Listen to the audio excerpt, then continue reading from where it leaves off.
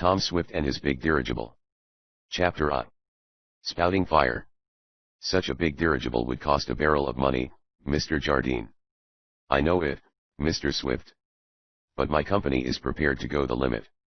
We want the finest and fastest dirigible ever built, capable of carrying at least 50 passengers and enough supplies to travel 10,000 miles. A short, stout, fussy man, attired in a natty gray business suit, arose and nervously paced the office of the Swift Construction Company as he uttered these specifications. Tom Swift and his aged father looked at their visitor, but neither spoke. Tom's face had just the suggestion of puzzled doubt. Mr. Swift was interested, but not unusually so. He was approaching the twilight of life and even great projects did not interest him as they once had done. He left them to Tom. "Yes, it must be the biggest dirigible ever built," exclaimed Martin Jardine. "And you must build it, Tom Swift." "That's easier said than done," returned Tom, with a smile. "Oh, you can do it if anybody can," snapped Mr. Jardine. That was his way of talking snappily. He seemed to be all business from his brightly polished tan shoes to the top of his crisp, brown hair. As he continued to pace up and down, now and then shooting a glance at the Swifts, father and son, who were seated, he pulled out a cigar, snapped off the end, flicked out a pocket lighter, set it aglow with an impatient movement of his thumb and, a moment later, was puffing a cloud of smoke about the office. "Oh, excuse me," he exclaimed a moment later, his right hand slipping to the left upper pocket of his vest. "Have a cigar?" He held out two, twins to the one he was smoking, and offered one to Mr. Swift. "No, thank you," said the aged inventor. "I don't smoke." "Then you, Mr. Tom." The cigars went in that direction. "Thanks, but I don't indulge," Tom answered, with a smile. "And if I did I'd be afraid to tackle one of yours. They look particularly deadly, if you'll excuse my saying so."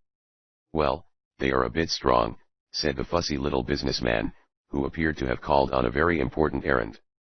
"But I like to taste something when I smoke. It quiets my nerves." However, his nerves did not appear to be under very good control just then, for, in spite of his notion of a quieting smoke, this devotee of my lady nicotine was having all he could do to repress himself. "Well, what about this proposition?" he asked, coming back to his seat and brushing aside a cloud of his own smoke. "Do you really want us to undertake a big, expensive dirigible like this?" asked Tom, tapping some papers on his desk, papers of which the top one bore a rough sketch of a great airship, in shape like the Graf Zeppelin, but larger and differing radically in some of its parts. "Of course. Why not?" demanded Mr. Jardine. He was out of his chair again, and had taken a fresh cigar from his pocket, though the one he had lighted only a few minutes before still contained much smokable material. "You haven't any doubt of the ability of my company to foot the bills, have you, Mr. Swift?" "Oh, no," Tom answered. He had taken the precaution of having a commercial agency look up the rating of the Jardine Company before one of its heads called on him, and the report was satisfactory. "But you don't seem to realize, Mr. Jardine, that an airship of this size would take a long time to construct and you are evidently in a hurry." "I'm always in a hurry," snapped the fussy little man. "But this is to be an all-metal plane, and, as I told you, we can supply the metal. Have a cigar?" He shot at Mr. Swift, who was examining some sketches and blueprints the visitor had brought with him. "No, thank you. I don't smoke." "Oh, so you don't? I forgot. Excuse me. Then you, Mr. Tom." He held another out to the young inventor. "I am still not smoking," chuckled Tom. "Oh, yes. Well, now let's get down to business. When can you finish this dirigible for me?" He sat down in the chair again and leaned back as if for a protracted visit, but as Tom paused before answering, Mr. Jardine was up again and pacing the floor, while smoke came from his mouth like a small furnace under forced draft. 10,000 miles, murmured Tom, his gaze concentrated on nothing in particular, a trick he had when intently thinking. "At least that," stipulated Mr. Jardine. "And 50 passengers," went on Tom. "More, if possible," snapped the caller. "Well," began Tom Swift, but he was interrupted by the ringing of a telephone bell. His father picked up the receiver, he being nearest the instrument, and spoke into the transmitter while Tom reached out to take up one of the blueprints. "It's your wife, Tom," said old Mr. Swift, handing the instrument to his son. "Oh, hello, Mary." Tom called into the mouthpiece. Yes. No, I'm not too busy to talk. Oh, yes, about our MT. Cayman trip. It's all arranged. I just got word about the hotel reservations. Yes, I'll have the house on wheels thoroughly gone over. Of course. Yes, my dear. All right. I'll be over in a little while and show you the choice of rooms we can have. Goodbye. During this interruption Mr. Jardine had tried not to show his impatience, but it was difficult. He paced the floor more nervously and faster than before, while lighting another cigar, the third in less than 15 minutes, and not one of them smoked more than halfway. Excuse me, said the young inventor to his caller. Tom put the phone back on the desk and added, that was my wife, and we have just completed our plans for a summer vacation. We are going to MT. Cayman. Hope to get off next week. MT. Cayman. I know it. Beautiful spot. Wonderful hotel there, but in the middle of a great wilderness. Wonderful food, though. Best meals I ever ate. How they manage it I don't know. But you can't be going there. Why not? Asked Tom Swift with a half smile. Because you are going to undertake the construction of this big dirigible for us and that will take all your time and attention. Oh, I don't know, replied Tom easily. I haven't fully decided to undertake the work. Oh, but you must, insisted Mr. Jardine. Excuse me for being so emphatic, he went on, tossing the almost fresh cigar aside, but you are the only one who can do it. You must do it. Well, I'll think about it, said Tom, once more reaching for some blueprints. But I must also take my wife on a vacation. Tom hasn't been married long, observed old Mr. Swift, smiling. Congratulations, murmured Mr. Jardine. It's a big contract, I know. Do you mean marriage? Asked Tom, with a smile. No, I'm speaking of this big dirigible. When can you let me know? Tom was doing some mental calculations, having as much to do with the individual who had called on him as on the actual construction of the giant of the air. There had been some correspondence prior to the visit. Martin Jardine had first written guardedly of what he wanted the Swift Construction Company to undertake. Tom had had Ned Newton, his financial manager, look up the concern's rating and, finding they were big producers of metals and machinery, at last consented to an interview which was now taking place. At this talk Mr. Jardine had gone more into details than in his letters, and for the first time had given some definite idea of what he desired as to the size of the dirigible, the number of passengers and crew she could carry, and her cruising range. These figures rather surprised Tom Swift, accustomed as he was to gigantic undertakings. Now let's go over it all again, proposed Mr. Jardine, as Tom finished some hasty calculations in pencil. There are 1 or 2 points I must insist on. Tom raised his eyebrows slightly at the word insist, but politely inquired. What are they? This must be an all-metal ship, said Mr. Jardine. That is not impossible, replied Tom. We have made some ourselves for experimental work, and the United States government has proved that a metal dirigible is feasible.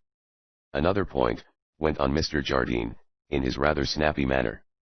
What is it? Tom asked. The metal used for the gas bag envelope I should say, as it will not be a fabric bag. This metal must be oralum. Oralum?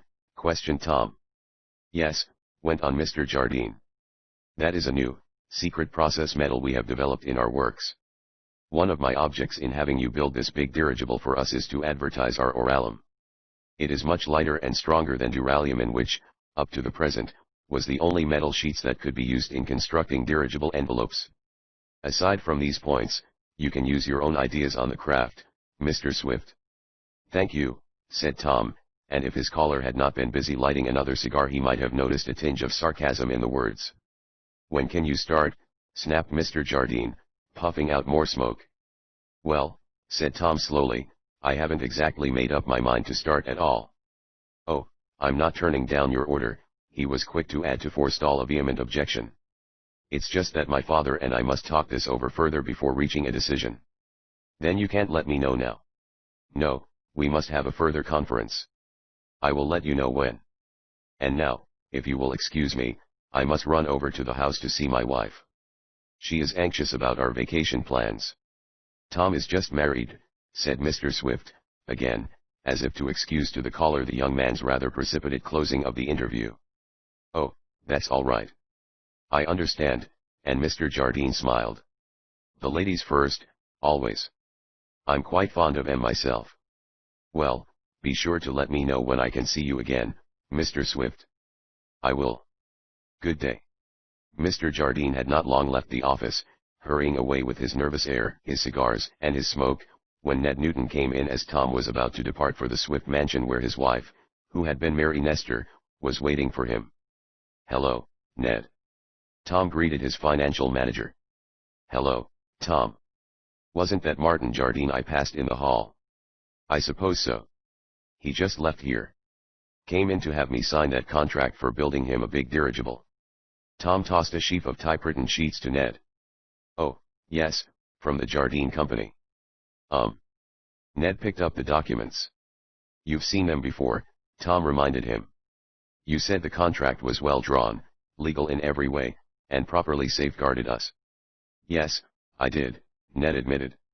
It's a perfectly legal contract as far as it goes. Doesn't it go far enough? Asked Tom. Well, yes, Ned had to admit. Oh, the contract is all right. It's this Martin Jardine I was thinking about. What's the matter with him? Asked Tom. He smokes too much, broke in Mr. Swift, with a chuckle. Not that I object to smoking, though. That isn't it, Ned stated slowly. It's just that to me Jardine seems to strike a false note. He's snappy, businesslike, and up to snuff. For all that, I think there is something not quite true about him. He's eccentric, I'll admit, said Tom musingly. But so is Mr. Damon. Mr. Damon doesn't want you to sink hundreds of thousands of dollars in building a freak dirigible, remarked Ned. No, that's true. But the Jardine Company assumes half the risk and expense even more, Tom added, for they will supply the oralum metal plates, and that's a big item. All the same, Tom, went on Ned, I'd go a bit slow about this, if I were you. I intend to, Tom said, looking out of the window of his office into the April sunshine. It was this warm, early spring sunshine that had set his blood and that of his wife tingling, so they had made plans for an early vacation. Yes, went on the young inventor, nothing is settled yet. We are to have another conference and then. There came a sudden interruption in the shape and form of a veritable giant of a man who burst into the private office without any warning. What's the matter, Koku? Asked Tom, for, obviously, something was wrong. Oh, master, cried the giant in a booming voice. Him house on wheels all bust up. Him spout fire. All blaze. Look. Tom, Mr. Swift, and Ned Newton peered from a back window. They saw a cloud of smoke and spurting streaks of fire near the garage where the wonderful traveling auto, a small house in itself, was kept.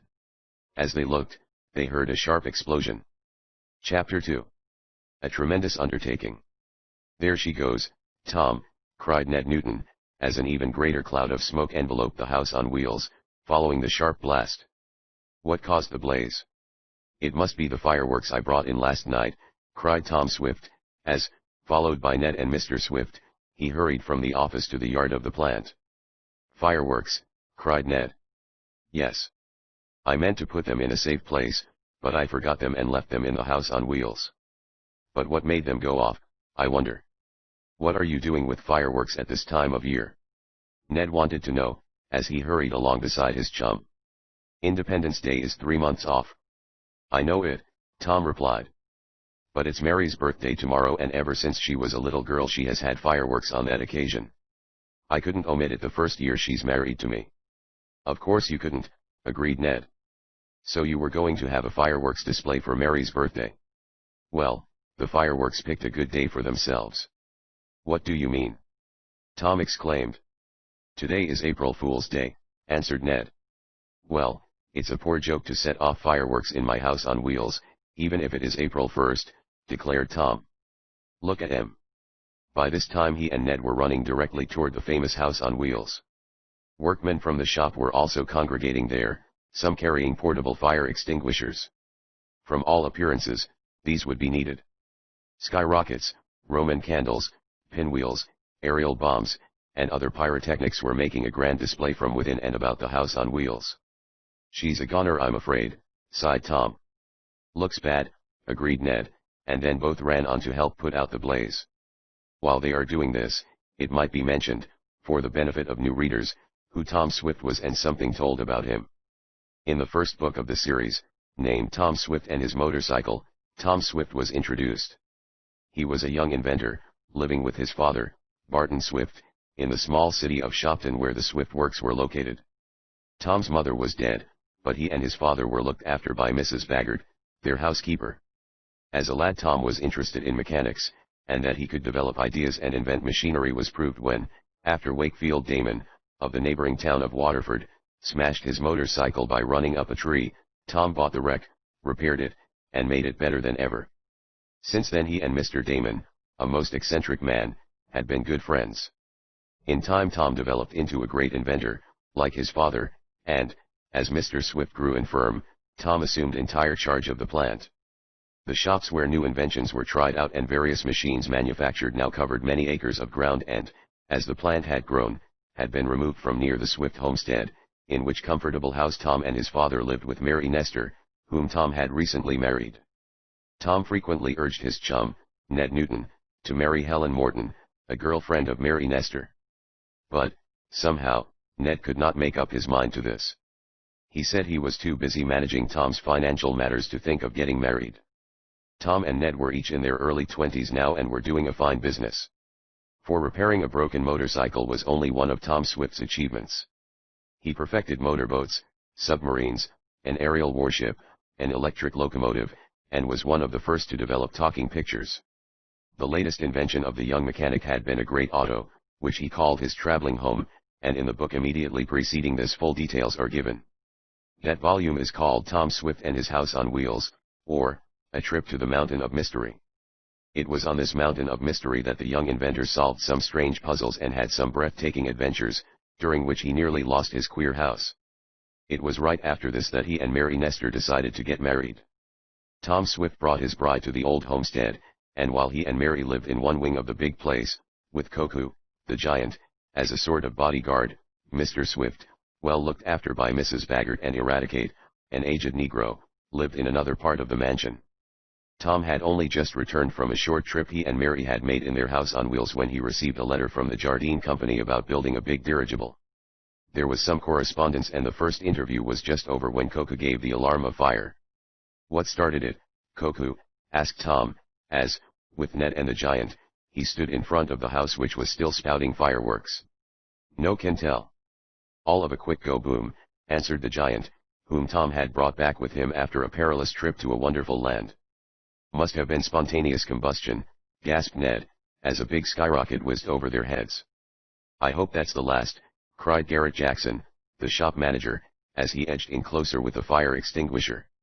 I bought an awful lot of fireworks, Tom admitted, with a sort of groan as he saw what danger his precious house was in. They can't a quarter of them have gone off yet. Some birthday celebration, laughed Ned. You ought to get Mary here. But it was no time for talking. There was great danger. However, the workmen in the Swift plant were accustomed to dealing with emergencies of this nature, and some well-directed streams from the chemical containers soon had the worst of the fire out. A few crackers and some pinwheels continued to ignite, but the greatest danger, from some powerful aerial bombs, had been averted. But I can't understand it, murmured Tom as he went into the house on wheels to view the damage. Though I put the fireworks in here hurriedly, I was careful to see that there was nothing near that could set them off. Was the motor running just before you put the Roman candles in here? Asked Ned. If so, there might have been some heat in that. The house wasn't in use yesterday, Tom said. It was being put in shape for the trip Mary and I are to take. What trip is that? Asked Ned. To Mt. Cammon, was the answer. It's quite a wonderful mountain resort in a big piece of woods. Mary's father and mother used to go there and she thought she'd like to go back. Dad, too, needs a change, and I thought of running up there with him, Mary, and her parents and leaving them for a month or so. I'd have to come back, especially if I undertake this big dirigible. Have you decided on that yet? Ned wanted to know. Not yet, Tom answered. But now it looks as if I'd be busy getting this house in shape, and he gazed ruefully about the blackened and still smoke-filled interior of the odd conveyance. It will need some repairs, agreed Ned. But perhaps not many. It's lucky it wasn't all blown apart. Yes, Tom assented. What possessed you to store fireworks in here? Ned wanted to know. Well, Tom said, it may have been foolish, but as I came in with them last night, I thought I was followed by someone. It seemed as if some man was sneaking around the plant. I spoke to some of the watchmen and even got Koku on the job. Then I got to thinking even a stray cigarette in this mass of fireworks would set them off, and I judged that if I stuck them in this house no one would know where they were. So I did.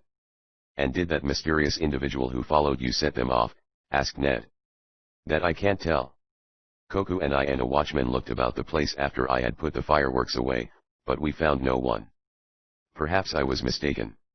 Well, there wasn't any mistake about this fire, said Ned grimly. Unfortunately, no, agreed Tom. But I'll rush the repairs. The next few days were busy ones for Tom Swift. For one thing, he had to attend to his wife's natal anniversary, and this was a successful affair, in spite of the fact that most of the fireworks had gone off prematurely. There were enough left for a small display. After the birthday party, Tom Swift spent much time superintending repairs to the big traveling home, in which he hoped to take his wife, his father, and the nesters to empty Cammon.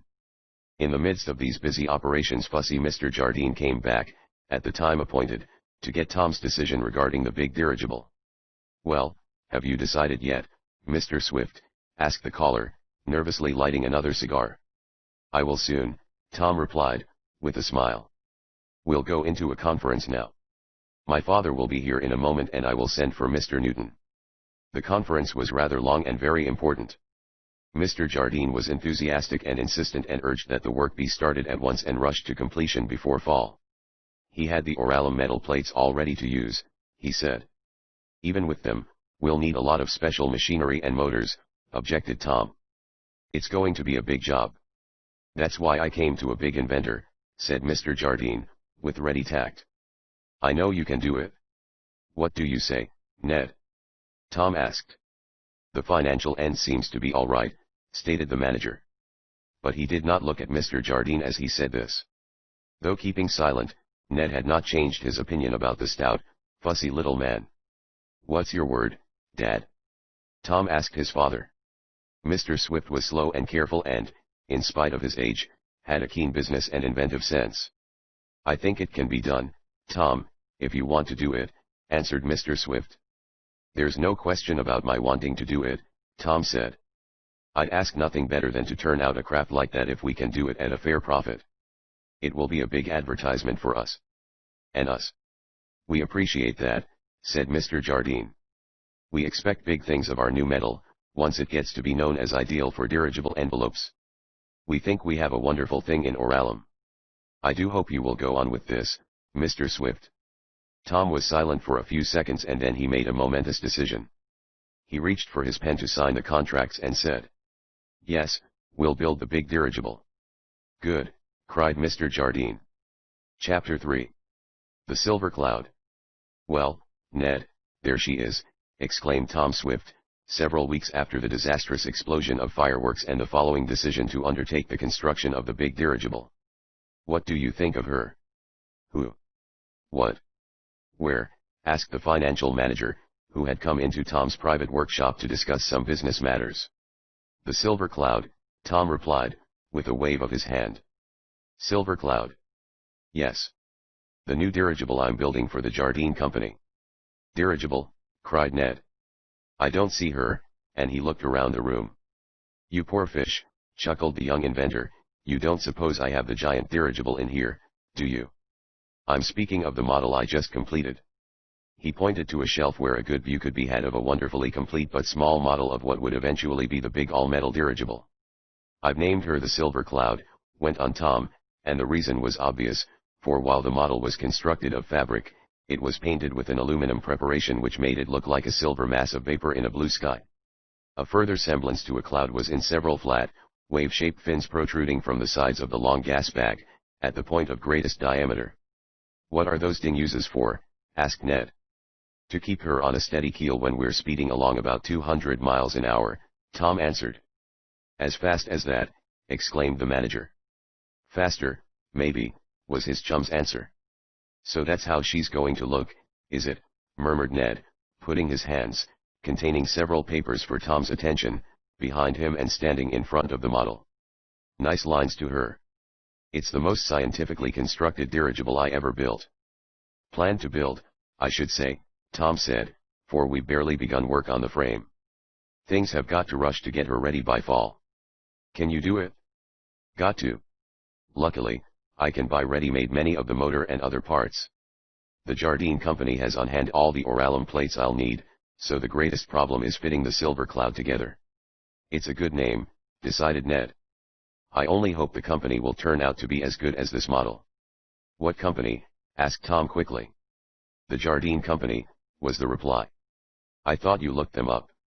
I did, and they are reported okay. But every time I try to get a line on this Martin Jardine personally, I'm met with evasive answers or else silence. Tom, I'm afraid there's something wrong about him. But he has met his advance payments to the dot and he says if I need more money to call on him. It isn't all a question of money, though that's usually the most important factor, Ned stated, as he sat down in Tom's private experimental office. The company is all right. But it's this nervous, fussy, eternal cigar-smoking stout little man in the gray suit that I'm uncertain about, Tom. Oh, I think you're too fussy yourself, Ned. He seems all right. A bit dictatorial and impatient, but he and I have got along so far without difficulty. Well, I hope it keeps up. Now about these papers. Here are some for you to sign. All right. Let's get through with them, and then I've got to go out in the shop and see how they're coming on with the frame of the Silver Cloud. She's going to be a great ship, Ned, and Tom's eyes sparkled with enthusiasm. I believe you, said the manager. The Silver Cloud was, indeed, the most ambitious piece of aircraft work ever undertaken by Tom Swift and his associates. Not only the great size, but the cruising radius and the accommodations for passengers exceeded anything ever before attempted. When the routine business was disposed of, Ned went out to the main shop with Tom and watched the workmen getting ready for the first step in the construction of the great airship. Briefly, it may be said that while the generally familiar cigar-shaped envelope to hold the lifting gas was the design followed, there were some radical departures in construction. The stabilizing fins, for one item, were a novelty. Instead of having the powerful motors suspended in more or less unstable gondolas protruding from and beneath the Oralum frame and envelope, the driving apparatus was within the outer skin. Only the powerful propellers, 6 in all, were exposed. Each motor was accessible from the interior of the Oralum envelope. Within the metal envelope were the quarters for the crew and accommodations for passengers. The latter were forward, and were to be, in miniature, as elaborate as the living quarters on a palatial ocean liner. The gasoline and oil for the motors, the stores of food and water that would be needed on a 10,000-mile voyage, and tools and spare parts for use in an emergency, were to be carried near the quarters for the crew and officers. The greater part of the Oralum envelope, of course, was filled with a new and powerful lifting gas, perfected by Tom Swift and his father. It was not as explosive as nitrogen, but not quite as safe as helium. However, it was easier and cheaper to make. One reason that Martin Jardine had come to them to build his giant dirigible, was because the Swifts held the secret of this gas. The craft was to be built on a cost-plus basis and would be the property of the Jardine company when finished, though of course much credit would accrue to Tom Swift for his work on it. She's going to be big, gasped Ned as he took in the lines of the skeleton, as yet only partly in place. She sure is, admitted Tom. Wait until we begin to fasten on the outside Oralum plates and she'll dwarf the graph. That's going some, exclaimed Ned. But will she be as comfortable to ride in? More so, Tom promised. Wait until you see the passengers' staterooms, the electrically equipped kitchen, the dining room, and the recreation gymnasium. Why, this ship will be so big and steady you'll never know she's moving. Even in a storm. It will take some storm to bother the Silver Cloud, declared Tom. She'll be as steady as a church. The days that followed were exceptionally busy ones for Tom Swift. Never before had he agreed to construct a craft for such a fussy individual as Martin Jardine. That representative of the company which furnished the Oralum plate seemed to live in Shopton, he was there so often. More than once he got Tom out of bed by sunrise to ascertain how the work was coming on, or to make some new suggestions about the craft. But as Tom was working for him, and as all payments had, so far, been promptly met, and as there was to be a good profit in the enterprise, Tom found no great fault. We're in business to do business, he said to Ned, who criticized Mr. Jardine. I might as well have his money, as any of our competitors. Well, he needn't be so fidgety. He is a bit fussy, Tom admitted. But then, this is a big undertaking. Tom Swift found the work more and more exacting and vexatious as the days went on, for many and troublesome matters cropped up in connection with the construction of the big dirigible. At one time a shipment of oralum plates would be held up. Another time the wrong kind would be sent and delays ensued from that fact. Then, too, there were disappointments in getting motor and other parts from outside sources. But the Swift plant, big as it was, never could have undertaken to build the ship by fall if all the work had been done in Shopton. "Well, how's the Silver Cloud coming?" asked Ned one day, as he and Tom sat in the private office, talking. "Good," Tom answered. "She'll be ready by September. I hope, in a few days, to leave with Mary and the others on that little vacation to Mt. Cammon. Going in the house on wheels." "Yes. Mary wants to travel that way because the house was so intimately associated with our wedding trip." "How is Mary?" Ned asked. "Just fine," Tom answered. "She." The telephone interrupted him, and as he answered it he smiled and said, "Ned's here, Mary. He was just asking me how you are, so I'll let you tell him yourself." "Yes, I'll slip out while you're doing that and see when the house will be ready." Work at repairing the damage done by the fireworks explosion had been proceeding on the house on wheels while Tom was busy with the Silver Cloud. "Keep Mary there until I come back," Tom said to his friend, as he turned the telephone over to him and went out to the building where the house was being renovated. "Here you're going to Mt. Cammon," Ned said to Mary. "Oh, yes. Don't you wish you were coming?" "Indeed, I do. But I'm too busy." "What sort of place is it up there?" "Oh, wild scenery, mountains, great stretches of uncleared woods quite isolated, in short." "Good place for a honeymoon then, or is yours over?" "Indeed it isn't," laughed Mary. "Tom is wonderful." "Well, I'll let you talk to the wonderful man," chuckled Ned, as he gave the phone to Tom, who hurried in. There was a rather serious look on the young inventor's face as he spoke to his wife and said, "I'm sorry, Mary, but it will have to be postponed." "What, Tom?" "Our trip to Mt. Cammon." "Oh. Why?" "The house is worse damaged than I had any idea of, and it will take at least a month, maybe more, to get it in shape to use." "I'm sorry." "Oh, well, let's go by airship, Tom. In the new, big dirigible." "That will hardly be ready, either. We'll have to make some other plans, my dear. I'll be home soon, and we'll talk it over." "Bring Ned to dinner?" "Why, of course. How about it?" He looked away to ask his chum. "I'm on," Ned answered. There was a little more talk between Tom and his wife, and as he hung up the receiver, Eradicate, the aged colored man who now did nothing much but look after Mr. Swift, shuffled into the office with a look of concern on his face. "What's the matter, Rad?" asked Tom jokingly. "Have you and Coca been having another run-in?" The giant and the Negro were always more or less at swords' points because of each one's devotion to the Swifts. "No, sa, Massa Tom, tain't he dat big, silly giant this time." "What is it then? Are you mourning over your old mule Boomerang?" "No, sa, tain't he dat, Massa Tom. It's yo pa." "Dad? What's the matter?" and Tom jumped to his feet. "He's tuck mighty bad, that's what's the matter," said Eradicate. "I didn't want him to come down here today, but he did, and now he's tuck bad. Yo all better come and see to him." "Of course I'll come at once." Tom hurried from his private office, followed by Ned, and hastened to that part of the plant where Mr. Swift had his own rooms, though he seldom came to them now. "I hope nothing serious has happened," mused Ned, as he followed his chum and the shuffling Eradicate. Chapter 4. Off to Mt. Cammon. Several thoughts were in the mind of Tom Swift as he hastened to see what had happened to his father, following the alarm of Eradicate. The colored man, kind and faithful as he was, did not seem to know anything more than that Mr. Swift was tuck mighty bad. "Poor Dad is getting old," was one of Tom's thoughts. "I can see him failing. But maybe when I get him to Mt. Cammon it will build him up. I'm glad I've got Mary, she'll look after him." Then an ugly suspicion came into the mind of the young inventor.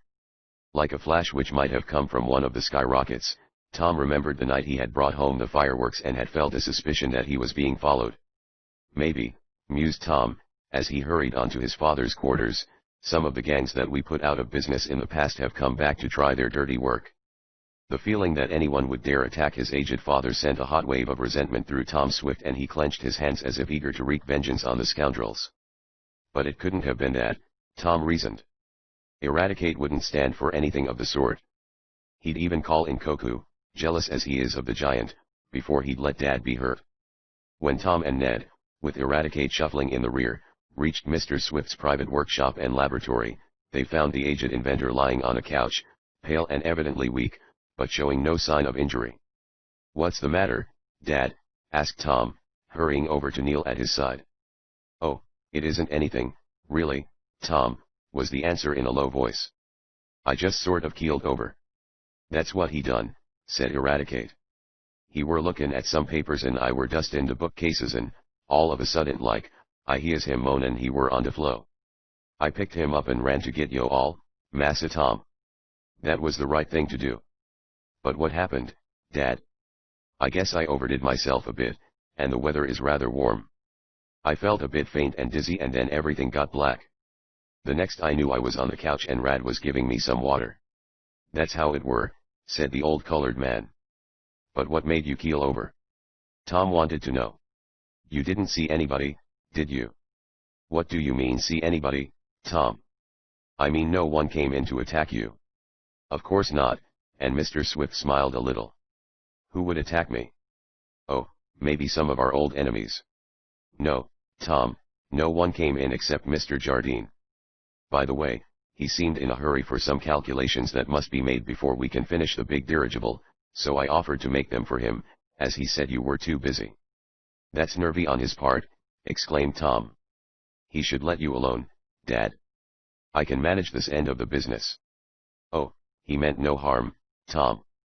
And you know the calculations used to be my greatest strength. But I guess I'm getting old," and Mr. Swift spoke sadly. "You're a lot younger than most men of your age," said Ned. "Of course," Tom agreed, looking about the room. In spite of what his father had said, Tom had not given over his suspicions. But there were no signs of any intruder and Mr. Swift bore no marks of any wound. It must have been too much concentration over intricate mathematical formulae that had caused the aged inventor to faint that and the hot weather. He was soon himself again, and wanted to go on with his work, but Tom insisted that he at once go home and took him up to the house, in company with Ned, in the electric runabout. "Is anything the matter?" cried Tom's wife, when she saw him come home from the shop at this unusual hour. "Nothing serious, Mary," he replied. "Dad is a little under the weather. He needs looking after, I guess. I'll leave him with you and Mrs. Baggert." "I couldn't be in better hands," said the old gentleman, with a kind smile and glance at his son's pretty young wife.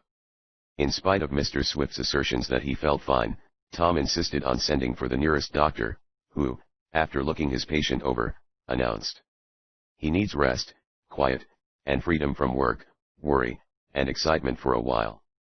I thought of taking him to Mt. Kamen," announced Tom.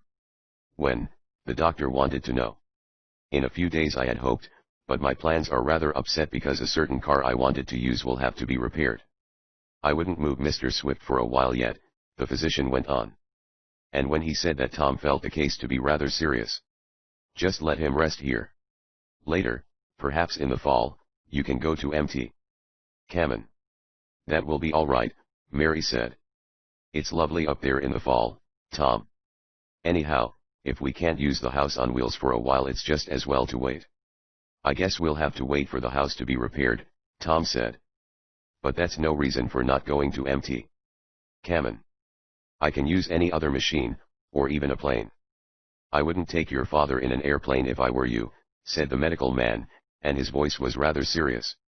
"Wait until fall and then go in that house you speak of. It will be cooler then.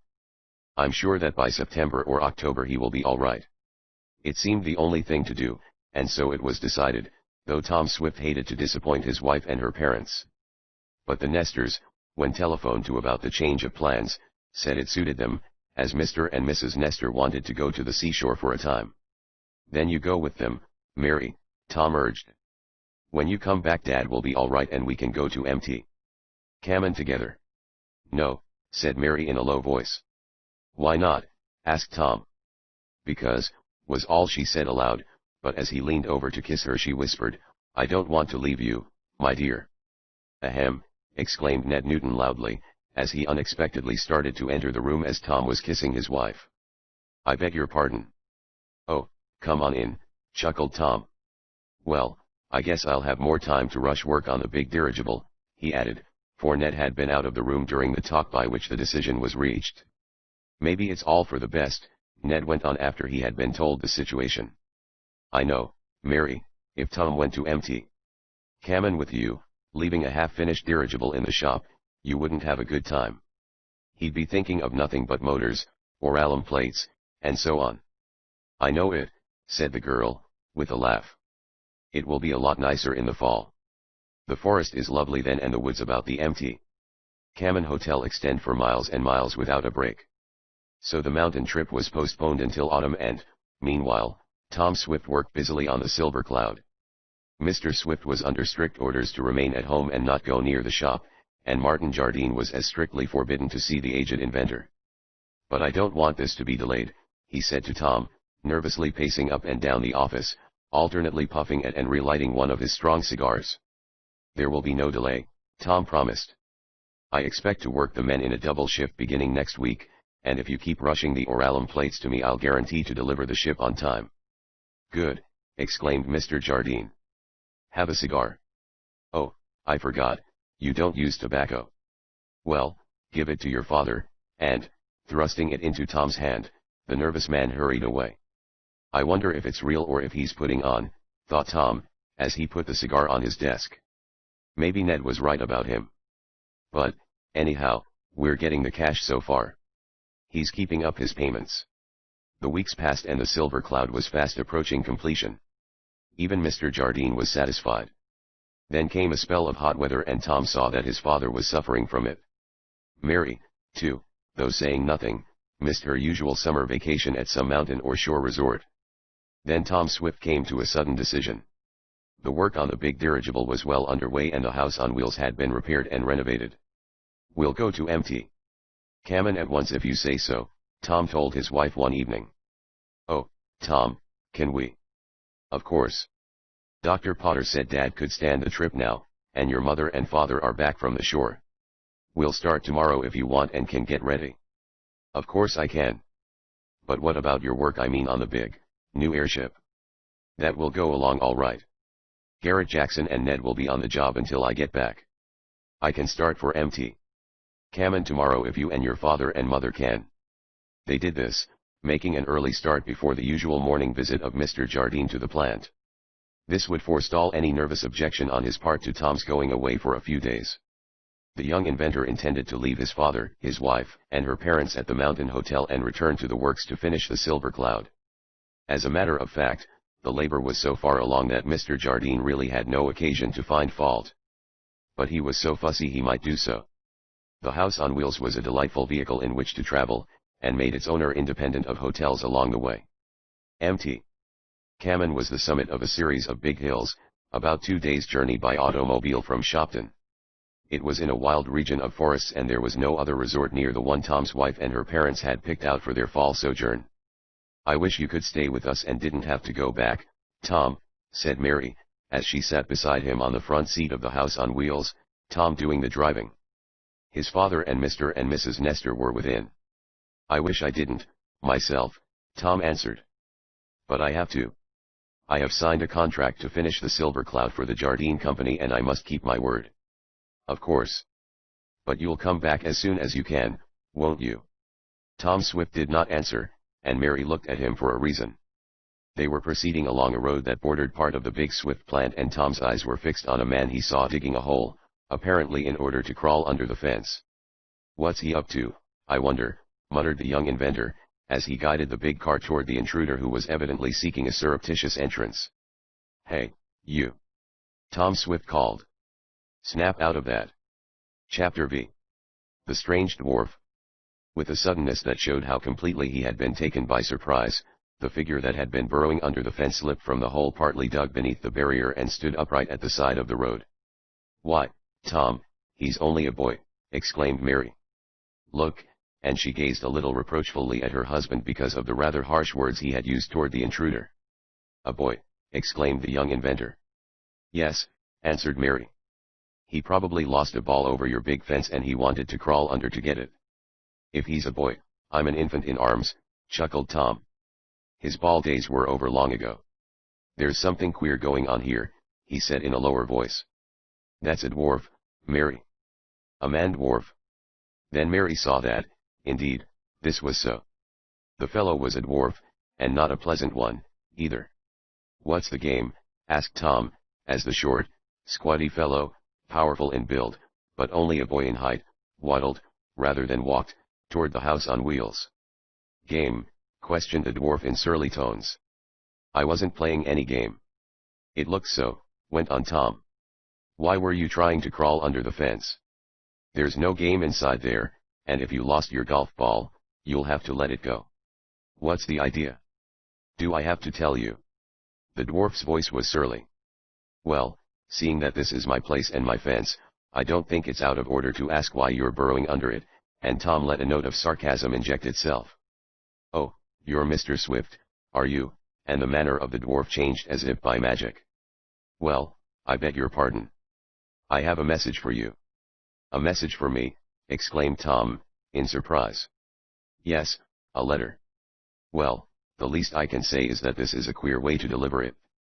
Why didn't you go around to the entrance and see the watchman?" "Where is this letter?" Tom's voice showed his disbelief.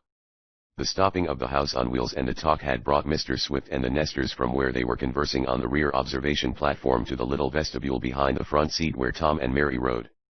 "What is it, Tom?" asked his father. "I found this man trying to get under our fence," the young inventor answered. "He says he was coming in to hand me a letter." "But—" "And here's the letter, Mr. Swift," the dwarf broke in, waddling closer to the auto and reaching up with an envelope in his hand. He was not tall enough, and Tom could not stoop low enough to get the missive, so the young inventor descended from his seat, first making sure that there was no chance for an ambush.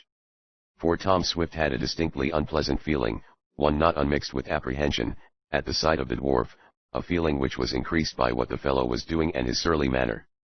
This, coupled with Ned Newton's suspicion of Martin Jardine, made Tom careful.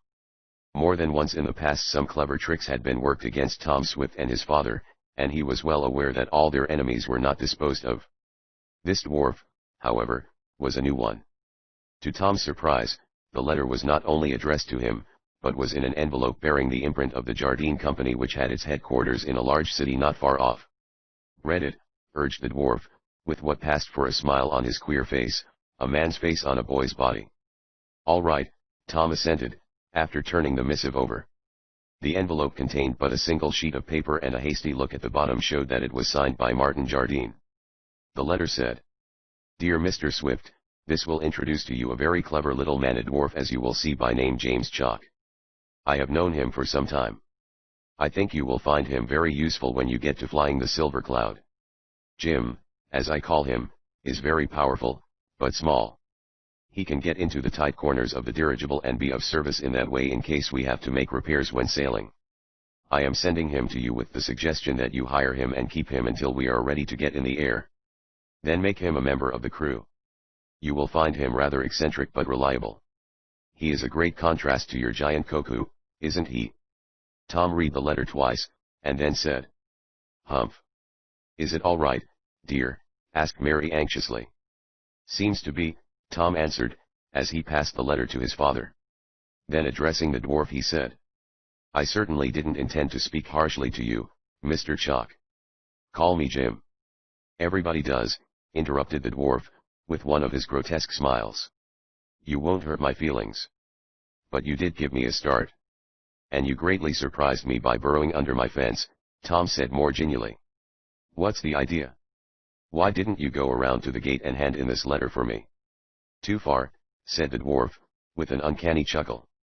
"My legs are short and it takes me twice as long to walk a mile as it would you. I didn't want to go all the way around to the gate, so I started to crawl under your fence." I didn't think there was any harm. There might have been some harm to you, Tom stated rather grimly.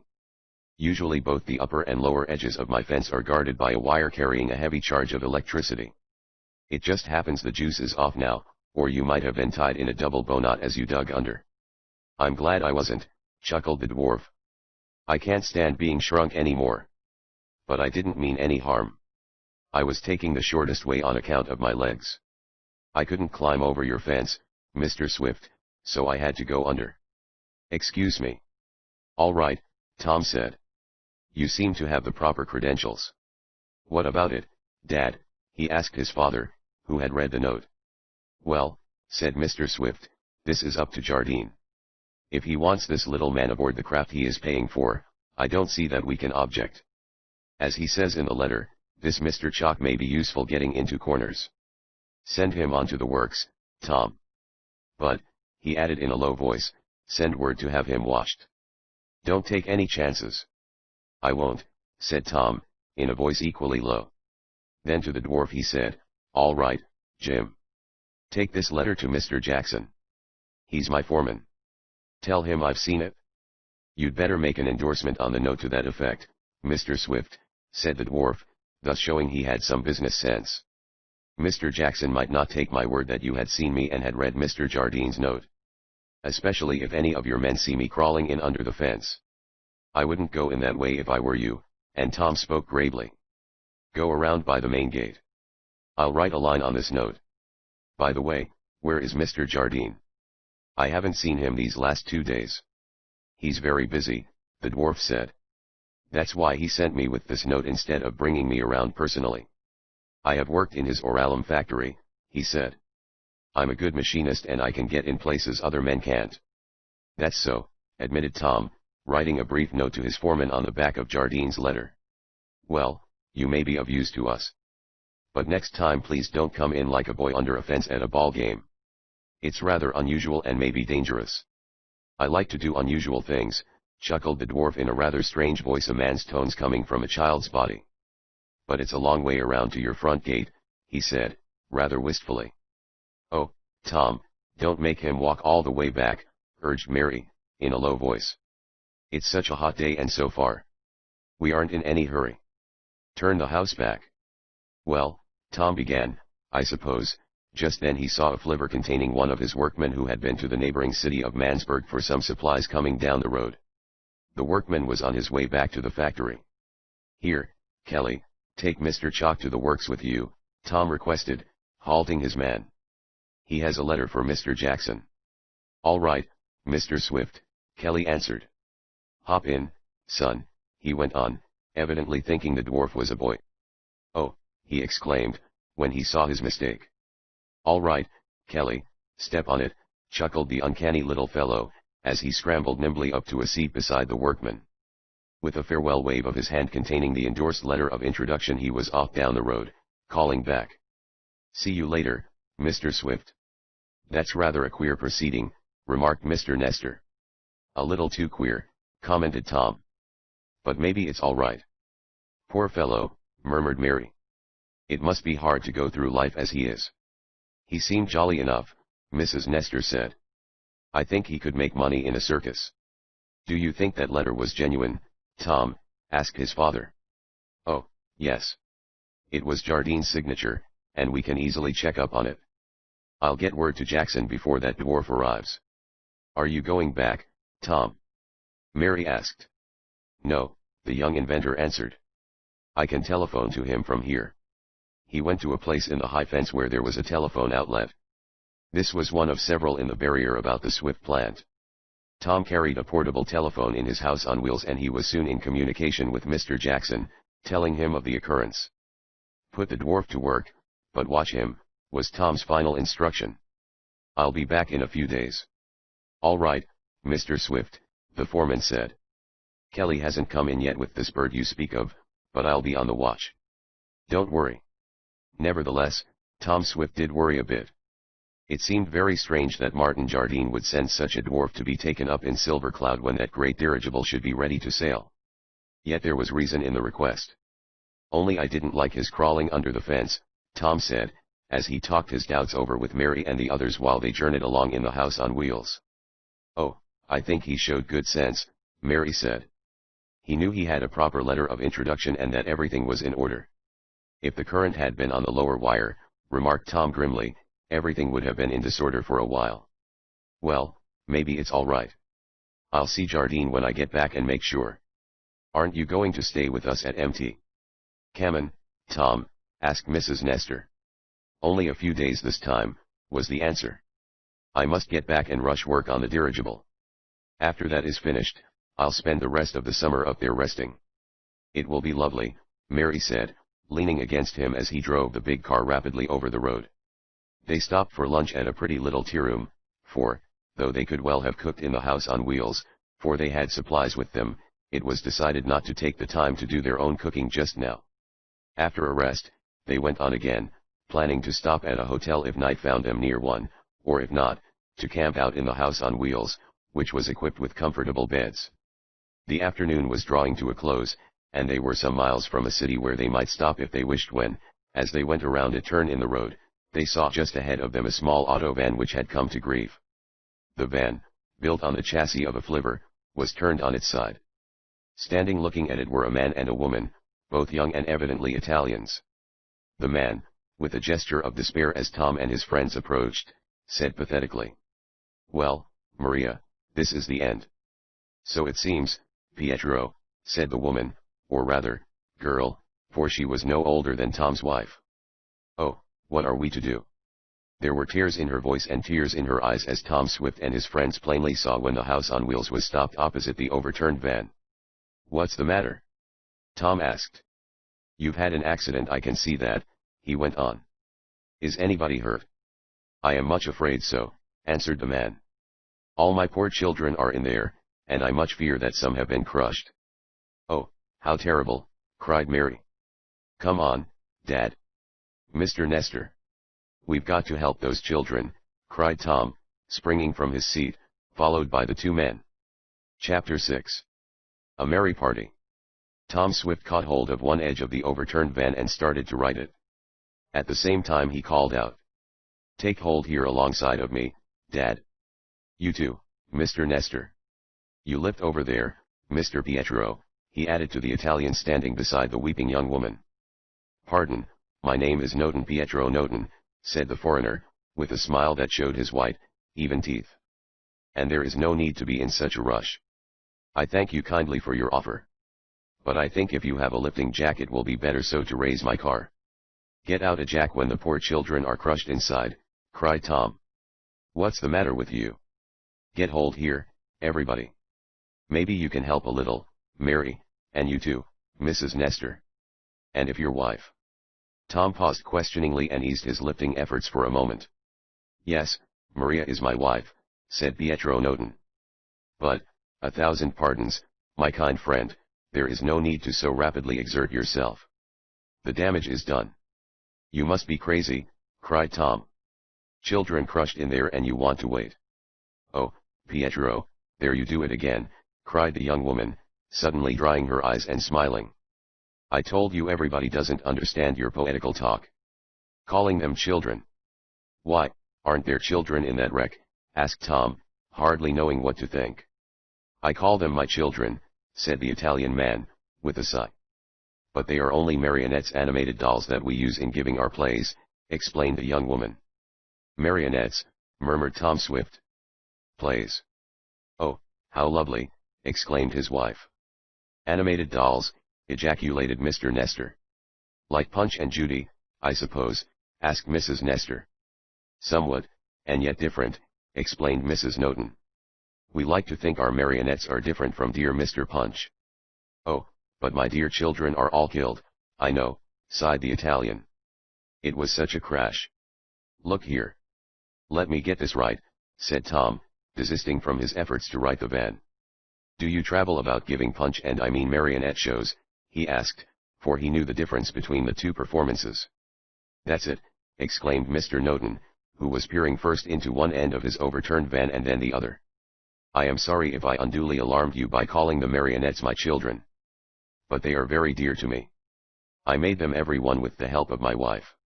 Now alas, But, Pietro dear, murmured his wife, they may not be as badly damaged as you fear. I am sure if these kind people will help us right the van, we may save something and be able to give our show. Of course we'll help you get things to rights, exclaimed Tom. I don't believe your chariot is badly damaged, he went on, looking with critical eyes at the overturned flivver. These buses can stand a lot of punishment. How did it happen? I turned to one side quickly, to avoid running over a dog, explained the Italian puppet master. Then poof over we went. Oh, what a crash for my poor children. We jumped and saved ourselves. But, do not grieve, my dear, cried his wife, putting her arms around him like a mother. Tom, aren't they dear, whispered Mary. We must help them. Of course, he responded. Then, when the traveling show people were calmer and a survey had been made of the situation, Tom Swift saw that it would be very easy for him to attach a rope to the top of the van and pull it back on its wheels, for the road here was very wide. I'll soon have you in shape, the young inventor told Mr. Noten. Mr. Nestor, will you lend a hand? Of course, Tom. Count me in, cried Mr. Swift. You'd better take it easy, Dad, Tom said. But his father insisted on doing at least some of the lighter tasks, and in a short time, with the pull exerted by the powerful house on wheels, the marionette van was righted, little the worse for its mishap. Mary murmured in delight when she saw that the van was like a little traveling theater, in effect a glorified Punch and Judy show. The sides of the van opened outward, a little stage was made, and from behind it the Italian and his wife could manipulate the strings that worked the puppets, or animated dolls. Ah, my dear children. My little ones, murmured the Italian when the van was righted and he delved into its interior. He came out with several long, calico bags, their necks tied with strings. From each bag stuck out a curious wooden contrivance with many black strings wound about it.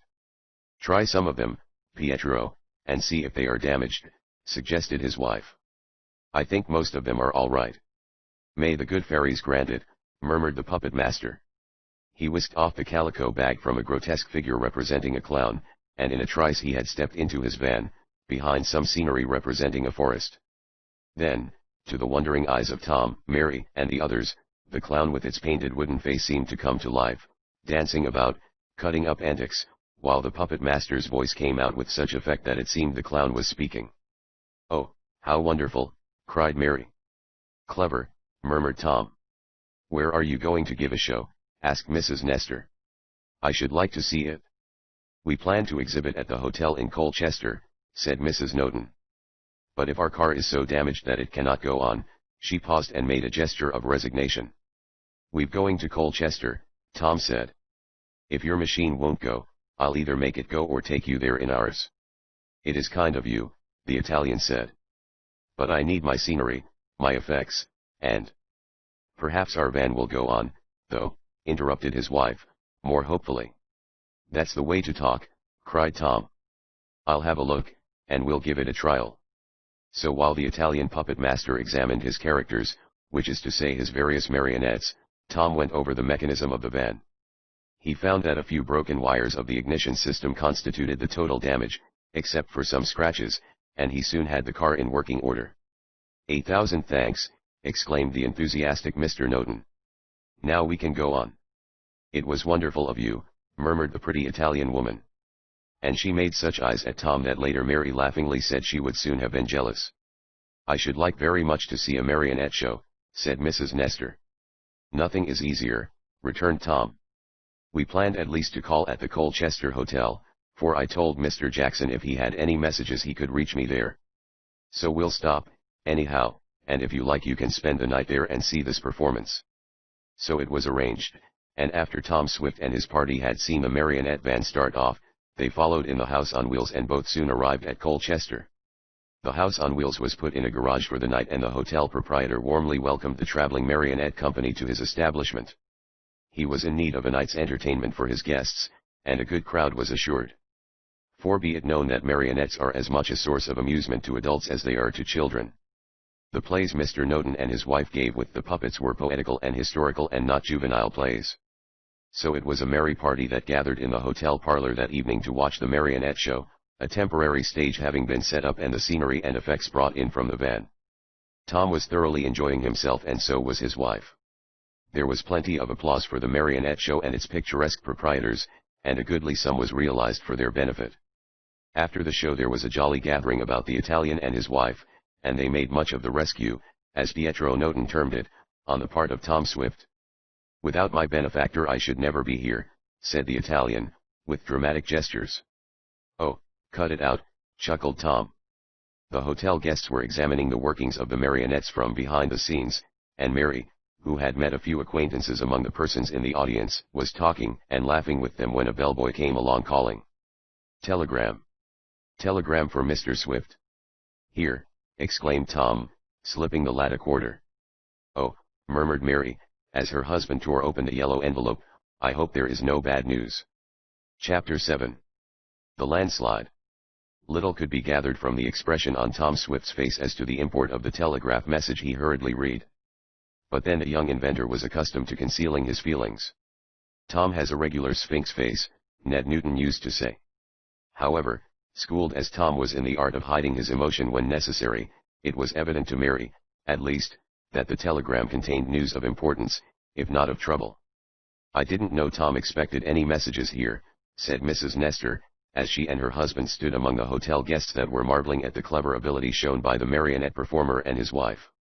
"Tom always leaves word at the shop where he can be found," said Mr. Swift, as his son was conversing in a low tone with his wife. "So whether he is here or there they can always communicate with him." "They couldn't do it very well when Tom was on some of his submarine trips," suggested Mrs. Nestor, with a smile. "They did when we were wrecked on Earthquake Island," her husband answered, with a chuckle. "Don't you remember how Tom rigged up a machine and sent a wireless message that brought us help?" he asked. "So he did," agreed Mary's mother. "But I wonder what's the matter now." "Anything wrong, Tom?" asked his father, with the privilege his relationship entailed. "Not so much wrong, as a puzzle," and Tom laughed a little, but uneasily. "It's that dwarf, Chalk," he added. "What did he do?" asked Mr. Swift quickly. "Did he try to wreck the dirigible?" Mary wanted to know. For in times past she knew unscrupulous enemies had taken even such desperate methods as this to cripple Tom Swift. "It isn't so much what he did as what he didn't do," said Tom. "He didn't stay quit suddenly, Mr. Jackson wires me. It looks a bit queer, after he made such an effort to get in the plant." "What do you think it means?" Tom's father asked. "I don't know, Dad. Did he take away any of your things, I mean secret plans or anything having to do with the dirigible?" "I think not, or Jackson would have said so. But I'll get him on the long-distance wire and find out." A little later Tom was talking to his foreman over the telephone, and later still the young inventor told his father the details. "Queerly enough, it was Koku and the dwarf that clashed," Tom said. "My giant made such fun of the little man that Jackson says Chalk flew into a rage, tried to beat Koku up, got well threshed for his pains, and then quit in a fit of temper." "I don't know that you can blame him," remarked Mr. Nestor. "Small people are more touchy about their size than big ones." "But is everything all right at the plant, Tom?" Mr. Swift asked, and it was evident that he was nervously apprehensive. "Everything is all right as far as they can tell. As I warned Jackson, they kept a careful watch over the dwarf, though not letting him suspect it. In spite of Jardine's letter of introduction, I was suspicious. However, I don't believe he got a chance to do anything or take anything. He just left because Koku got on his nerves, I guess." "Well, I'm glad it was no worse." "I am, too," Mary said. "I'd hate to have anything happen to the big dirigible, Tom, after all your work." "Oh, well, we can't always have good luck," Tom said, with a smile. "And now you must be tired, Mary. What about going upstairs?"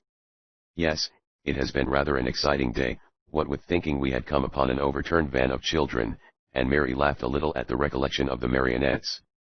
"Neat little show he has," commented Tom. "I'm glad we could help them.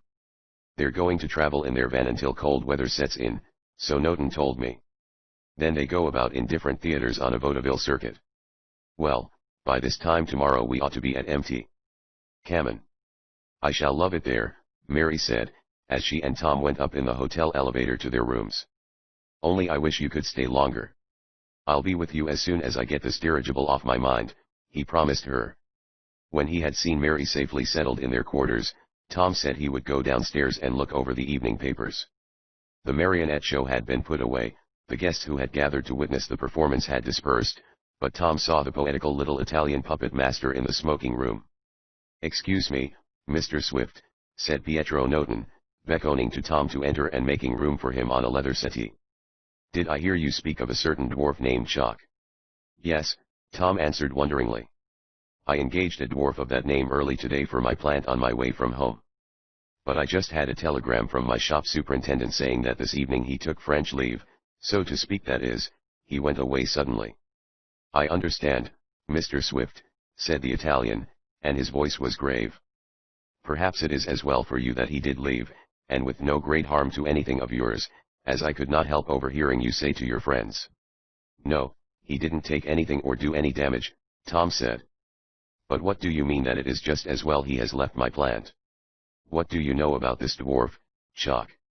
"I know little good of him," was the earnest and almost whispered answer, as the Italian slid nearer to Tom along the settee. "You have been a good friend to me.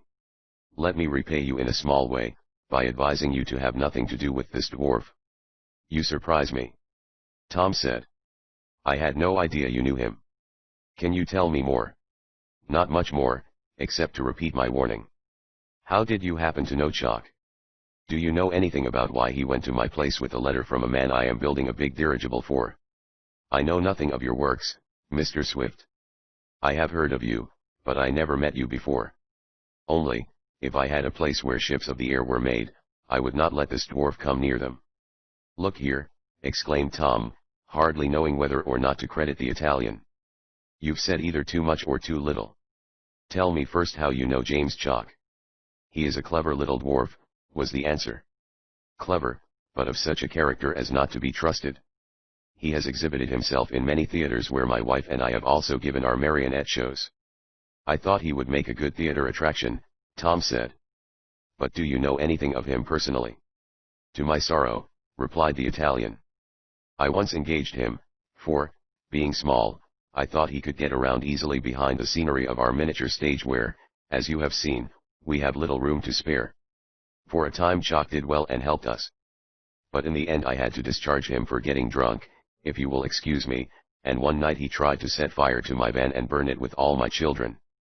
Tom knew now what the puppet master meant by children and was not as shocked as he would have been at first. But he was sufficiently impressed as it was. "You don't mean it," he exclaimed. "Truly, I am telling you," said Pietro Noten solemnly. "But for my wife's alertness, this dwarf would have destroyed all my marionettes.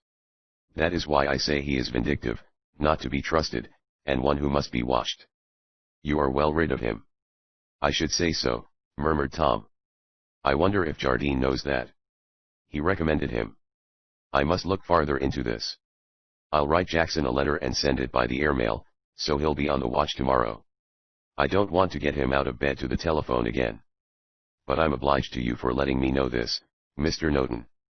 "The obligation is still on my side," said the Italian, with a friendly smile and a characteristic gesture. He and Tom sat up talking for half an hour longer, but the puppet master could tell little more of the dwarf than he had already disclosed. "Only I beg of you to have nothing to do with him," he concluded. "I should say not," agreed Tom. He wrote the letter to his foreman and went up to where Mary was sleepily awaiting him. But he said nothing to her about what had been told him, for he did not want her to worry over what were as yet only rumor and suspicion, even though very disquieting ones. "I guess the folks back at the plant can look after things until I return," Tom thought. The puppet folks had departed next morning when Tom and his party were ready to resume their trip in the house on wheels, and they were soon traveling along the road at a fast rate, hoping to reach Mt. Kamen before nightfall. But just after they left one city, after a bountiful lunch, they came upon a detour sign, and when they took the cut-off road it was soon evident that they were not going to make good time, for the highway was very rough. At last Tom, in despair, stopped at a crossroad hot dog stand and asked the young fellow in charge whether there was any other route to Falkenberg, which was the town they must go through in order to get on the road to Mt. Kamen. "Why, yes," said the stand-keeper. "If you go back along this road to the last turn," and he indicated, "and bear to the right, you'll get on an old logging road that runs along the side of the cliff. That's a short cut, but it's a bad grade. I've yet to see the grade my machine won't take," Tom said. But is it wide enough on the shoulder of the cliff? Oh, yes, 2 cars can pass, even counting one as wide as yours, for Tom's house on wheels was not small. Then I'm going to take that cut off, Tom decided. If we keep on this way it means another night at some hotel or sleeping in the house, and I want to get you settled, Dad, at the empty Kamen Hotel where you can rest. So Tom swung his big machine off the detour, and they were soon climbing up a fairly good road, one that was quite wide enough for any motorist, but with a very steep grade.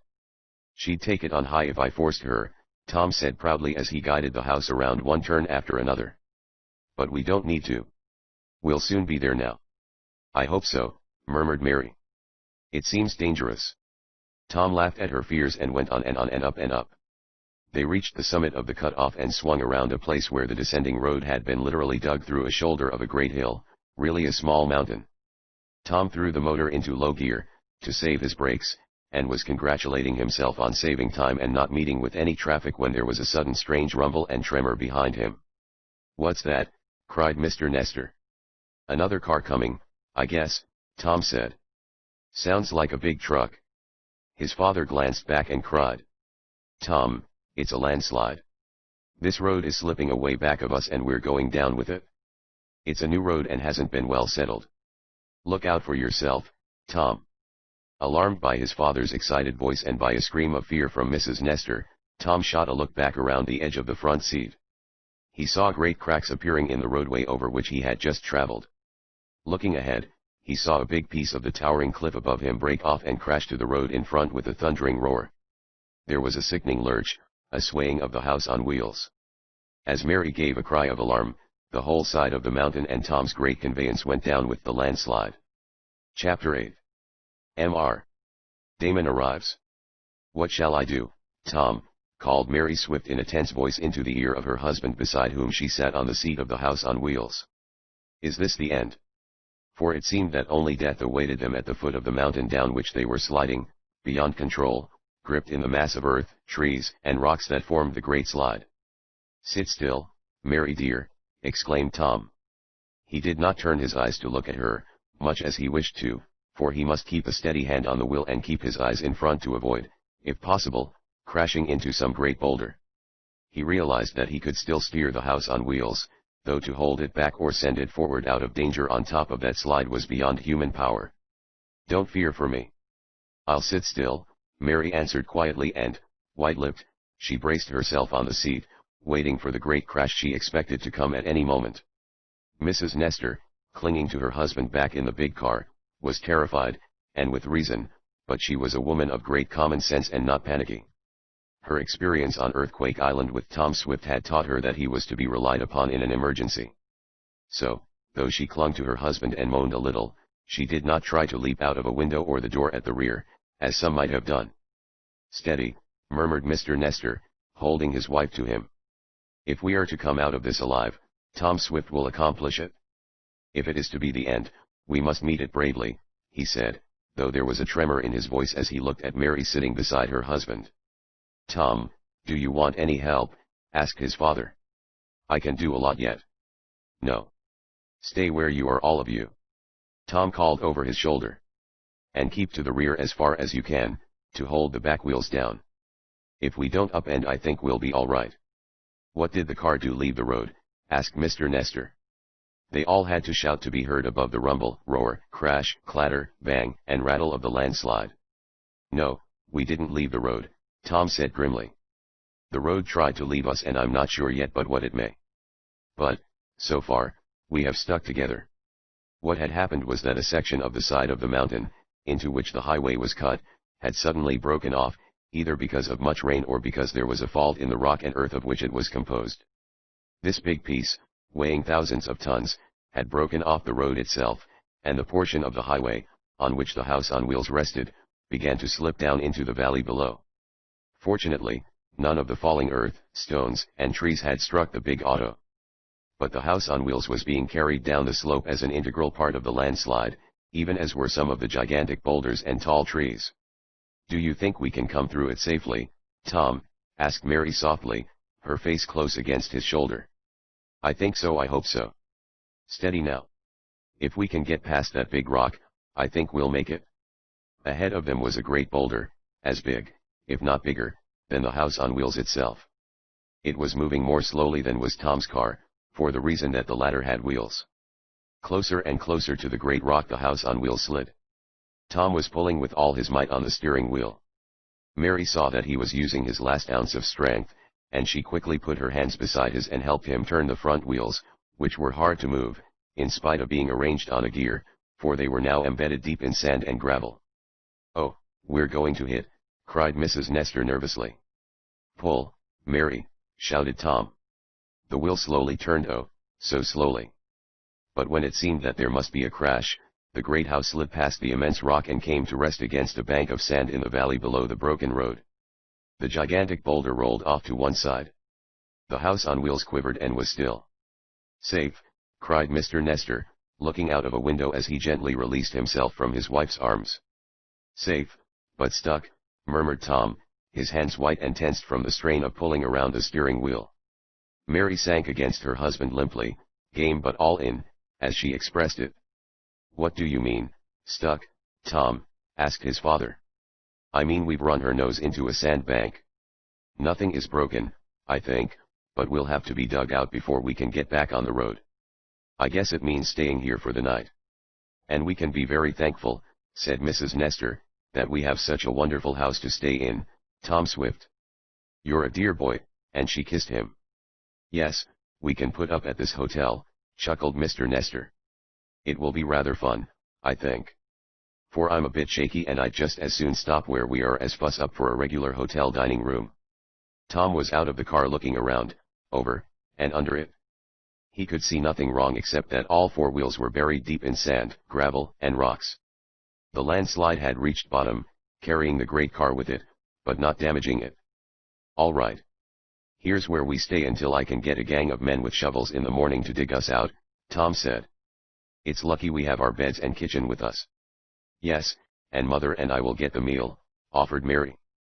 "You're to do nothing but rest, Tom." "That won't be a bad idea," he chuckled. Really the danger had been great and the strain on him terrific. For he thought that Mary and all of them would be killed, or at least badly hurt. But they were now safe and sound. It did not take long to prepare the meal and get ready to spend the night. The car rested on almost a level keel, if that expression is permissible, and there was a little stream of clear, sparkling water in the valley where they had come to rest. So they made not such a bad night of it after all, as the beds, though small, were comfortable. Tom soon recovered his nerve, but he was more than a little anxious, though he did not say so, about the grotesque dwarf and what he had heard about him from Mr. Noten. "I wonder if Jardine is playing some game," mused Tom, as he fell asleep. "Well, I'll find out when I get back home." The next day when men from the State Highway Department came out to investigate the landslide, they were much surprised to see the big house on wheels standing where it had been caught in the slipping earth. "That road around the cliff wasn't supposed to be used," one of the engineers said to Tom. "How'd you come to take it?" "A young fellow at a hot dog stand told me it was a shortcut." But this was a little too short, and Tom glanced significantly up the side of the mountain down which they had literally slid. "I should say so," remarked the engineer. "Well, we'll dig you out and then I'll have a talk with that lad. He might have sent you all to your deaths." "I wondered why we didn't meet other cars," Tom said. It did not take long to dig out the house, though afterward it had to proceed slowly over rough ground to get back to a hard road. But after all no great damage was done, proving that when Tom Swift built a machine, he built it well. A little later they were well on their road to the great hotel in the big woods of Mt. Cammon and reached their stopping place before noon. "Isn't this a wonderful hotel, Tom?" cried Mary, when the car had been run around to a garage and they were being shown to their rooms. "Great," he said. "I didn't know there were so many trees in the world." The Mt. Cammon Hotel was situated on a mountain top, girt around by immense forest stretches in every direction. "I am glad you like it here," said Mr. Thorndyke, the hotel manager, as he greeted the Nestors, who had been his guests many seasons. "The only thing is that we are very dry up here." "We're all prohibitionists, so we won't mind that," laughed Tom. "You mistake me," said Mr. Thorndyke, with a smile. "I mean we have had no rain for a long time. It is that dryness I mean." "Is the hotel water supply running low?" Tom asked. He knew what a shortage like that meant in the height of the season. Not that, the manager said. We have our own artesian well that never goes dry. But all about us the forests are like tinder. It is feared that if there are forest fires they may get beyond control. The fire wardens are worried and are constantly on the alert. Let us hope that doesn't happen, Tom said, lightly enough. And it may rain. It may. I hope so, said Mr. Thorndyke, but he had a worried air. However, Tom, Mary and the others had come to Mt. Cammon for a good time, and such a thing as a dry spell was not going to spoil their vacation. So they got settled in their rooms. Mary saw that her mother and father and Mr. Swift were comfortable, then she took Tom out to show him around the place, for she had spent many summers there. I suppose, said Tom, rather jokingly, that you will take me to Bridal Veil Falls, Lover's Leap, the Maiden's Retreat, and all sorts of places like that. We have them all, laughed Mary. But I do hope the dry weather hasn't spoiled the flower gardens. They are, or were when I was last here, quite a feature of this hotel. Let's go out and look. They went through the main entrance, out on a broad piazza, and started down the long walk that led up to the hotel from the road. On either side were beds of flowers, plants, and shrubs, and Tom was beginning to admire them. Oh, this isn't what I want to show you yet, said Mary. Come over this way. She led him through a path of shrubbery. Just ahead of them were two men, one evidently a gardener. The figure of the other was familiar to Tom Swift. Then he heard a well-known voice say, "Bless my watering can, but those are the finest roses I ever saw. I must have one." He reached over to pick a blossom. "Mr. Damon," cried Tom in delight. "Tom Swift," ejaculated the other, turning about. "When did you get here?" "Just arrived," Tom answered. "But I never expected to see you. When did you come?" "I just arrived, too. The bus brought me here from that little jerkwater station shaped like a mushroom. But see these flowers. In spite of the dry spell this fellow has made them bloom," and he motioned to the gardener standing beside him. Mr. Damon reached over again to pick a rose. As he did so, the man beside him, with a cry like that of a wild animal, shouted, "No. You must not. I forbid you." "My man, you forget yourself," said Mr. Damon severely. "I have been a guest here before and I know it is allowed to pick a few flowers. Stand aside," for the man, with a face showing rage, seemed about to prevent him. "No. No. You must not pick that rose," cried the man, and he raised his hand as if to strike Mr. Damon. But that eccentric character was very quick, and a moment later the gardener went flying backward into some bushes, propelled by the vigorous fist of Wakefield Damon. Chapter 9. A Flashing Knife. "There," exclaimed Mr. Damon with a grunt of satisfaction, as he straightened up. "Bless my golf clubs, but I think I've taught that insolent fellow a lesson." "What's it all about?" asked Tom, greatly surprised by the scene. "Oh, he's a crank about flowers, that's all," Mr. Damon said. "But I have never known him to go to such lengths before." "Did he hurt you?" asked Mary anxiously, for she was very fond of Mr. Damon, as was Tom, in spite of his odd ways. "Not at all, my dear," answered the eccentric man. "I hit him first." "And, speaking of golf," said Tom, "you seem to have made a hole in one, Mr. Damon." "What do you mean, Tom?" The young inventor smiled and pointed to the gardener who was getting up out of a hole beneath the bushes into which Mr. Damon had knocked him. There was a strange, strained look on the man's face, but he said nothing, nor did he attempt to renew the quarrel. He dusted himself off, looked at some scratches on his hands, glanced once at Mr. Damon, and went away. "You had better look out for him, Mr. Damon," Tom warned. "He had an ugly look." "I know him of old," was the answer. "He is very jealous of his flowers, but Mr. Thorndyke has said that we guests may pick a few when we please. I shall speak to the manager about this fellow. But, Tom, I am delighted to see you and Mary here. How did it happen?" "The folks needed a rest and change, particularly Dad," Tom explained. "So I brought them up in the house on wheels. And we came nearly not getting here," added Mary. "How was that, my dear?" "We were caught in a landslide." "Bless my toothbrush," cried Mr. Damon. "You don't tell me." Then Tom related some of the events leading up to the visit to Mt. Cammon. In turn, Mr. Damon stated that his wife had gone to visit some of her relatives, and he, not fancying a trip to the little town where they lived, had come by himself to the mountain resort. "We will have a good time while you are here, Tom," said the odd character. "Bless my first base, but we must get up a ball game. They have a very good diamond here. We married men will play the single men, and you'll have to be in the former class now, Tom." "That's right, Mr. Damon, and I'm not sorry," laughed Tom, with a fond look at his wife. "She can play tennis," went on Mr. Damon. "They have some fine courts here." "Indeed they have," said Mary. "I've played here before." "Is there a good crowd up this season, Mr. Damon?" "Well, really, my dear, I don't know. I arrived only a little while ago, like yourselves. But from what I have seen I should say it was going to be a good season." "Are you up for long, Tom?" "No, I must go back in a few days. We have a big, new dirigible in process of construction, and it's taking a good bit of my time. But I hope to have it finished in another month, and then Mary and I will enjoy our vacation together." "How long are you going to stay?" "As long as my wife will let me, and while she is contented to stay with her relatives," chuckled the odd man, for it was no secret that Mrs. Damon was rather censorious and she and her odd husband led a more or less troubled life. A little later Mr. Damon went up to speak to Mr. Swift and the Nestors, leaving Tom and Mary to wander about the hotel grounds.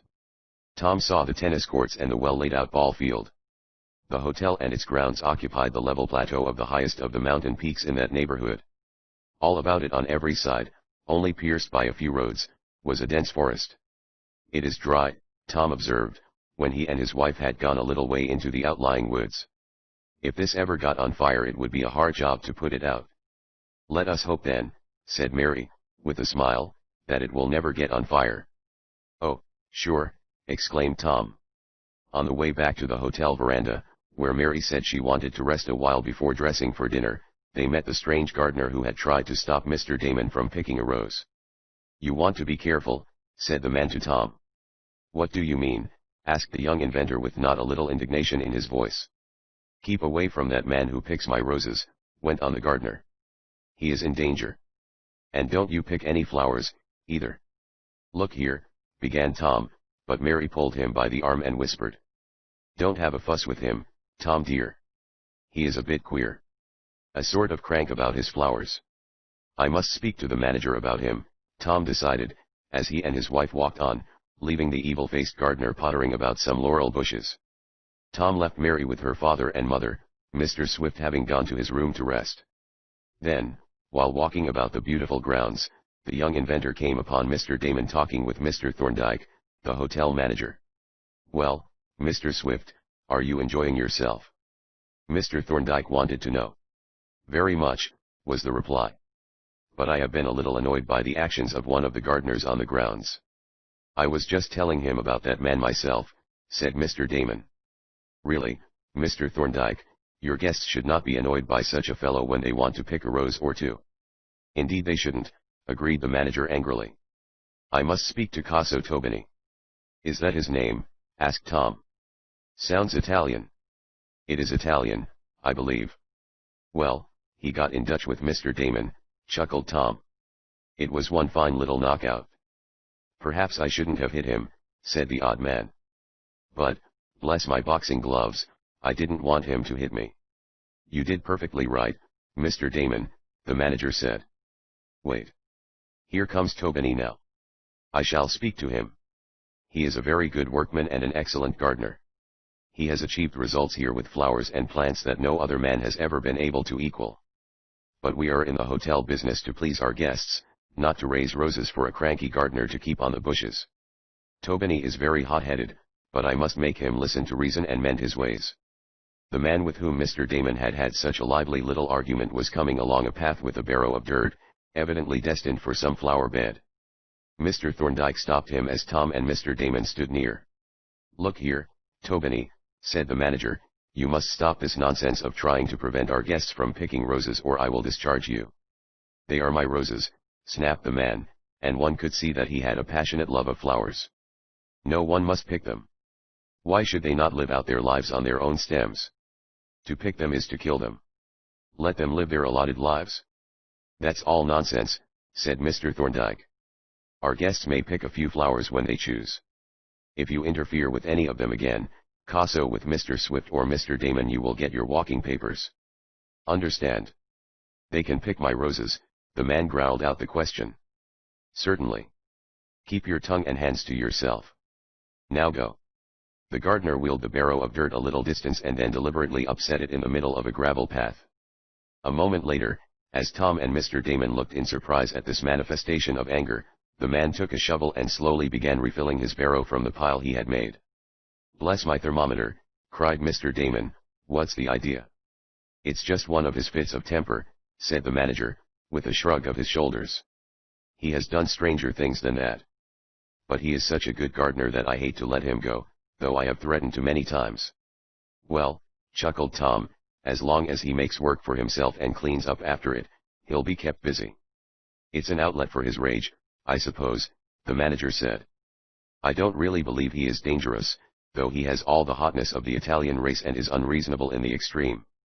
The incident was soon forgotten, as Tom and Mr. Damon strolled about, talking over old times and the many adventures they had shared together. If they had known it, a great adventure was just around the corner for them.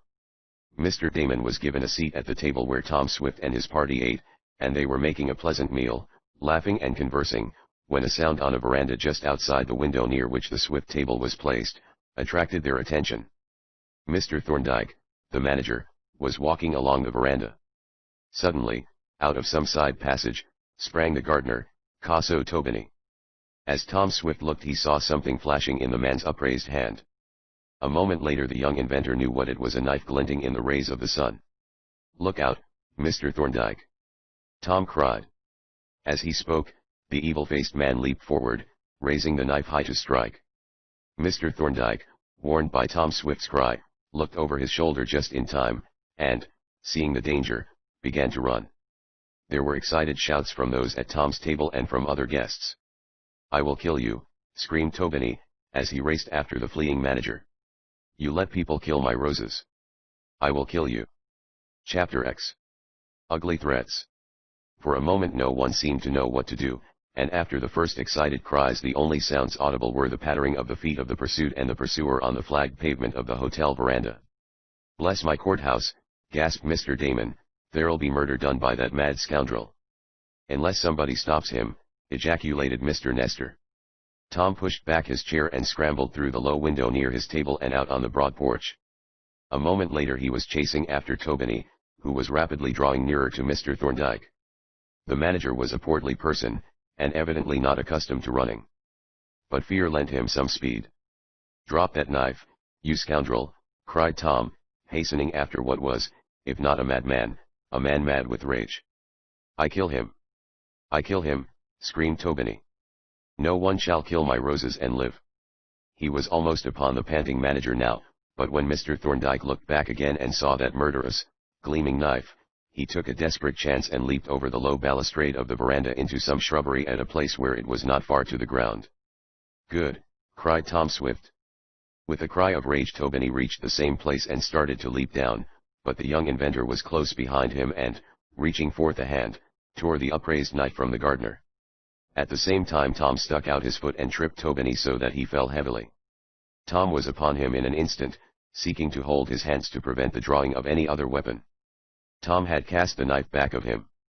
There was a fierce struggle for a few moments, Tobini seeking to tear himself loose, but Tom Swift was strong and would not let go. He got the fellow on his face and sat upon his back, twisting his arms up and around behind him.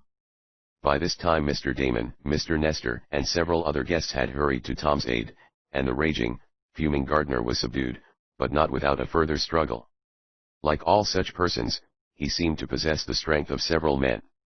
Did he kill poor Thorndyke? Asked Mrs. Nestor, after the hands and feet of Tobini had been tied with large table napkins in lieu of ropes. I think not, Tom said. I believe he jumped over the railing in time. This proved to be true, for a few moments later the manager, rather pale and disheveled from his leap into the shrubbery, came back up on the veranda and surveyed the now subdued and temporarily quiet Italian. I've put up with enough of your tricks, said the incensed manager. You are a good workman, Tobini, but we have had too many complaints from our guests about you. This is the end. What are you going to do with me?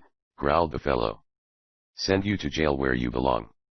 Telephone for the state troopers, he said to one of the waiters, that constabulary being the nearest authority to the isolated hotel. To jail, growled Tobini. Yes. That is my last word to you. But it is not my last word to you, screamed the man, trying to break from his napkin bonds and from his captors. You shall hear from me again. I shall have my revenge. His face was distorted with rage and his body writhed like that of a captive snake. But Tom Swift and the others had tied the napkins well and they held. The man was led from the veranda to a secure closet on the basement floor until the state troopers should arrive. Then the interrupted meal went on. He must be insane, stated Mary. A bad number, whatever he is, agreed Tom. I wish you didn't have to go, Tom, said Mary wistfully. So do I. But business is business. I know, my dear. But I. What is it? Asked Tom, as she hesitated. I have such a strange feeling, as if something were going to happen, she said, looking over her shoulder apprehensively. I feel as if we were surrounded by great danger. Nonsense, laughed Tom. Mr. Thorndyke was the only one in any danger, and the cause has been removed, or soon will be. I think the troopers are coming now, he went on, as the sound of an auto was heard in the lower road. I'll go and see. No, Tom, stay with me, please, begged Mary. They were out on the veranda after dinner. What's the danger? He asked. That fellow is well trussed. He might break loose, said Mary. And he made such a dreadful threat about revenge and killing people. I'd rather you wouldn't go. Let the state troopers take him away.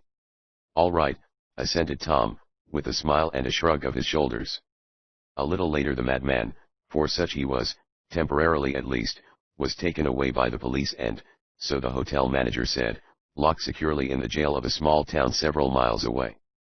The excitement caused by Tobini passed away with the evening, though it was a fruitful source of conversation the next day among the guests, one and all of whom praised Tom Swift highly for so quickly disarming the fellow.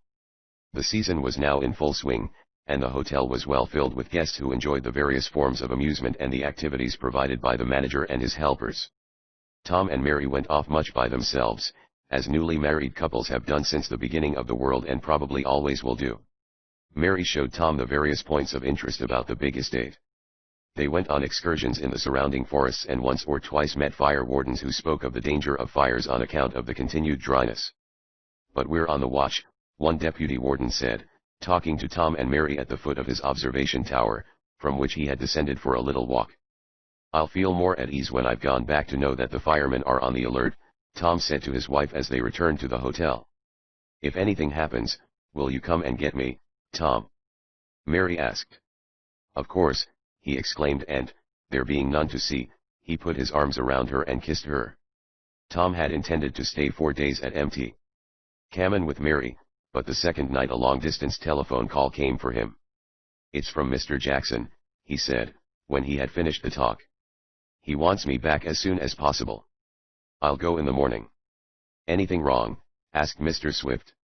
Oh, Jardine is making a fuss about a lot of things regarding his dirigible, Tom said, in annoyed tones. I've got to go and help Jackson and Ned straighten matters out. I hope that dwarf won't make any trouble, said Mary. Chapter 11. Shadows of the Night. Tom Swift believed among other things that when persons are on a vacation to enjoy themselves they should be bothered, annoyed and worried as little as possible. So, though he was not altogether easy in his mind regarding the message from his shop and though he was a bit apprehensive concerning that sinister dwarf, he affected to be quite at his ease. Don't worry, Mary, he said. Everything will be all right. But why does Mr. Jackson want you to come back before your time is up? Oh, a lot of little details that they think I must settle, Tom said. I dare say they really amount to nothing.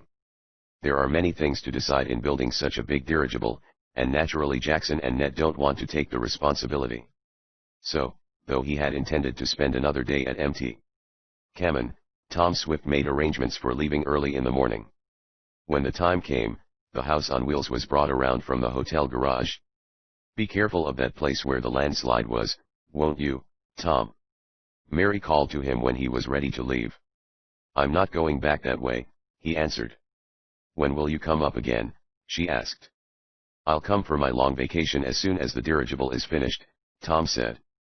but I may run up for a few days before then if things are all right. Tom was a little downcast at leaving his wife, and Mary frankly cried a little at the parting, brief though it would be. But when Tom Swift was at length on the way back, speeding along in the house on wheels, he was thinking of so many things that even his new wife was, for the moment, crowded out of his mind.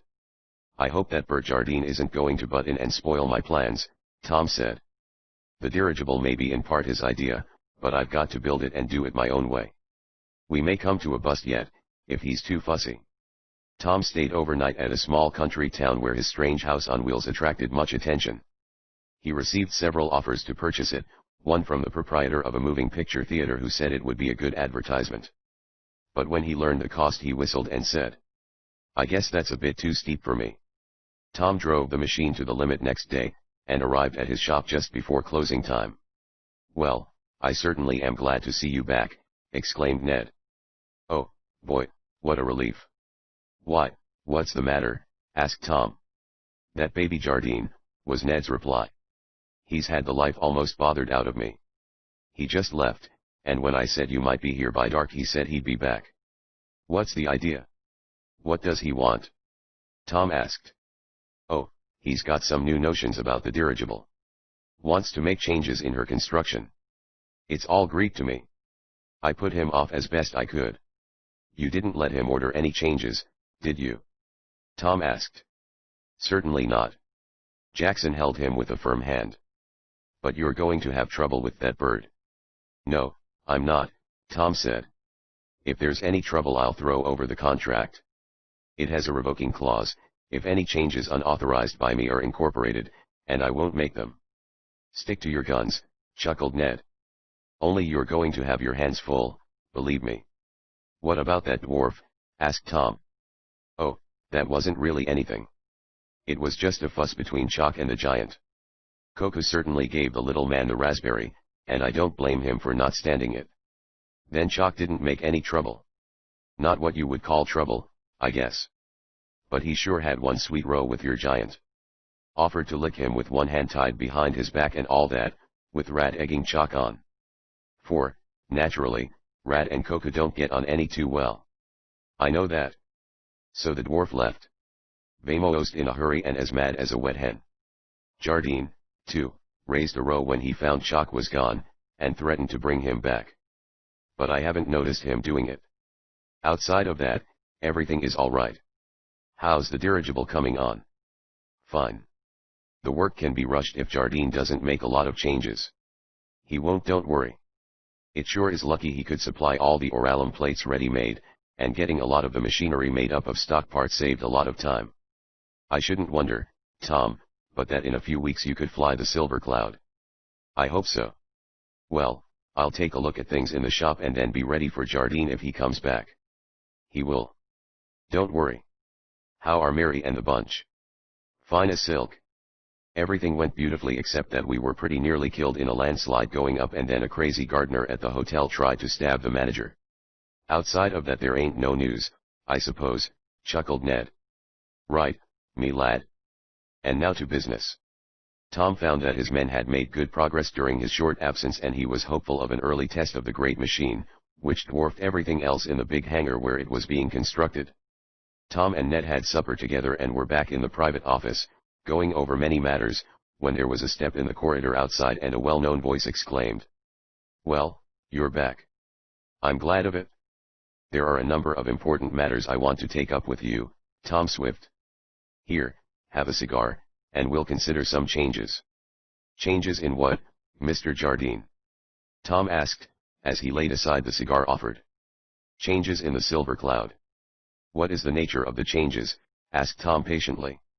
"Well, here's one. Now what is that sort of little dog kennel on top of the oralum envelope?" and he pointed to the detailed blueprints on Tom's desk. "That is the weather observatory," Tom said. "An observer there will predict storms so that we may stay out of their course." "It isn't necessary," said Mr. Jardine, taking his cigar out of his mouth, tossing it in the air and catching it between his lips as it descended. "A little trick I just learned," he said, with an odd smile. "I could go on the stage, maybe." "Maybe," murmured Ned. "Why do you consider the weather observatory unnecessary, Mr. Jardine?" asked Tom, and his voice was still patient.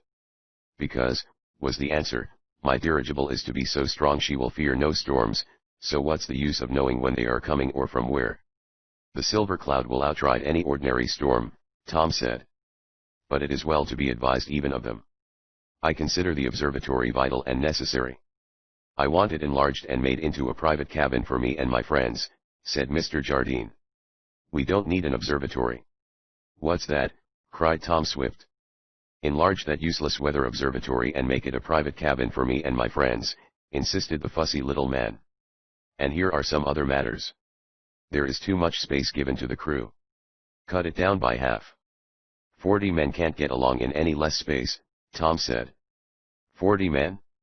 I'm not going to carry half that crew, cried Mr. Jardine. We want more room for passengers so we can make some money out of this. You've got to cut off half the crew space. I'll not do it, said Tom determinedly. And I want one extra big motor put on, just behind the private cabin you are to build for me, said Mr. Jardine. In case the other motors fail, I can run the ship myself with the extra big one. It is out of the question, Tom said, and his voice was losing some of its patience. I have calculated the power required to move the silver cloud, and we have ample, and to spare, in the motors already planned. Another would not only be unnecessary but a positive danger, placed where you want it. Well, I'm going to insist on it, Mr. Jardine said.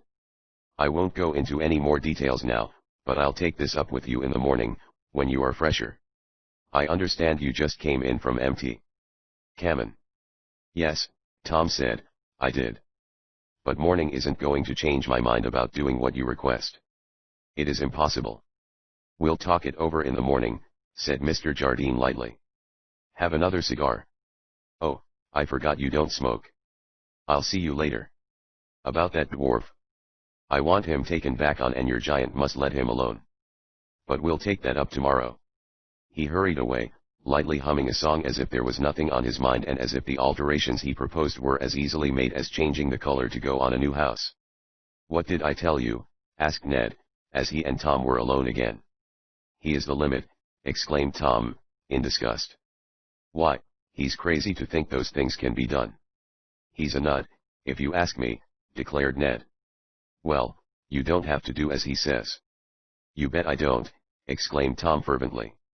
Then he and Ned considered other matters, but Tom Swift could not get out of his mind certain worrisome thoughts concerning the big dirigible and the man who had ordered it built and was paying for it.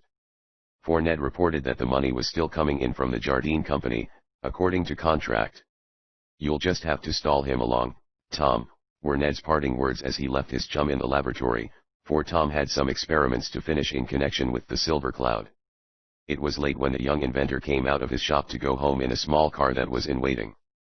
As he was about to step from his private office to go to the garage, he thought he saw something like the shadow of a man flit across a lighted, open space in front of the laboratory. That dwarf, exclaimed Tom in a whisper as he stopped and listened. But he heard no sound and was about to proceed when another shadow of the night flitted in front of the doorway. This shadow was taller. Jardine, whispered Tom. What are he and that dwarf doing around here at this time of night? Chapter 12. Bad news. Martin Jardine, for he it was, and in company with the dwarf, either had no intention of concealing his movements, or, now that he was caught, relinquished such an intention, for when Tom Swift stepped from the doorway he met the man and Jim Chalk coming in. Oh, excuse me, Mr. Swift, Jardine began lightly, as though asking for a light for his cigar, but I met Chalk after I left you and he begged so hard that I interceded for him that I agreed to do so. I saw a light in your office and guessed you were still here, so I turned in. So now let's talk things over. Excuse me, Tom said. I have nothing against you personally, Chalk, he said. But you and Coco would be sure to quarrel, and that would mean disruption in the shop. I can't have that. I wouldn't quarrel with your giant, Mr. Swift. Though he sure did get me riled, said the dwarf. I understand. Perhaps it wasn't altogether your fault. But Coco has been with me many years. I know his ways and his failings, and I am not going to part with him. But, Mr. Swift, broke in Jardine. Think how useful a man as small as Chalk will be on the dirigible. I have considered, and I can't have him. After you take the ship over you can do as you please. Until I complete it and turn it over to you, I have the final say as regards the working force. The contracts call for that. Yes, I know, Mr. Swift. Now, there is no use prolonging the discussion, Tom interrupted. I am tired and need rest. This is a closed matter. All right, Jardine seemed to assent graciously enough. I guess you'll have to stay away, Jim, he said to the little man. But I'll put you aboard when the Silver Cloud is my own. You may do as you please then, Tom said. And I will now bid you good night. Well, I'll see you in the morning about those changes, Jardine said, and Tom did not think it worthwhile to say it would be useless. The young inventor remained in his office doorway until he had seen Jardine and the dwarf leave the premises, and then, going to the main gate, Tom said to the watchman, "Don't let that dwarf in here again, even if he comes with Mr. Jardine." "I didn't let him in this time," said the man. "You didn't? Then how did he get in?" "Blessed if I know, Mr. Swift. I had orders to let in Mr. Jardine, and I did, twice tonight. But the dwarf wasn't with him either time." "Then Chalk must have been hidden in here all the while," said Tom. "That looks bad. I don't like this a bit. He must have been in here and met Jardine the second time that man came back. Maybe the dwarf climbed under the fence, same as he tried to do before," suggested the watchman. "The charged wire isn't yet in place." "I must see to that at once first thing in the morning," Tom said. "I can't have things like this going on." He gave orders that the plant was to be closely watched that night and put extra men on duty in the hangar where the dirigible was. But he could think of no reason why Jardine would want to damage his own property or smuggle the dwarf in. "It's a queer game," mused Tom, as he went to bed. "As Ned said, he must be a nut. I'll be glad when I've finished with him." However, troubles often vanish with darkness, and the next day, somewhat to Tom Swift's surprise, Jardine neither made any reference to his midnight visit with the dwarf nor did he speak of the unusual changes he wanted made in the Silver Cloud. When he and Tom made the usual inspection of work on the big machine, Jardine said, "Everything is coming along well, Mr. Swift. I am more than pleased. Now don't work too hard over this yourself. Take a few days off. While I'd like to get the dirigible as soon as possible, I don't want you to kill yourself. Everything is fine. Go along as you are." "Well, I'll be darned," said Tom to Ned, when they were alone. "He must talk in his sleep or something, to go on this way after what he said last night." "Just a nut," murmured Ned, with a chuckle, as he made a circular motion with one finger near his head. "Wheels going around," he added. "But you needn't worry as long as he pays you." "I suppose not," assented Tom, laughing a little. For the next week nothing happened, except a lot of hard work. Tom Swift pushed the labor on the dirigible and, to his delight, Mr. Jardine did not come near the works. Nor did he send any word about nonsensical changes or the hiring of the dwarf. That odd creature was not seen again, and Tom gave orders that he was not to be admitted. The charged wire at the bottom of the fence was again adjusted and the place was well guarded. "Well, Ned," said Tom one afternoon, when unusually good progress had been made on the dirigible, "I think I'll take a few days off and run up to see Mary." "Good idea," agreed the financial manager. "Give her my love and remember me to your dad and the Nestors." "I will. Don't you want to come along?" "I'd like to, but I don't believe it would be best for us both to be away at the same time, Tom. I'll take an outing when you come back." "Be sure you do." Tom Swift made the second trip to Mt. Cammon in a smaller but more speedy car, and it need not be said that Mary was delighted to see him. The unexpectedness of his visit made it the more delightful. "Oh, I'm so glad you came," she murmured. "I feel safer now." "Why, nothing has happened, has there?" Tom asked. "Oh, no. But I can't get over thinking there may. That crazy gardener hasn't been around again, has he?" "No, the poor fellow is in jail yet, I guess." "Then don't worry," Tom advised. "Well, bless my porous plaster," cried Mr. Damon when he saw Tom a little later. "You're a sight for sore eyes. Up for good?" "No, only for a few days this time. But I expect my next visit will be a longer one. I hope to finish the season here." The hotel was well filled, many new guests having arrived, and when Tom went down to the dining room he saw a stylishly dressed woman at the table next to the one where he had a place with his father, Mary, and her parents. The lady wore many diamonds, yet without an air of display. With her were two children in their teens, the boy Harry and the girl Laura. As Tom left his seat after dinner, Mary having preceded him, he paused a moment to let the bediamonded lady pass out first, but she stopped and spoke to him. "Excuse me," she said in pleasant tones, "but aren't you Tom Swift, the eminent inventor?" "I don't want to say how eminent I am," said Tom modestly. "But that is my name." "I am glad to meet you," she went on. "I was told you were here, but your people, whom I have come to know slightly, said you were not expected for some time." "I ran up unannounced between jobs, so to speak," said Tom. "I am at work on a big dirigible." "That is what I want to speak to you about," went on the lady in a low voice. "Could I have a few minutes talk with you alone?" "What's this?" thought Tom. "Is this a prospective customer for another airship to rival the Silver Cloud, or does she want to engage passage on the first trip?" "Run along, my dears," said the lady to her children.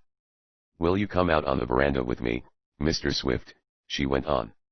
"I am sure your wife will excuse you a moment, won't you, Mrs. Swift?" This to Mary. "Of course, Mrs. Jardine. I didn't know you knew my husband." "I took the liberty of introducing myself," the lady smilingly replied, while many thoughts surged through Tom's head as he heard Mary call his companion Mrs. Jardine. "Are you the wife of the man for whom I am building the big dirigible?" Tom Swift asked when he and Mrs. Jardine were in a secluded place on the big hotel veranda. "Excuse me for not recognizing you. How could you, never having seen me before? I am Mrs. Jardine, but not the one you suppose," and her voice had in it a quality Tom could not fathom. "I am Mrs. Lawrence Jardine," she went on. "Lawrence Jardine?" Tom murmured, more and more puzzled. "The sister-in-law of Martin Jardine, for whom, I believe, you are making a big airship." "Yes, certainly," Tom said. "Martin Jardine is the name." "He is my husband's brother," went on the lady, and her air grew more serious. "I have been anxious to get word to you, but I did not just know how to go about it," she added. "But when my husband sent me and the children to this hotel and I found that your family were guests here and that you were coming, I decided to wait and see you. I have important news for you, bad news I am afraid." "Bad news," murmured Tom. The puzzle was more complicated. "Yes. While it is true that Martin Jardine is in partnership with his brother, my husband, I do not believe that Martin had any authority to go ahead and order that big airship built. In fact, I am quite sure he had not. He did it on his own responsibility, and I feel sure my husband and the other members of the firm will disapprove of it. I should advise you to stop work at once." "This is bad news, indeed," exclaimed Tom. "But can't I get in touch with your husband and settle this matter?" All the suspicions regarding Martin Jardine rushed to the fore again. "My husband is in Mexico prospecting for new mines and oil wells," said Mrs. Jardine. "I have not heard from him for some time, but I have sent him word about his brother's mad project. I think you had better have nothing more to do with the Silver Cloud." "This is most surprising," Tom exclaimed. "I feared it would be." "I am sorry." "So am I," Tom said. "This will make a big difference to me." "Yes, I suppose so. Martin was always odd. You must have noticed it, Mr. Swift." "I have. But he seemed to have good business sense, and he has met his payments promptly. I think he will not meet any more after my husband hears of his latest freakish project." "You are well out of it if you have lost nothing." "Oh, we can't get out of it so easily," Tom said. "We have invested large sums ourselves, and hope to be paid back." This certainly is bad news, and with a troubled face Tom paced the veranda. Chapter 13. A change of plans. Mary came to the door of the hotel and looked out where Tom Swift was pacing up and down, while Mrs. Jardine watched him anxiously. "Oh, Tom!" Mary called. "Yes," he answered, starting out of his troubled reverie. "What is it?" "Will you make up a hand at bridge? We are one short, and Mother is so fond of her game. Mr. Damon, too." "Oh, all right," Tom answered, with a glance at Mrs. Jardine. "Will you excuse me?" he said to her. "Certainly," she murmured. No one, probably, ever felt less like playing bridge than did Tom Swift that evening after having heard the disquieting news. He could not get it out of his mind, and yet he must. So he forced himself to exchange light hotel gossip with his wife and the others and, in addition, had to remember what was trumps, whether the lead was in the hand of the dummy or elsewhere, and keep track of the cards played. It was hard work, but he and Mary managed to take the odd trick more than once and won the rubber against Mr. Damon and Mrs. Nestor. But all the while he was wondering how he could get another talk with Mrs. Jardine and find out more particulars without letting Mary and his father know the disastrous news. For it was disastrous in several ways. It was a blow to the prestige of the Swift plant and a big money loss if they were to have the big dirigible left on their hands. I ought to get word back to Ned and Mr. Jackson to stop everything if what Mrs. Jardine tells me is true, mused Tom, as he walked out on the veranda after the game to get a breath of outer air before going to bed. Then he saw Mrs. Jardine again, and as Mary had remained inside, Tom had a clear coast for extracting information. But a further talk only confirmed what Mrs. Jardine had first told him, that her brother-in-law, Martin Jardine, was an irresponsible schemer and had, several times before, involved the firm in enterprises which had to be abandoned. He has wonderful ideas sometimes, Mrs. Jardine said of Martin. But he is a dreamer and is also very eccentric. I have no authority for telling you to stop work, but that would be my advice. I have tried to get in touch with my husband in Mexico. I have sent messages to several places where he may call, and I have told him to communicate with you at your shop at once. Thank you. I shall take your advice and cease work on the dirigible, pending some word from your husband. And I think I had better get back to headquarters to receive any messages that may come from him.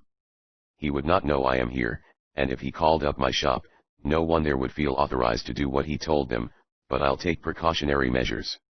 This Tom Swift did at once by sending a night letter to Mr. Jackson, telling him to stop work on the dirigible until the young inventor could get back. This is the second time my temporary vacation has been cut short, Tom mused, as he went up to his room, planning to leave early the next morning. Confound that crazy Martin Jardine, anyhow. Mary was disappointed, of course, when Tom told her he had to go away again, but when he explained that it had to do with the dirigible she made no objections, for she knew what the completion of the Silver Cloud would mean to Tom Swift's reputation. Nor did he tell her how near the project was to being wrecked. Neither did he say anything to his father, for Mr. Swift needed quiet and repose. Time enough for that when he himself knew more of the situation.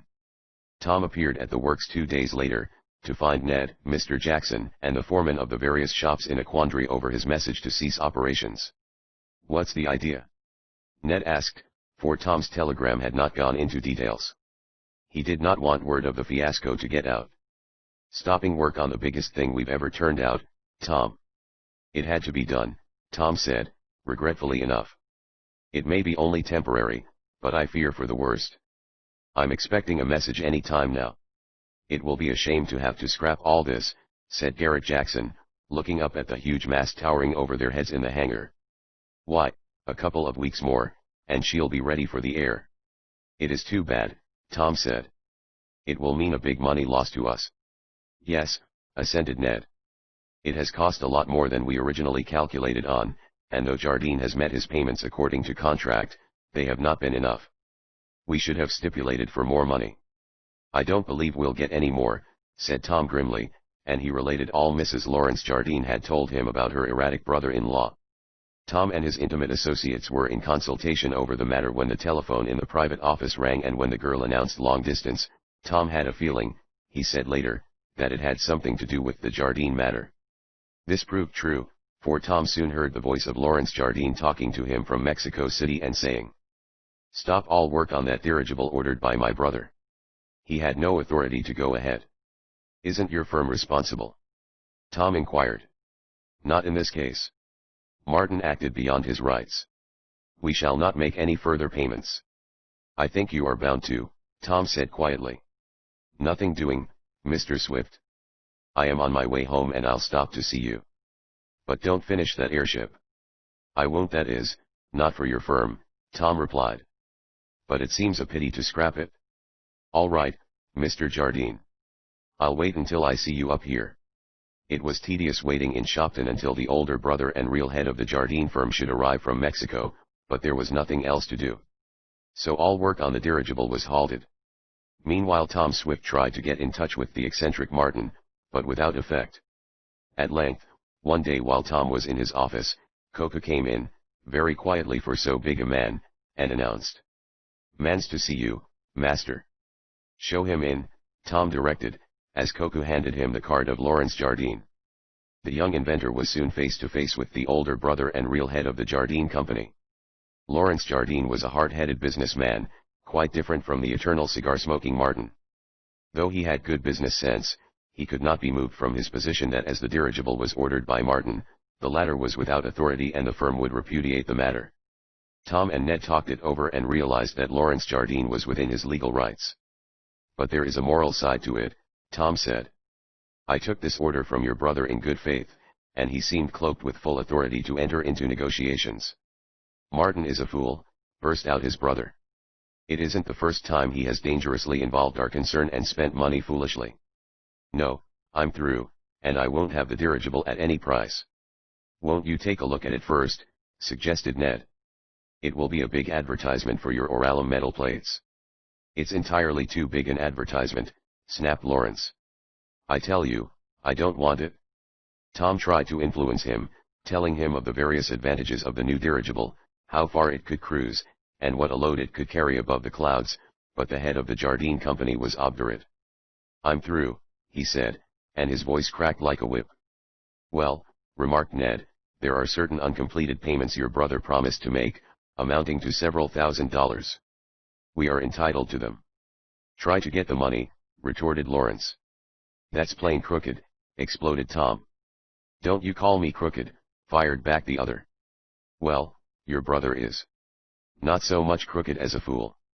You can sue if you like, but I'll not accept the dirigible and you'll get no more money.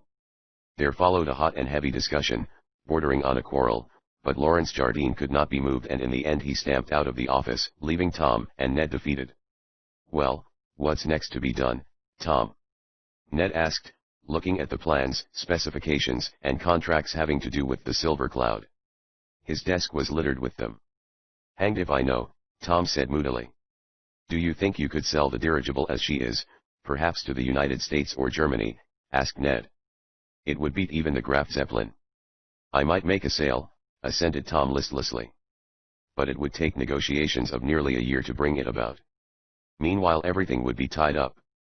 You think the airship will be a success, don't you, Tom? Sure, she'll be a success, cried the young inventor. I'm positive of that. Even if the Oralum did come from those crazy Jardines, it's a wonderful metal. It wouldn't take much to put the Silver Cloud in running order. It would be a big feather in the cap of the Swift company if you could get it going, Tom, said Ned. Then, suddenly, a great change came over Tom Swift. He fairly jumped from his chair, his eyes shining, and exclaimed. I'll do it. Bless my propellers, as Mr. Damon would say, but I'll do it. Do what? Asked Ned. I'll finish the dirigible for myself. It will be mine from top to bottom and end to end. I'll keep the name, but nothing else. I'll own the Silver Cloud. Good for you, shouted Ned as enthusiastically as his chum. But can you manage it? He added more soberly. Yes. We'll make new plans. Oh, I don't mean to change the plan of the airship, he went on, as Ned looked at the mass of papers. She is too nearly completed for that. But we'll think up some plan to raise the rest of the money needed, and I'll finish and own this ship myself. Then you and I'll go sailing in it, cried Ned. Surest thing you know, exclaimed Tom. Send Mr. Jackson here and I'll issue orders to rush the work to completion. Chapter 14. Bucking a Hurricane. What at first seemed almost an impossible undertaking gradually became less and less so as the days passed. So about a week after Tom Swift had changed his plans and made what seemed a momentous decision, work was resumed on the Silver Cloud at almost doubled speed. How the necessary money was raised, partly by straining credit to the uttermost and partly by selling some valuable patents, and how permission was finally squeezed out of Lawrence Jardine to sell at cost price the necessary Oralum plates needed to finish the craft. All this, as Tom and Ned said afterward, seemed like part of a nightmare. They had never worked harder in their lives. But they were successful, and though Lawrence Jardine refused to lend his name, money, or influence to the further completion of the big dirigible, it was continued without his help save his somewhat grudging acquiescence to sell the Oralum plates. All this time not another word was heard from Martin Jardine nor the grotesque dwarf who seemed like some uncanny familiar spirit of his. They appeared to have dropped out of sight and hearing, and Tom did not try to locate them. We're well through with such folks, he said to his chum. That's right, agreed Ned. I'm glad your father and Mary are away from here enjoying themselves. They'd be upset if they knew all we have gone through. I guess that's right, Tom assented wearily. How are they up at MT? Cabin? Asked Ned. All right. It's pretty dry there. No rain at all. The whole country is suffering from that, observed Ned. There have been a number of small forest fires and there may be more. I hope not, exclaimed Tom. If the woods around that hotel where Mary and the folks are ever got to burning, nothing could put the blaze out. I don't like to think of it. Then don't, advised Ned. The fire wardens are on the watch and they have plenty of help. Now about the notes we have to sign to get that bank loan. Oh, yes, Tom replied. Gosh. I hope I can finish that dirigible and sell her, or get some money out of her. If I can't, I'll be bankrupt. But this is about the last money we'll need. I'll have the crap finished this day week. Let's hope so, responded Ned. We haven't much credit left and the cash is going fast. Maybe when you've made a successful trip, Uncle Sam or one of the commercial companies will buy the Silver Cloud. Maybe, is a slight foundation of hope on which to spend so much money. Anyhow, we'll soon give her a trial. It was decided not to finish the craft completely, that is, the cabin accommodations for passengers would be omitted temporarily. What we'll do, said Tom, talking the matter over with Ned, will be to make it mechanically perfect. You and I and the crew can rough it on the trial trip, I mean as to sleeping and eating. Later, if she behaves as I hope she will, we may interest some capitalists and finish the passengers' cabins in deluxe style for transoceanic travel. Like the Zeppelins, suggested Ned. That's it. But now we'll save all the money we can. In general, however, the original plans were carried out. The big all-metal envelope to hold the lifting gas was finished. The various motor compartments were constructed within it and the powerful propellers, thrust out here and there to get a grip on the air, alone showed the motive power. By putting the motor gondolas inside the envelope much air resistance was done away with. This was one of Tom's original ideas. The quarters for the crew were simply finished and those for the navigating officers contained no luxuries. The young inventor said he was willing to sleep on the floor of his cabin and eat off his lap to save money for essentials. Tom received a letter each day from his wife, telling of events at the MT Cabin Hotel. More than once she asked when he was coming up for his vacation. She said that Mrs. Lawrence Jardine and her children were still at the place, and from the fact that Mary was friendly with her, Tom guessed that the wife of the head of the Jardine concern had been discreet in not telling of the fiasco. Tom wrote back that he would be up soon, but he did not tell Mary of a daring plan he had in mind. This was to sail the Silver Cloud over the wooded mountain on top of which the hotel was perched. That is if I can get her to go, Tom said to his chum. I never saw anything yet, from a motorcycle to a submarine, you couldn't get going if you tried hard enough, returned Ned. Well, you can bet I'm going to try, declared Tom Swift emphatically. From then on there were days and nights of hard work on the big dirigible. In a way, Tom Swift was glad of the Jardine episode since it left him his own master and he could build the airship as he pleased without the eccentric suggestions of Martin Jardine and the menace of having the grotesque dwarf around. Huh, exclaimed Coca when told that Chalk would not return. If him do I bust him open same as Roddy Kate bust watermelons. That's going some, chuckled Tom. So the work went on, hammer and tongs, and hammer, until at last the oralum envelope was completed and proved gas-tight. The motors had been tested and worked very well, but they would do better after a trial spin, Tom said. The quarters for the crew, for Tom, Ned, and the executives of his plant, were roughly finished so they could be used, and at last all was in readiness for a trial flight. Great tanks of the new lifting gas had been charged in readiness, and there was an apparatus aboard the Silver Cloud for making more gas in case of emergency. But one filling ought to last for 10,000 miles, Tom declared to Ned. How about food? Asked the young financial man the night before the day set for the test when they were examining the ship and talking matters over. We shan't be in the air long enough for that, Tom replied. Can't tell. Might get stuck up there, suggested Ned. I'm going to ask Mrs. Baggert to make some sandwiches. All right. Now I've got to see that those gas pressure gauges register properly. Then we'll be all set. The day for the test flight broke calm and clear. Tom was glad of this. There was activity in the plant long before sunrise, and by the time Old Sol's rosy beams were warming the earth all was in readiness. Tom Swift was in the navigating cabin, which was in the nose of the ship.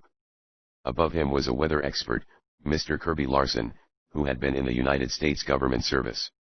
Mr. Larson had to himself the little cabin which Martin Jardine had wanted to make into a personal stateroom. "Already," cried Tom to the ground crew of men who were to walk the big dirigible out of the hangar. "Already," came from the captain of this crew. "Go," ordered Tom. Slowly the silver cloud left her birthplace, and for the first time emerged into the open. The full lifting power of the gas was not exerted until she was clear of the hangar, and then Tom, having received word that all was clear, cried, "Let go." The ground crew loosed the mooring ropes, the power of the lifting gas began to make itself felt, and the great dirigible slowly rose like some immense but graceful creature of the air.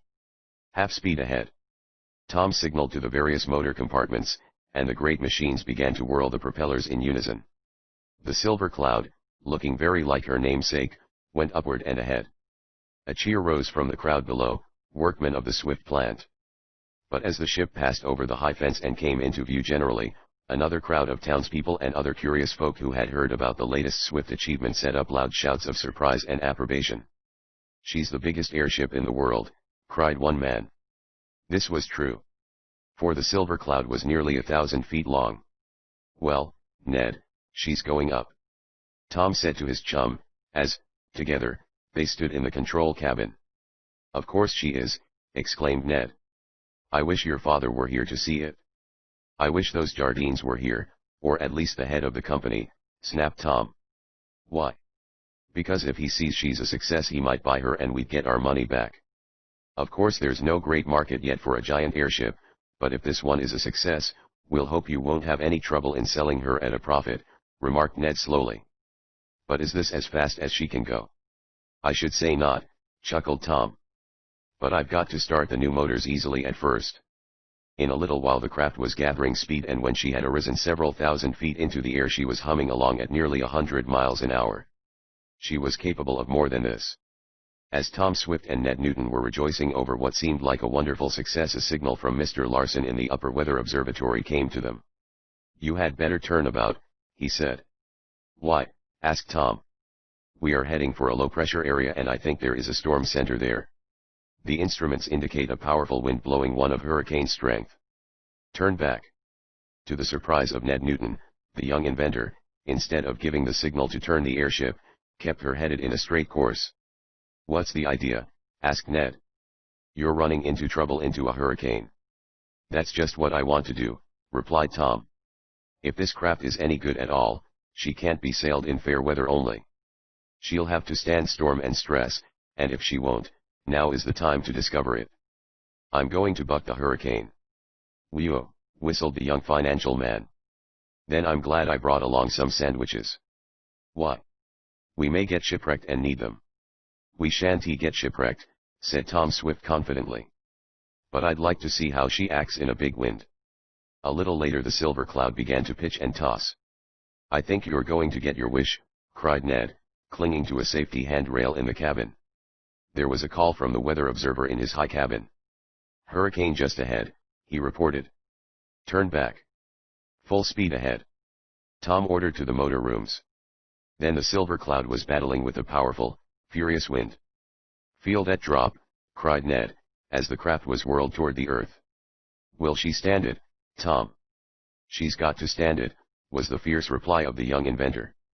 For a few moments, in spite of the brave words of Tom Swift, it was almost touch and go in the fight between the big dirigible and the powerful wind. Chapter 15. Caught in the fog. Tom Swift, the young inventor, did not give up making the silver cloud fight her way into the very teeth of the hurricane, and, though the ship seemed to turn and twist as though to escape the ordeal, he held her to her task. The motors hummed, the big propellers whirled their way, tossing aside the roaring winds, and the silver cloud moved ahead. "Only an all-metal ship would stand this," murmured Tom, as, with Ned beside him, he stood in the control cabin and watched the various gauges which indicated the height and speed of the craft. "Yes, a fabric envelope like those of the Zeppelins, even on a metal frame, would be torn off," Ned agreed. He knew something about reading the gauges, and he noted, with Tom, that now the great craft would be forced down slightly, and again, when getting into some pocket where the hurricane was not of such powerful strength, she would ascend. Her forward speed was cut at times from around 100 miles an hour, which it had been in the calm atmosphere, to less than 30. But Tom Swift had not yet used all the power in his motors. Here goes for a big test, though, he presently decided. The engines have been run on the blocks long enough to wear the pistons smooth, so I think I can chance giving her about all she'll take. Let's see if we can't run through this hurricane. Tom signaled for more speed to the motor compartments. The Silver Cloud trembled, but, after a moment of uncertainty, the occupants of the control cabin saw the needle of the speed dial begin to move slowly toward the higher figures. 60, called Ned. Good, murmured Tom, who was steering the ship. 70, cried Ned. She can do better than that. Tom said. Up to 100 now, reported Ned a moment later. That's good, considering the wind is dead against her, Tom agreed. But if she's to make a trip around the world, as I hope, she may meet with even worse winds than this, and to beat them she'll have to do at least 150 now. She can't. Ned declared. Never. Well, if I can get to 125, I'll be satisfied, Tom said. The ship throbbed, trembled, and vibrated from end to end. In the motor compartments, which Ned visited in turn, to make sure all was well, the men tense, eager, and anxious, bent over their machines and gauges. The one great fear was lest some bearing should overheat or an oil feed or fuel pipe break, thus cutting down the power. Nothing like this happened, and when Ned Newton got back to the control cabin he glanced at the speed gauge and cried. 130. Good, shouted his chum. That beats the hurricane. A moment later there came a signal from Mr. Larson. We have run through the storm. This was immediately noticed, for the speed of the ship went to 160 miles an hour, there being no headwind now to hold her back. But as such speed was needlessly racing the motors, Tom cut it down to a normal rate of 80 miles. Well, you did it, Ned remarked when, having swept through the hurricane area, they turned about and headed for Shopton on a course that would not again take them into a danger zone. The airship did it, replied Tom. Give her the credit. Are you satisfied? Asked Ned. Not altogether, Tom admitted. I can see where I can make some improvements. But they will come later. On the whole, I think she did very well, and in a severe test, too. I'll say it was severe, murmured Ned, rubbing some bruised spots where he had been tossed against the cabin walls. That evening the Silver Cloud was housed in her hangar, safe and sound save for a few minor mishaps. There was great rejoicing in the Swift plant, for it was felt that the work was a big success. But I'll make her better yet, declared Tom. Then the Jardines will be sorry they called the game off, predicted Ned. Maybe, said Tom, with a grim smile. We'll see. Gosh! Ned suddenly exclaimed. What's the matter? I forgot, in the hurricane, all about eating those sandwiches, laughed Ned. There were still more busy days of work in the Swift plant when once again the big dirigible was in her hangar. Several changes were carried out, one motor that had shown a weakness was replaced and different propellers were put on. A number of new instruments were adjusted, and several pieces of apparatus designed for comfort and safety, which had not been installed on the trial trip, were added. Also, the passengers' main cabin and some of the staterooms were partly finished. We could pretty nearly make a trip around the world now, Ned observed, as he went over the ship one night with his chum. Yes, was the answer. But I want another test first. We got a good write-up in the papers about the one we had, Ned stated, showing Tom a bundle of press clippings. They called it another Swift triumph. Yes, Tom chuckled. But they ain't seen nothin' yet, as the joke has it. Let 'em wait. It's queer we haven't heard a word from the Jardines, went on Ned. You'd think they might at least wish us well. I don't want to hear from that crazy Martin, Tom said. But Lawrence seemed businesslike. He might at least make us a rebate for the advertising we're giving his Oralum medal. Sure, agreed Ned. But he's hard-boiled. A week later the Silver Cloud was ready for another test. She took the air more easily, for the lifting power of the gas had been increased somewhat, and she moved along more smoothly under the power of her motors. Going to buck another hurricane? Asked Ned, with a laugh, as he stood in the control cabin with Tom. Not unless we have to. But we can do it. They moved speedily through the air, the members of the crew getting more familiar with their duties. There seemed to be no hitch in the smooth performance of the great airship. I'll head south, Tom decided after a while. You'll have to go higher than this if you do, Ned told him. You know the Muchi range of mountains lie south and there are some pretty tall peaks. We can clear them, Tom declared. But I will go higher. The silver cloud rose above those masses of vapor for which she was named and sailed through the brilliant sunlight. Then she passed over a large lake, heading for the high mountains. In a little while a warning came from the weather observer. Fog ahead. Confound the luck, exclaimed Tom, for fog is one element no airship, however powerful, has ever been able to conquer.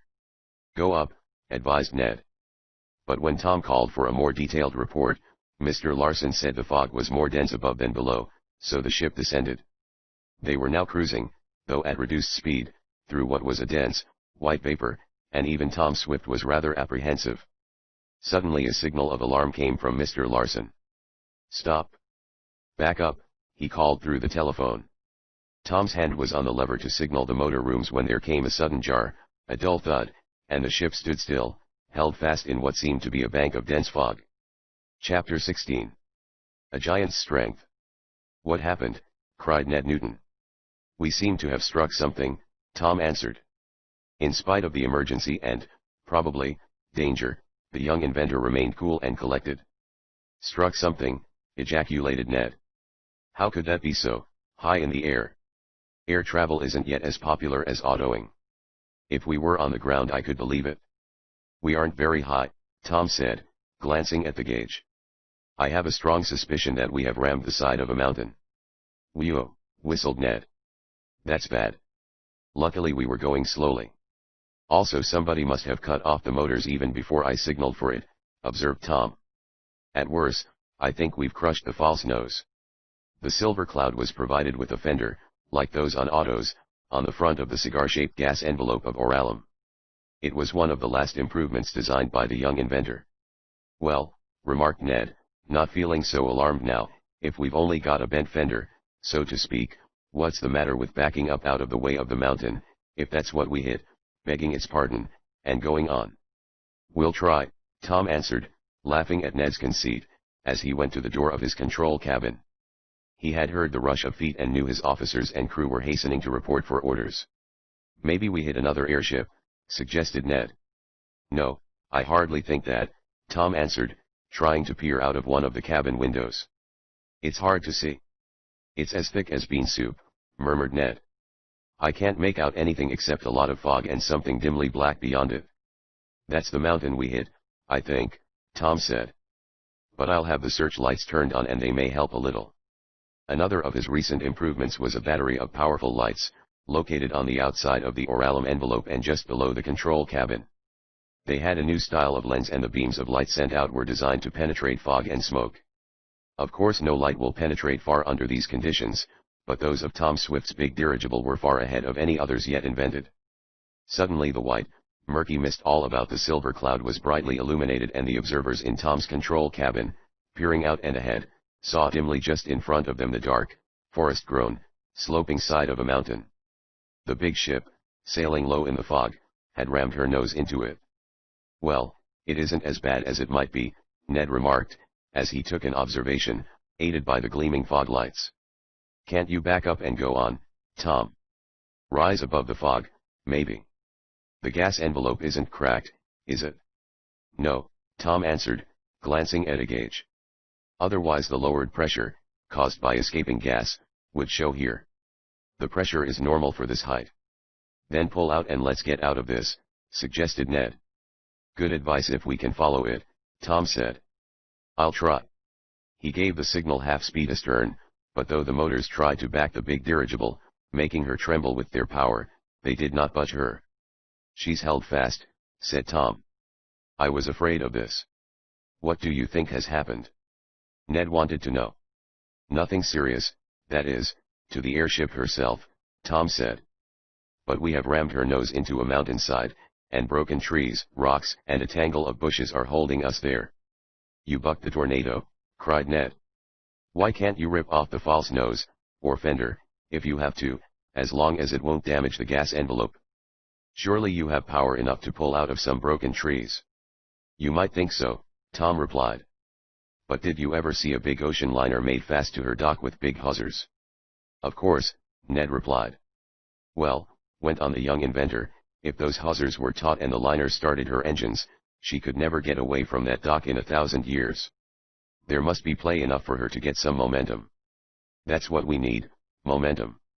If the liner had a few feet play, or free movement, and could start ahead with her engines at full speed, she'd break those hawsers like thread. But if they hold her tight to the dock, her propellers would only churn the water. Now our propellers are only fanning air, so to speak. We can't get enough movement to make our weight and speed count. What we'll have to do is to cut loose from the holding tangle of trees. How can we do that? Asked Ned. That remains to be seen, Tom answered. If this fog would only clear, I could see just what the trouble is. At this moment Koku, who had been taken along on this trip at his earnest solicitation, came into the cabin, being a sort of privileged character. What wrong, master? He asked. We ran into trees on the side of the mountain, Tom answered. We can't pull loose. We're like a football caught in the branches, Koku. We need somebody to give us a push off. Me push, grunted the giant, flexing his powerful hands and arms. By golly, do you know I think he's got it, cried Ned. Got what? Asked Tom. The right idea, went on the manager. There's an exit out of the front end of your gas envelope, isn't there, Tom? I mean in between the individual gas tank holders. Yes, there's a passage out through the nose to the mooring ring. Big enough for Koku? Oh, yes. Then, went on Ned, why not have him go out that way and cut us loose from the tangled, broken trees and bushes that are holding us fast? Koku's giant strength may get us loose. Tom considered this for a moment, seeing the dangers, difficulties, and possibilities. Then he said, it's a chance. Koku, come with me. Sure, master. Me push me pull bust anything, chuckled the giant. Passing along amidships through a central tube running the length of the dirigible, Tom, Koku, Ned, and some of the crew emerged onto a small platform in the very nose of the ship. There the cause of the stoppage was plain to be seen, for the fog was now lifting. The silver cloud had rammed her front fender deep into the crotch of a big tree growing on the mountainside. The crotch was partly split down, and the fender was bent and broken. But the actual structure of the airship had sustained no damage. The fender was caught about 50 feet above the ground. There, Koku, said Tom, pointing. If you can climb out there and pull or chop those two parts of the tree crotch apart, you may free us and we can back out. Are you strong enough? Sure, grunted the giant. Me show. Armed with a keen axe, Koku crawled out to the very edge of the platform and went out of the ship through an emergency door. He climbed into the branches, braced his feet against one side of the Y in the tree and his back against the other part, being above the damaged nose fender which was caught fast. Now me push, cried Koku. Supporting himself by his hands, he took a long breath, and those aboard the craft could hear the fibers of the already cracked tree beginning to rend and tear. But still the nose of the ship was held as in a vice. Then he used the axe for several minutes. You bust, now, commanded Koku, and it seemed as if he would break himself, so terrific was the strain. Bust, tree, he shouted. The great tree split down farther. The Y-shaped opening became wider, and Tom, seeing this, called to a man he had left in the control cabin to signal for full speed astern. The great propellers whirled, and with the tearing loose of the damaged fender, part of which remained in the tree, the silver cloud was at last free. What about Koku? Cried Ned, for the giant was left in the tangle of branches. I'll pick him up with a rope ladder, Tom said. Then he signaled to the giant to climb down and wait on a level place at the foot of the mountain. It did not take long to ascertain that the dirigible was damaged no more than the tearing away of her nose fender, which in no way interfered with her maneuvering. So a little later, the silver cloud hovering low over the level place, Koku was picked up, the fog having been driven away by a rising wind. That's pretty nifty, Ned remarked, as Tom had the rope ladder lowered from a windlass and drum which wound up the ladder again when Koku was on the lower end. It saves a lot of climbing. Yes, Tom said, I thought he'd be tired after breaking that big tree. Koku seemed to think nothing of his remarkable feat, but if it had not been for him it is probable that the craft might have been held there a long time until men with axes could have chopped down the forest giant. Well, that's another adventure to our credit, Tom said, as they reached the hangar that night. And it gives me a new idea. What? Asked Ned. A nose fender that can be detached and dropped off by pulling a lever from within the ship, was the answer. Then if we ram something again, we shan't be held up until Coca can free us. So this improvement was added to many others. During the next week several other trial trips were made, though not to any great distance, and various improvements incorporated in the big craft of the air. Though there were many accounts in the paper of Tom Swift's dirigible, no word came from the Jardine company. One day Ned saw Tom carrying a large bouquet of flowers into the officer's cabin. "What's the idea?" asked the manager. "Going to have a christening, Tom?" "No. These are for Mary." "Mary?" "Yes. I've a desire to take a longer trip for this test flight, and sail over Mt. Cammon. Then, if all goes well, I'll drop this bouquet and a note to the folks down by means of a little parachute. I thought it would surprise them." "I'll say it will," chuckled Ned. "Good for you. When are you going to start?" "Pretty soon. Coming along?" "Of course. You'd have to tie me to keep me back." At the time agreed upon the Silver Cloud took off in good shape, rose steadily and easily, and was soon soaring on her way to the great forest reserve in the midst of which stood the hotel on Mt. Cammon. "It certainly is dry," observed Ned, as they flew low over a farming community and saw the arid fields, crops drying up, and, in many instances, farmers hauling water for their horses and cattle. "I don't see where the rain is keeping itself," Tom said. "It's as dry as a powder horn." The aviators made good time, and early that afternoon came in sight of the mountain summit on which the hotel stood. "There it is," cried Ned, who first sighted the resort. "Get the bouquet ready, Tom. Say, maybe you could make a landing on the ball field. Why don't you try?" Tom turned the helm over to his chum for a moment and began making an observation through his binoculars. Chapter 17. Midnight Visitors. "Can you make a landing on that ball field?" Ned Newton asked, as the young inventor put aside the glasses and took over the steering wheel. "I doubt it," was the answer. "It would be too much of a risk to try. That ball field is too small.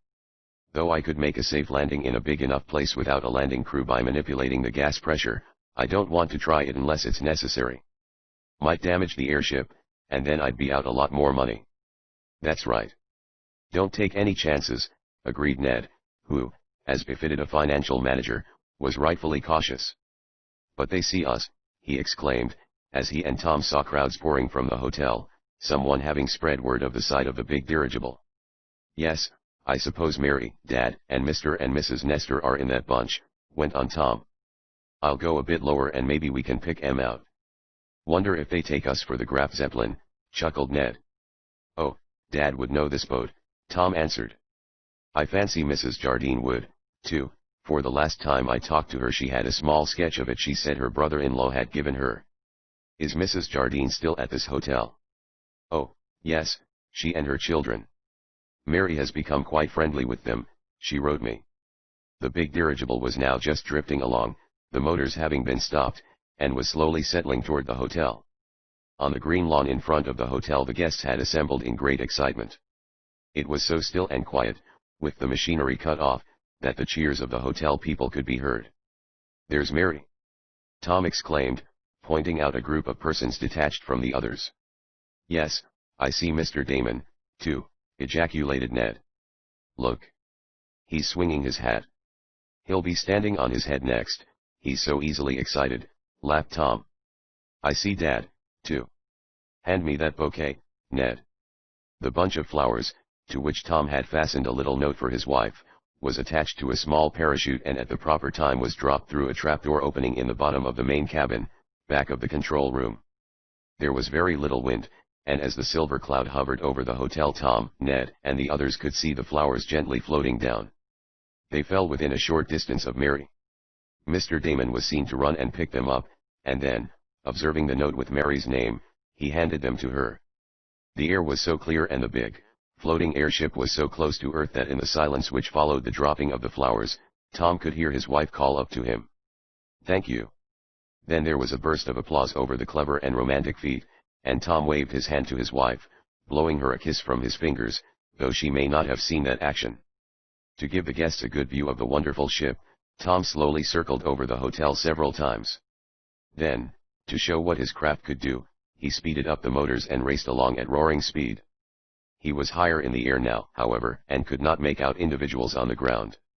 "Too bad we couldn't land," remarked Ned, as, with 3 dips of her nose, Tom made the Silver Cloud wave a final farewell salute to his wife and the others. "Yes," the young inventor agreed. "But I think this airship is about finished now, and I'm going to lock her in the hangar and take my vacation." "So you think you'll have to keep her yourself, do you?" asked Ned. "I mean, have you given up the idea of trying to sell the dirigible?" "I'd be glad to have the government, the Jardines, or anyone else buy the Silver Cloud if we could get out of it with a decent profit," Tom said. "As it is, she's a white elephant on my hands. But we've certainly had no offers for her or even inquiries about her. So I'll just park her after I make a few more changes and give her a last hard test." The trip back to Shopton was without incident, save that one of the motors cut out on account of ignition trouble. But those remaining were more than sufficient to drive the craft along, and she was soon safely housed. Tom Swift went to his office to make some notes on the trip, incorporating in them suggestions to Mr. Jackson for certain changes, while Ned went over some accounts and tried to think of some way of making the Silver Cloud a profitable venture for the Swift firm. It was past midnight and all was quiet in the office. The plant was shut down and only the watchmen were making their various rounds to be sure all was well. Tom was writing a letter to Mary, intending to post it on his way home with Ned, when the latter, giving up with a sigh of regret an attempt to figure some way out of the financial puzzle, suddenly murmured, "Hark! What to?" Tom asked. "I thought I heard someone coming along the hall." "The watchman, probably." "The watchman wouldn't walk on his tiptoes like a thief," whispered Ned. "I believe we are going to have unexpected visitors." Tom Swift quietly left his seat at the desk and moved softly across the room to the door. He opened it suddenly, and as he did so there was a scurrying rush of feet. As Ned leaped to join his chum and Tom switched on a light in the corridor, they saw 2 dark forms vanishing around a turn. "Come on," cried Tom. "We've got to catch them." Chapter 18. The Escape. Following Tom Swift out into the corridor, Ned Newton paused long enough to throw an emergency switch that flooded the different yards of the plant with brilliant electric light. At the same time alarm bells were set ringing in the various places where the different watchmen had their stations for the night. "Stop! Hold on! Who are you?" shouted Tom, as he raced after the midnight visitors who had approached so stealthily but who had left in such a hurry when discovered. There was no answer, naturally, and when Tom and Ned reached the turn in the hall, around which the 2 had disappeared, the fugitives were not in sight. "We've got to get them," cried Tom. "I've got to know what this means." "Looks as if some of the gangs that bothered us in the past were up to their old tricks," commented Ned. "But wasn't one of those fellows the dwarf, Tom?" "I thought so, but I couldn't be sure, coming out of the lighted office as I did."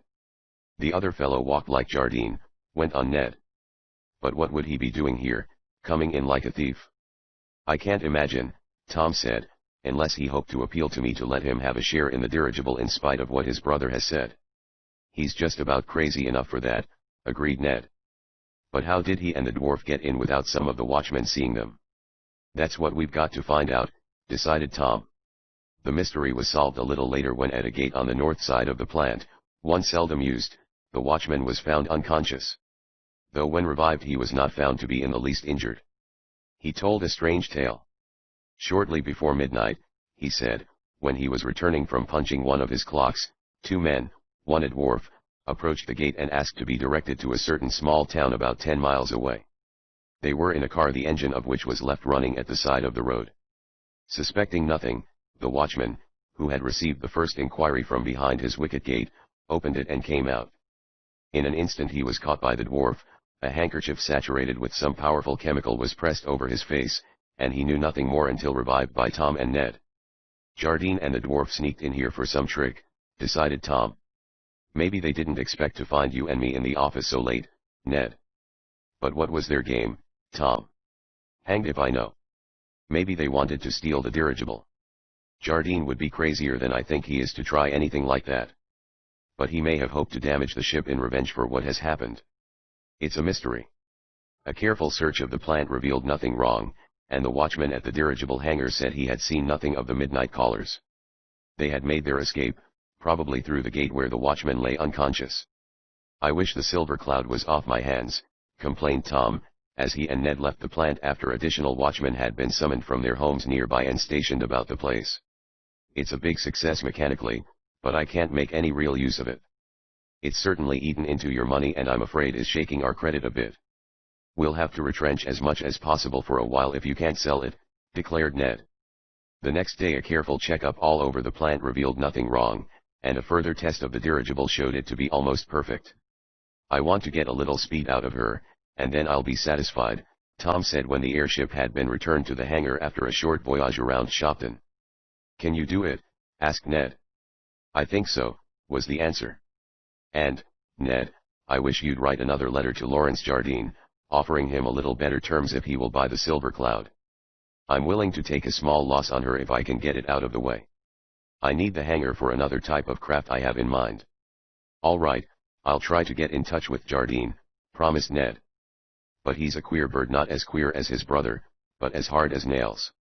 It was the day after this, when Tom was giving orders to have the Silver Cloud groomed for a final and most severe test of all, which was to take place with a full load of passengers and crew, that Ned Newton, reading the paper, gave a whistle of surprise. "What's the matter?" asked Tom. "Has Jardine sent word that he will buy the ship?" "No. But read that." He indicated a small item which Tom took in at a glance. It stated that a man named Casso Tobini had escaped from the jail in a small town near the Mt. Caman Hotel. "Tobini," cried Tom. "Why, that's the crazy gardener who wanted to knock down Mr. Damon." "Sure," assented Ned. "And the one you told me chased the hotel manager with a knife." "That's the fellow," went on Tom. "A bad bird." "Well," Ned remarked, "I suppose he'll be after that manager's scalp now." "Shouldn't wonder," Tom assented, and then a worried look came over his face. "What's the matter?" Ned asked. "I was just thinking," said Tom slowly. "I suppose this crazy Tobini may want to take another crack at Mr. Thorndyke or at Mr. Damon. And if he's insane, as I really believe, he may fly into a rage against anybody, Mary or her parents or Dad. I wish he was back in jail," and Tom Swift began to pace nervously up and down. Chapter 19. The Forest of Fire. After reading of the escape of Casso Tobini from jail, Tom Swift somewhat relieved the anxiety of his mind by getting in touch with the Mt. Caman Hotel on the long-distance telephone and talking to Mary. Without unduly alarming her, he told her of the escape of the madman, of which, however, she was already aware, and begged her to be careful. "Oh, Tom dear," said his wife, with a little laugh that echoed musically over the wire, "don't worry. I'm all right. I have your own dear father to look after me, as well as Mother and Dad." "Yes, but be careful just the same," advised Tom. "And tell Mr. Damon to watch out." "I will. But, bless my powder puff, as Mr. Damon might say, I'm sure there is no danger. Mr. Thorndyke, the manager, told us not to worry, that if Tobini came on the hotel grounds he would be immediately arrested." "It didn't seem to do much good to arrest that bird before," said Tom. "Better put him in a stronger jail next time." "I'll have that attended to," promised Mary, with a laugh. "Now tell me about yourself and the big dirigible." "We're both all right, and so is Ned," Tom answered, not speaking of his worries over the financing of the great airship. "When are you coming up again, Tom?" "Oh, pretty soon," was the answer. "Then I'll take a long vacation with you and the folks." "That will be lovely," his wife murmured. Neither of them realized how soon Tom Swift would appear on the scene nor under what tragic circumstances. "Well, goodbye," called Tom into the instrument. "Do you?" "Of course I do," said Mary earnestly. "Do you?" "With all my heart." "Talking in cryptograms," chuckled Ned. "None of your business," snapped Tom, and he blushed even under his coat of tan. The day came when the Silver Cloud was to be given the most severe test since her construction. Up to now only a skeleton crew had been carried on the different trips, and there had not been a full load of gas and oil. No passengers at all had been taken up, the accommodations for the 50 that could be transported remaining vacant. Now Tom Swift planned to go aloft with a full crew, enough gas, oil, and other supplies as if for a 10,000-mile trip, and he would have as his guests 50 persons from in and around Shopton. Some of the plant executives were to be allowed to bring such members of their families as they chose, and the mayor and officials of the town were to get invitations. "It will be some party," predicted Ned. "Going to serve lunch." "Oh, Sure. I want you to ask the newspapers to send some reporters along, if they wish, and newspaper men always like to eat. Sure, chuckled Ned. And smoke, too. How about that? Will you permit smoking? In certain rooms, yes. But they will be insulated from the danger of setting fire to the lifting gas. Not that it would explode like hydrogen, but I must take no chances. You'd better not if I'm going along, warned Ned, with a laugh. There was great excitement in Shopton when a number of the townspeople, including the mayor and other officials, received word to assemble at the Swift plant on a certain morning, there to go aboard the Silver Cloud for a trip through the air. There were many who would have given a large sum to be of the selected ones, but there were limits even to the big dirigible, though Tom promised his many friends, who had known him since boyhood, that at a later date he would give them all a ride. With his various officers, Mr. Jackson, and the head workman from the Swift manufacturing plant, Tom Swift went carefully over every part of the big craft. The weather reports had been collected by Mr. Larson and there were no adverse conditions for several hundred miles around, so Tom felt that his dirigible would give a good account of herself. Though I almost wish we would run into a storm, he told Ned. It would give the newspaper men something to write about. Some of them might be too sick to write, chuckled Ned, for though the Silver Cloud was very steady at most times, it could not be denied that she rolled and pitched in a powerful wind, and the feeling of new passengers was somewhat akin to seasickness. All ready, called Tom from the navigating cabin when all the guests and the crew had assembled on board. All clear, answered the captain of the ground crew. Walk her out. Tom ordered. The sun began to gleam on the silver-colored oralum plates of the big dirigible. At last she was free from the hangar, and as the young inventor began to increase the power of the lifting gas, she tugged at her mooring and ground ropes like some great creature eager to be free that she might float in the blue space above. Let go, cried Tom. The ropes were cast off, the ship hesitated for a moment, seemed to quiver like a racehorse, and then went up amid the cheers of the crowd that had gathered to see the final test. The great propellers roared and throbbed, the nose of the Silver Cloud was pointed to the north, and away she went, gathering speed every moment until at last she was high above the throngs and like a silver thread in the vast blue space all around her. Perfect, exclaimed Ned, who, in the control cabin with Tom, had observed the takeoff. As nearly so as it's possible to make her, agreed the young inventor. Now, if nothing goes wrong, I'll show this crowd and those newspaper boys something. From then on, the young inventor put his craft through her paces to the limit. She shot up to a great height. She went down until it seemed as if she must hit the earth and some of the faces went a little white. But at the right time Tom pulled the elevating rudders and the ship went up again, high above the clouds. Then he circled, went straight away at a pace of over 150 miles an hour, and, as a final stunt, schemed over a great lake, 200 miles from Shopton. There, hovering in the air like some queer balloon and with the blue water sparkling beneath, lunch was served on board and Tom presided as host. He was cheered to the echo. This is the best thing you've ever done, Mr. Swift, said a New York newspaper reporter who had seen some of Tom's other strange machines. I'm glad you think so, was the modest answer. Tom had but one regret, that Mary and his father were not along to witness his triumph. But he planned to have them on board later. The trip was a success in every way. Not a mishap marred the supreme test, and when the ship went back to her hangar that night, papers containing reports of what had happened on board were already being sold in Shopton. The Silver Cloud carried a wireless telephone outfit that could be tuned into the proper instruments on the ground. The next day's morning papers printed pages of the wonderful success of the Silver Cloud, and as Tom and Ned sat reading them in Tom's private office, Ned remarked casually, "Maybe Lawrence Jardine will change his mind now, pay for this ship, Tom, and buy her." "I think he's too stubborn," Tom remarked.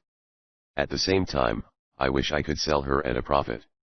I really don't know what to do with her. But I think it's useless to appeal to Lawrence Jardine again. I wonder what's become of him, anyhow." Hardly had he spoken when there was the sound of an auto coming along the road at a reckless pace. Tom and Ned saw a big machine, containing a chauffeur and a man at the side of whom Ned exclaimed, "Talk of the old Nick, here's Lawrence Jardine now. And he's coming here. Looks as if something was up." Jardine leaped from the machine as it came to such a sudden stop that the tires shrilly protested. He rushed into Tom's office, his face showing some terrible emotion. "What's the matter?" Tom asked. "Help," gasped Lawrence Jardine. "The hotel at empty. Kamen is surrounded by a forest of fire. They'll all perish. Can't you do something? An airplane. My wife and children. He fell in a faint at Tom Swift's feet. What did he say? Cried Ned, who had lingered behind Tom. Something about a forest on fire at Mt. Kamen. The wood's dry as tinder, exclaimed Ned. A forest fire. But we haven't heard of such a thing. Quick, gasped Tom. Get me some water. I must revive him and find out what he means. The hotel surrounded by a forest of fire. And Mary's there. And Dad? Mr. Jardine, wake up. Tell me more. What do you mean? Tom Swift fell to shaking the unconscious figure as Ned dashed back into the office for water. Chapter XX. Speeding through the air. Looks as if he were coming around, said Ned Newton in a low voice, as he bent over Lawrence Jardine. Yes, assented the young inventor, raising the man's head and pouring a little more water between his lips. He went out cold. I'll get some aromatic spirits of ammonia from the doctor's office, went on Ned.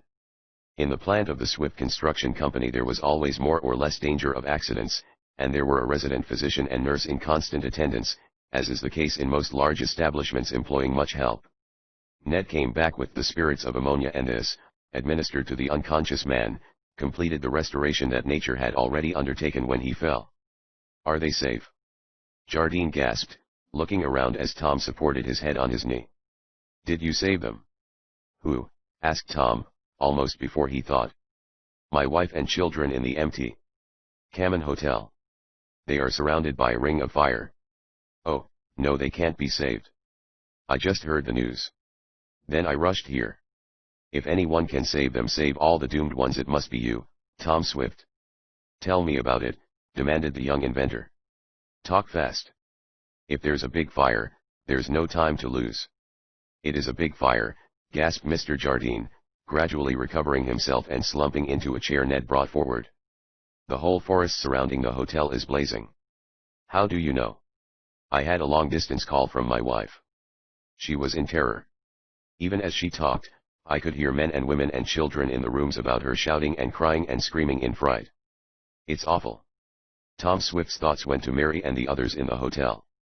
He wanted to rush forth and save them, but first he must know exactly what to do. Eagerly he and Ned questioned Mr. Jardine for particulars.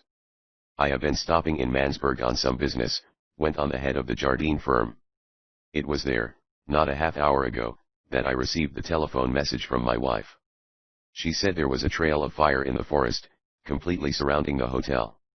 As you know, it's in the midst of a dense forest with no open tracks for miles to check the progress of the flames. How did the fire start? Tom cried. My wife didn't say.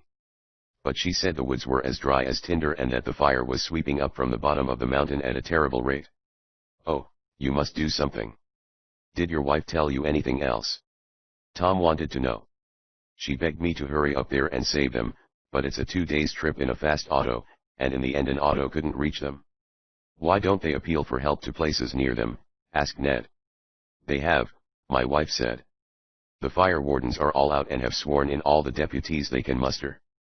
But the fire is terrible. There never was such a big one. Oh, we must do something. Tom dashed away, leaving Ned to minister to the visitor who, however, seemed to have fully recovered from his faint. But he was very weak and excited. Where's he going? Asked the metal manufacturer, observing Tom. To a telephone, I guess, was Ned's answer. A moment later from Tom's private office came the words.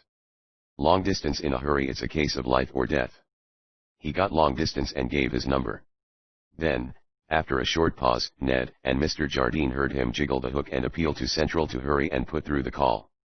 There was again a period of tense silence, and then Tom repeated in a dull voice. Oh, they don't answer. All right. The receiver clicked back on the hook and Tom rejoined Ned and Mr. Jardine. The wires are down, Tom reported. Burned, I suppose. Then we must do something at once, cried Ned. Yes, agreed Tom. We must get there as quickly as we can. He looked at his watch and glanced about the lower office as if seeking something.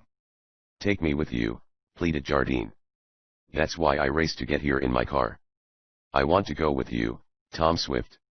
Just a moment, said Tom, raising a restraining hand for silence. I must think what is best to do. This is terrible. Can't you go to MT? Cabin in the big dirigible, asked Mr. Jardine. That will take you there as quickly as anything else. In that perhaps you can save my family and yours, he added after a moment of hesitation. Oh, Tom Swift, you must do something. I will, Mr. Jardine. But I must make some plans. Though the gas in the dirigible is not as explosive as that generally made use of, I don't know that I dare risk sailing over a forest of fire in the machine. Let me think a moment. He paced the floor with nervous energy. Then he called to Ned. Go out and tell Blake to get the Wasp ready. This was a small monoplane, very speedy, carrying two. Will you take me? Cried Mr. Jardine. Impossible in the Wasp, Tom said. I must first see what the situation is before I can decide what to do.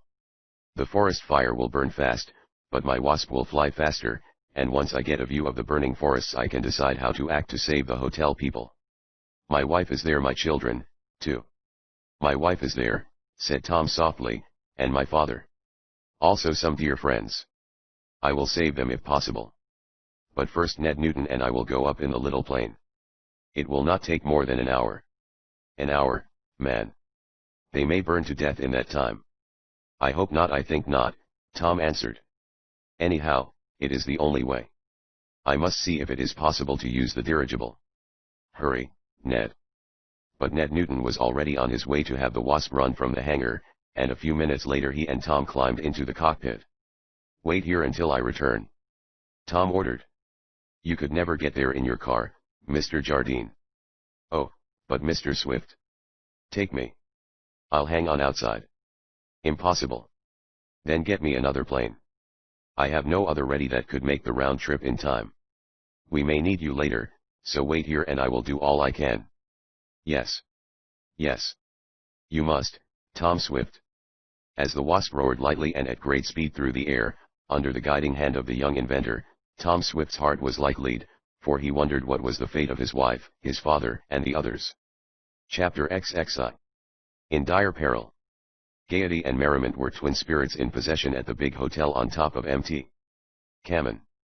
The establishment was crowded to capacity with guests, young and old, and all were enjoying themselves to the utmost.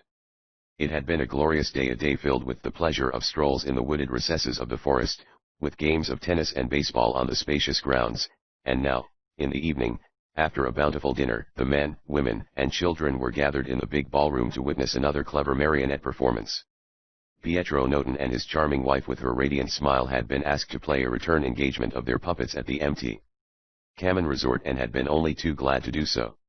It is with so much pleasure that I greet you again, said the Italian puppet master to Mary Swift, as he got ready to go on with the little marionette play.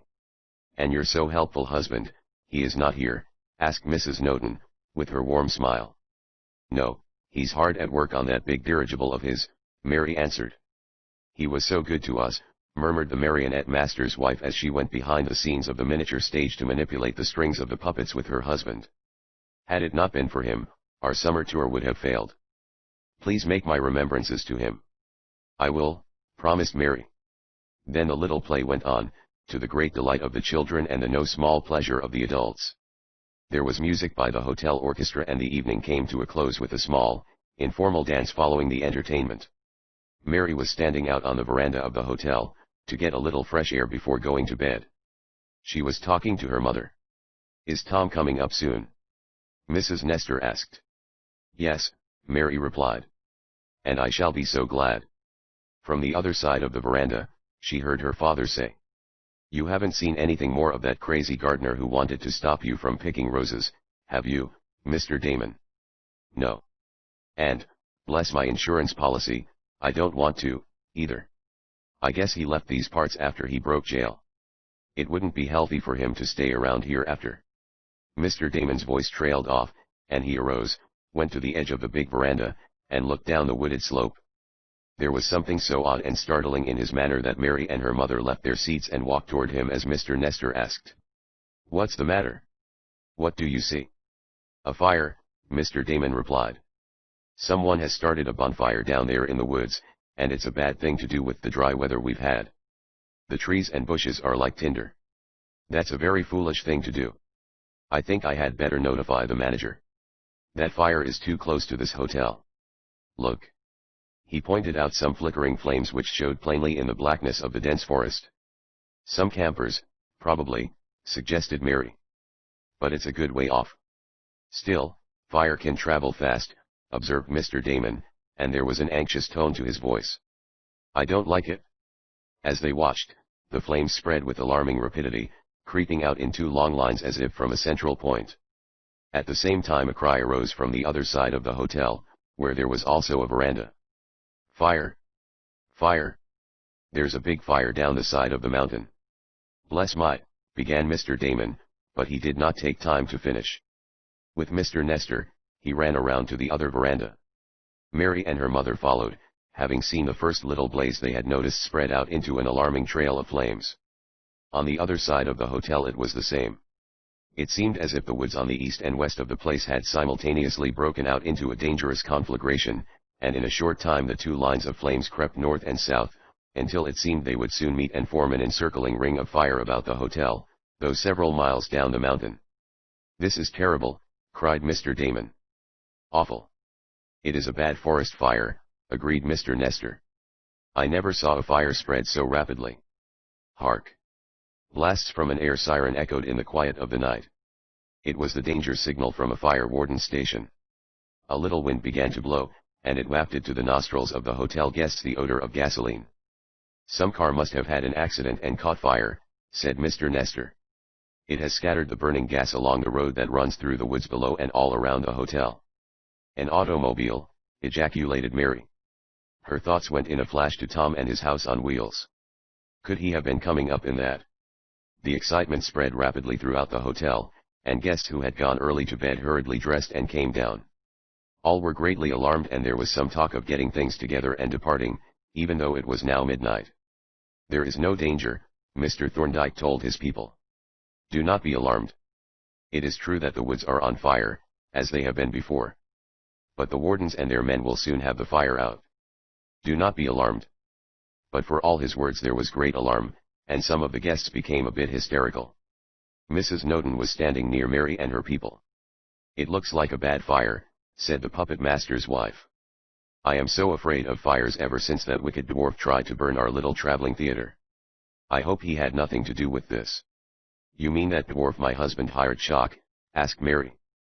Jim Chalk. Yes. He seems to have a mania for fires. What would he be doing up here? Mary asked wonderingly. I do not know. I only hope he had no hand in this. I must go to help my husband pack the puppets. We shall leave in our van if this fire gets worse. You can't leave, I'm afraid, Mr. Damon said. At least not now. Why not? Because the fire is completely about the hotel, as you can see. It is some distance away and probably will not come here. But until the circle of flames is broken you cannot get through. Oh, but we must get away, cried Mrs. Noden. I shall go tell my husband. As she hurried off, there was some excitement around one of the lower entrances to the hotel at a basement door directly under Mary Swift and her people, who stood on the veranda watching the ever-increasing flames below them. Mary saw a man stagger through the light which streamed out of the basement toward a group of hotel employees. He was a man who had evidently just come off a tank automobile containing oil or gasoline, for his clothes bore unmistakable evidences of that occupation.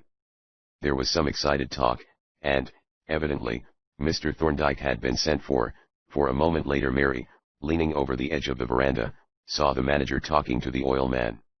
What is it? Asked the manager. Danger. That's what it is, cried the man.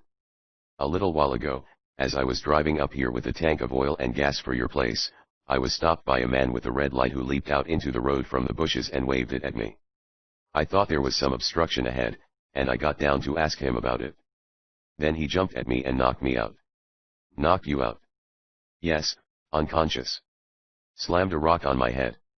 When I came to I saw him driving away with my tank auto and the cocks were open. Oil and gas was running out all over the road. Gasoline, cried the hotel manager.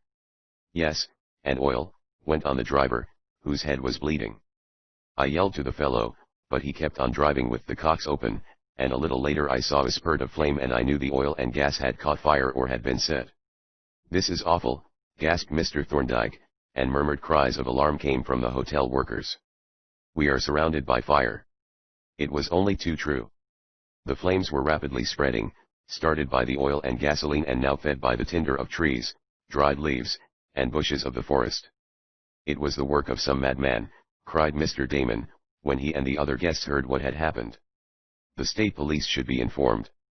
"An alarm has been given," said Mr. Thorndyke, going about and trying to calm his guests. "The fire wardens are summoning help from all over." This was evidenced by the weird screaming of the air sirens located here and there on the mountain.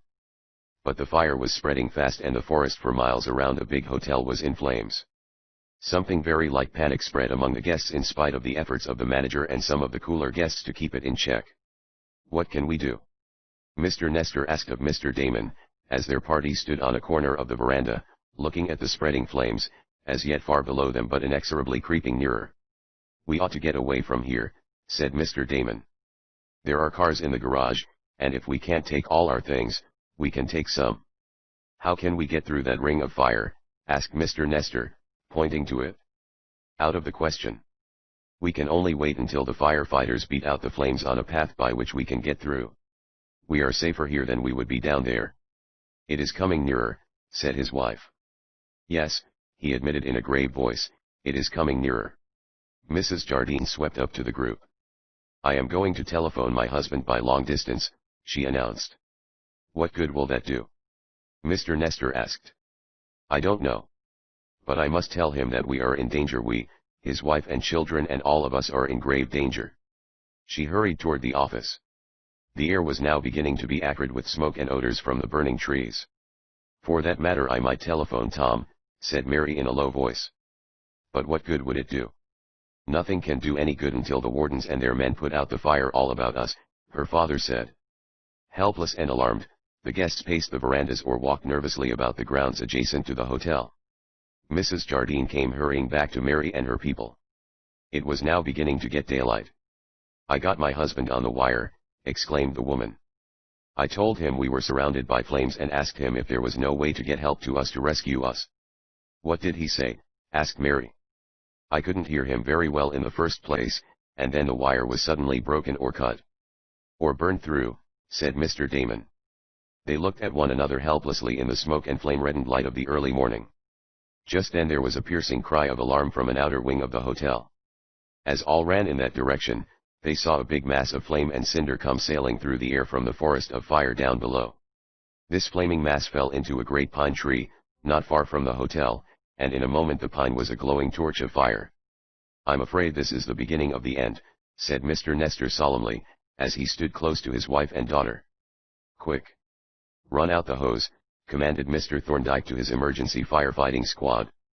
"The hotel will catch from that burning pine if we don't put it out. Hurry." Chapter XXII. A Message of Hope. "There's the fire all right," shouted Tom Swift to Ned Newton, who was riding in the cockpit of the Wasp behind him as they circled over the mountain. "Burning fast," remarked Ned. "It's a big blaze." "It hasn't reached the hotel yet," went on Tom. "If the wind holds this way it may not." Ned looked down with appraising eyes. He wanted to keep Tom's spirits up, for he knew much would depend on the young inventor if he was to save his wife, his father, and others imperiled at the hotel surrounded by fire, and yet Tom must know the full extent of the danger. "The wind holding one way won't do much good when the fire is all around the hotel as it is," Ned remarked. "That's so," agreed Tom. "This is awful." They had made a quick trip from Shopton in the speedy little airplane, leaving Lawrence Jardine, frantic and half-crazed with anxiety, to await their return. It was now close to noon, and in the broad light of day great clouds of smoke billowing over the mountain on which the hotel was situated could be seen. With the smoke were long flashes of fire. "Better head up a bit, Tom," called Ned to Tom, as they started down when almost over the hotel. "Here comes a lot of smoke." The wind was blowing a great cloud of hot, white, acrid vapor toward the Wasp, and Tom shifted the controls which speedily sent the fast craft up above into a clearer atmosphere. There a broader view could be had of the great forest fire. Its proportions amazed Tom and his chum.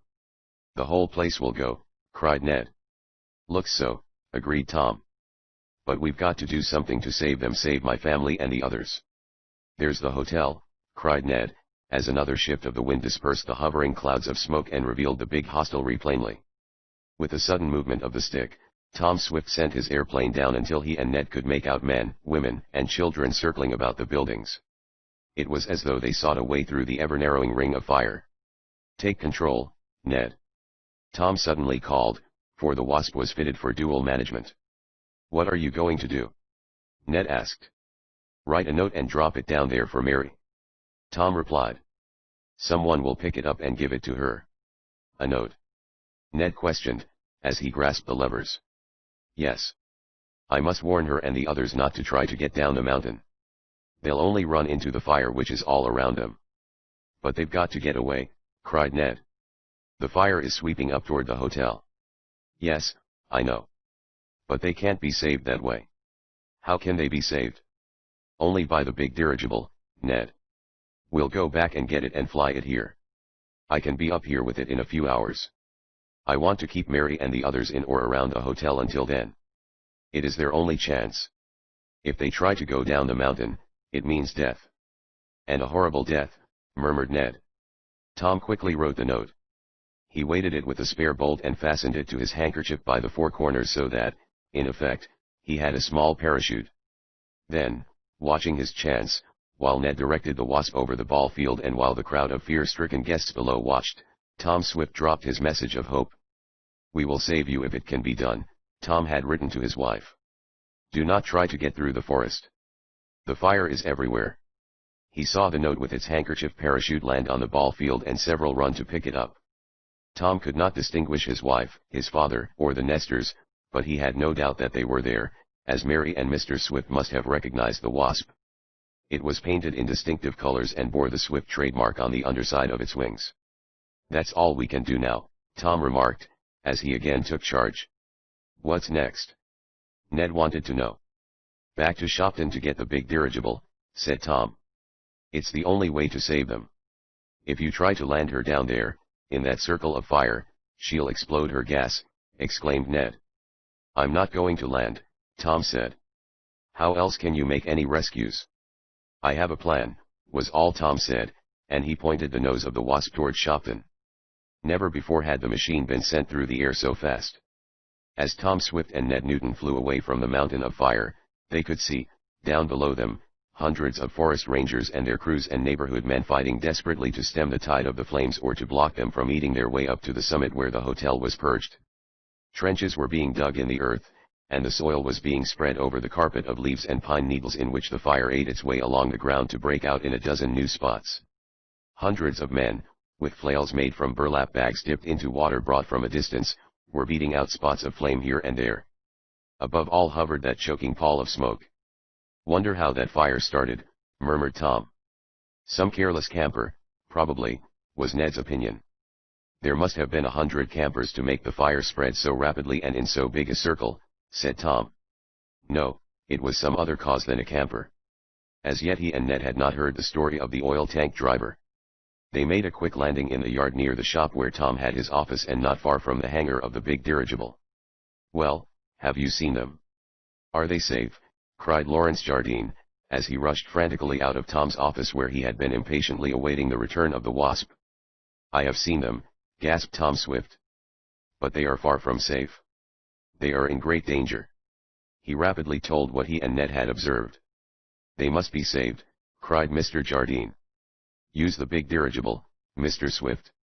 Save my wife and children and I will do anything in the world for you, anything." He held out his hands appealingly. "I will do my best," said Tom. "I want to save my own family as well as yours. I also want to save the other people." "How can you do it?" "By using the big dirigible. It is the only way. It may cost us the airship and our lives, even to make the attempt above that awful forest of fire, but it is the only way." "I'm with you." "Tell me what to do," cried Mr. Jardine. "We must work fast," Tom said. "Luckily, the ship is ready to take the air, but I must rig up a device for getting the people on board. I shall not be able to descend to the ground. I'll need a crew. I must call for volunteers among my men. Those who go in the Silver Cloud to the forest of fire may never come back. Each man risks his life. I will ask no man to go, they must volunteer. The alarm signal was sounded, bringing the men from the distant shops, and when they were assembled in the big yard, Tom rapidly told them the circumstances and spoke of the great danger. "Will some of you go with me to the rescue?" he asked. There was a moment of hesitation. Then, from the outer edge of the crowd of workmen, a voice cried, "Count me in." A little man, a dwarf, wriggled through the press and stood before Tom Swift. "Chalk," cried the young inventor. "At your service," said the dwarf, with his grotesque smile. "Oh, I know I acted like a fool, Mr. Swift," he hastened to say as he saw objection on Tom's face. "But I did nothing wrong to you or yours, and I can prove it. Let me make amends by being the first to volunteer. I'm not afraid." Tom hesitated, but in that instant out stepped Koku from where he towered above the other men. "Little man go, big man go," cried the giant. "I be Voltaire too." Giant and dwarf both go. He stood beside Chalk, the contrast being grotesque and almost laughable in spite of the tragic situation. Then there broke out a cheer from the workmen, and voices here and there cried, "I'll go. Count on me. Don't leave me out. We're all with you, Mr. Swift." In a few minutes a volunteer crew had been selected and Tom began to issue his orders. "Are you really going to take that dwarf?" asked Ned. "Of course," Tom answered. "Perhaps I have done him an injustice, or it may have all been Martin Jardine's fault. But I'll take Chalk. He saved the day by volunteering first. He started the others. Now I've got to get the cage ready." "Cage? What cage?" "A big metal cage that can be lowered from the dirigible by a chain and windlass to save those at the hotel. It is the only way." Chapter XXIII. The metal cage. There was so much to do and in such a rush, that for 2 hours Ned Newton had no chance to talk further with Tom Swift about the desirability of taking along the dwarf Chalk.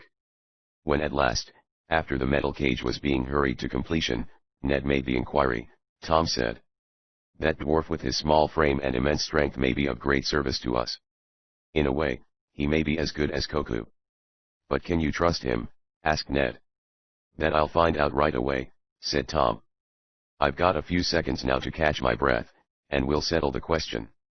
Whether or not he tried to play tricks on me, in conjunction with Martin Jardine, I have a kindly feeling toward the dwarf, for he appeared in the nick of time and started the volunteers."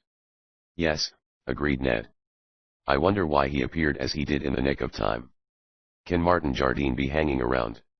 "We'll find out if we can," Tom said, and sent Eradicate to tell Mr. Jackson to have Chalk appear in the private office. The dwarf came, sweaty and dirty, for he seemed to have been laboring like a Trojan. "Chalk," began Tom abruptly, "while I'm glad to admit you did me a service by volunteering, I needn't tell you that your conduct up to now has been very suspicious, and more than once I think you have been trying to gain access to the works here." "You're right, Mr. Swift, I have been doing some crooked work. Rather, I tried to do it for Martin Jardine. But I'm through with him for good and all now. I'm working for you, and I'll work faithfully to save your wife and father and others in the burning hotel." "Let us hope it isn't burning yet," said Tom. "What about that forest fire?" cried Ned. "Did you have anything to do with it, Chalk?" "Of course I didn't. What do you think, I am a fiend or a madman?" "What makes you ask such a question as that?" "Because of something Pietro Noten told me," said Tom. "Pietro Noten?" "Yes. Did you once work for that marionette showman?" "I did, yes, and I'm sorry to say I made a fool of myself. I got drunk when I was playing engagements in theaters and afterward working in his show. But that's the worst I did, getting drunk, and I'm off that now forever. I've taken a solemn pledge." "What about setting fire to his marionettes?" asked Tom sternly. "I never did it intentionally. I was drunk and went to sleep with a cigarette in my mouth, very wicked and foolish. It started a fire, but I woke up when I felt myself scorched, and helped put the fire out. Then I ran away. I wouldn't for the world have done it intentionally. But those marionettes got on my nerves." "What do you mean?" asked Ned. "Well, there was one dwarf marionette and I always thought he was meant to poke fun at me. I know now he wasn't, but I was drinking and I imagined all sorts of foolish things. That marionette dwarf made me drink harder, and then came the fire and I skipped out. After that I went to work for Mr. Jardine, though I didn't stop drinking right away. But I'm through now." "What was the game you and Martin Jardine tried to play?" "Was it to damage my dirigible?" asked Tom. No, the dwarf answered. But Martin Jardine is queer, and when he found out his brother had called a halt on the big airship, he wanted me to slip in and take away certain parts without which he thought it could not run. He thought he could force his brother to a compromise by hampering you. But it didn't work. No, said Tom. Such a trick would never work with me. Then you and this Martin Jardine visited the plant one night. Yes, and we had trouble in getting away, Chalk said. It was after that I decided to go straight, and I quit Jardine. But I never set any forest fire and I never would have done anything to damage your dirigible more than temporarily. But I'll be true to you now. I'll risk my life to help save your folks, and in that way I'll make up for what I've done. I hope you'll tell Mr. Noden I didn't mean to start that fire in his show. I'll tell him, promised Tom. He and Ned were both impressed with the sincerity of the dwarf, and after a consultation with Lawrence Jardine, who bore out some of what Chalk had said regarding the irresponsibility of Martin, it was decided to let the little man accompany them. But you must have no further quarrels with Koku, warned Tom. I won't, the dwarf promised. He can make all the fun of me he wants to and I'll never say a word. But Koku was too busy even to notice the little man, for there was much need of the giant's strength. Great beams of steel that would have needed a small derrick to put in place in building the cage were lifted around more quickly by Koku, and in this way the work was hastened. Chalk, too, was able to use his powerful muscles in narrow quarters where other men found it impossible to gain access. So the two extremes of human life, the dwarf and the giant, labored together on the steel cage that Tom hoped to use in saving those at the fire-encircled hotel. Between the hours of rushing work Tom was in communication with the forest rangers' headquarters by telephone. Everything possible was being done to check the fire, but the forests were so dry from lack of rain that the conflagration was steadily sweeping upward. It looks as if the hotel is doomed, was the message Tom had over the long-distance wire. He tried again and again to get in touch with the hotel itself over the wire, but as Mrs. Jardine had said, the copper circuit was cut or burned. Did you think Chalk set that fire? Asked Ned of his chum, when Tom, directing a gang of men who were getting the dirigible ready, stopped for a moment. Oh, at first the thought entered my mind, but he couldn't have got here so soon after setting it except by airplane, and I don't believe he came that way. I wonder if the fire was set, and who did it, mused Ned. That we may never find out, answered Tom. Do you think it could have been Martin Jardine? No. He wouldn't be crazy enough for that to put in danger his brother's wife and children. It's queer, though, why he hasn't shown up here lately. At last, later in the afternoon, the metal cage was finished. A chain from the top went around a drum driven by an electric motor aboard the Silver Cloud. By this means, through a trapdoor in the bottom of the dirigible, the cage could be lowered to the ground and pulled up again into the interior of the big airship. It's a small cage to save a whole hotel full of people, said Tom. But it's as large as we dared make it. How much chain have you? Ned asked. About 200 feet. I daren't go any closer than that to the ground if there is fire near, Tom said. Well, I think we are ready to leave, he added, as he hurried about the dirigible, making sure that everything was in shape.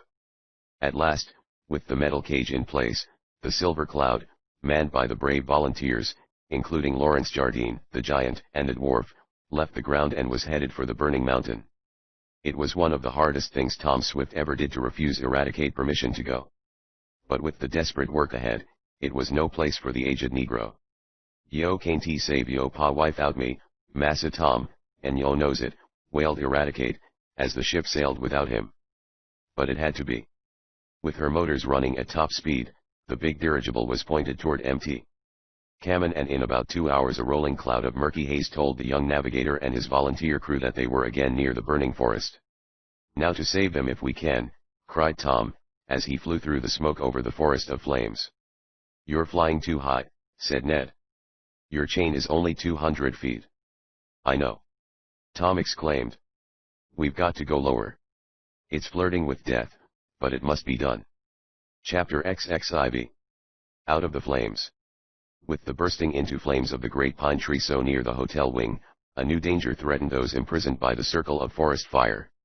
Yet it was not so much a new danger as an extension of that already menacing them. Quick with that hose, cried Mr. Thorndyke, as his crew of amateur firemen responded to the summons.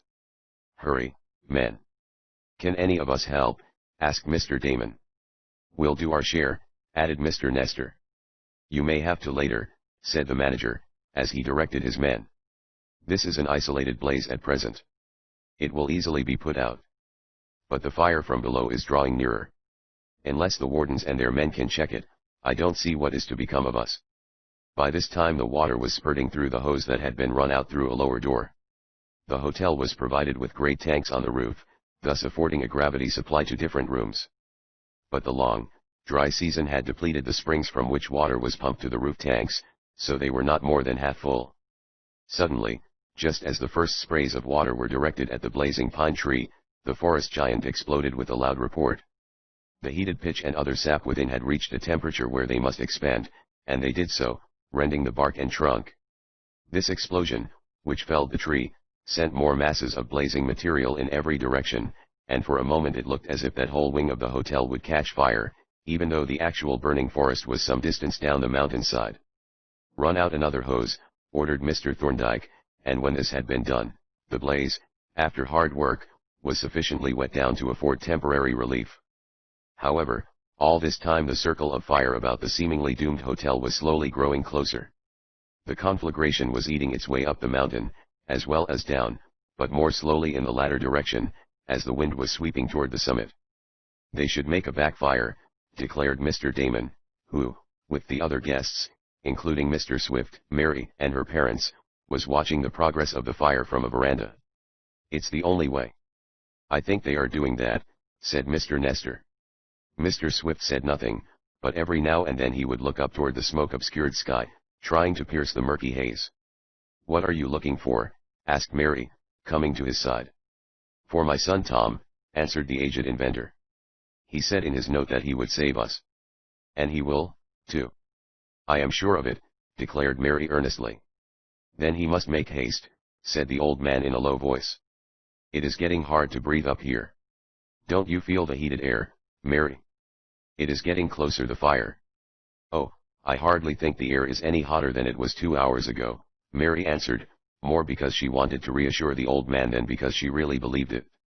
She felt a sense of oppression and she did have difficulty in breathing, just as Mr. Swift had.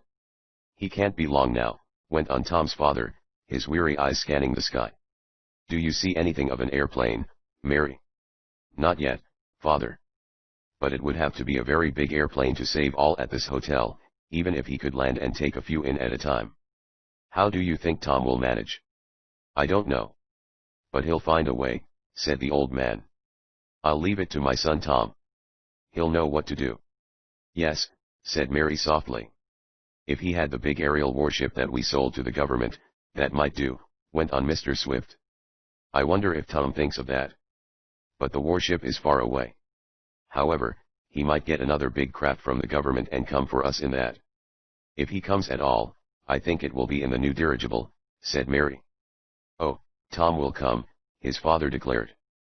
But he would not dare hover the dirigible above the forest of fire. Why not? The gas in it would explode. It would mean death for all on board. But Tom will save us somehow. With weary eyes, the anxious ones in the hotel looked first to the efforts of the men below them, fighting the flames, and again toward the sky, for the message Tom had dropped from the Wasp had been picked up, carried to Mary, and had been eagerly read aloud, so that all in the hotel knew its contents and looked for the young inventor to save them. How, they did not know, nor did even Tom's friends. So they could only wait and hope while the fire hemmed them in closer and closer. The crackling of the flames could now be plainly heard by those on the hotel grounds and verandas. Everyone was outside, for it could not be told at what moment some burning masses might be wafted by the wind and fall on the roof, to set it ablaze. No one thought of eating, though some of the cooks had prepared a breakfast. A few took coffee, but it was no time to spend over food. When the blazing pine tree had been well doused with water, Mr. Thorndyke sent a crew of men with a hose up to the roof to watch for an outbreak of flames there. Meanwhile, Tom Swift and Ned Newton, in charge of the big dirigible, had guided the craft until by afternoon it was directly over the hotel, with the circle of fire ever drawing tighter. For a time the smoke was so thick that it obscured the woods and the buildings, and more than once, as Tom gave the signal to descend, such a blast of heated air, tipped with red flames, arose that he had to increase his gas pressure and go up. Looks as if we couldn't make it, Tom, gasped Ned, for some smoke had gotten into the control cabin. "We've got to make it," was the fierce answer.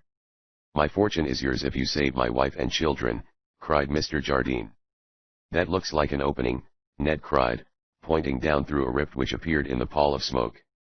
"If the wind only holds that way for a time, we can go down and let them know we have come to save them." "Yes," exclaimed Tom Swift, and he gave the signal for going down. Fortunately the wind held, and, for a time at least, the summit of the mountain was comparatively free of the hot, white vapor. The airship went down rapidly, almost as straight as a descending elevator.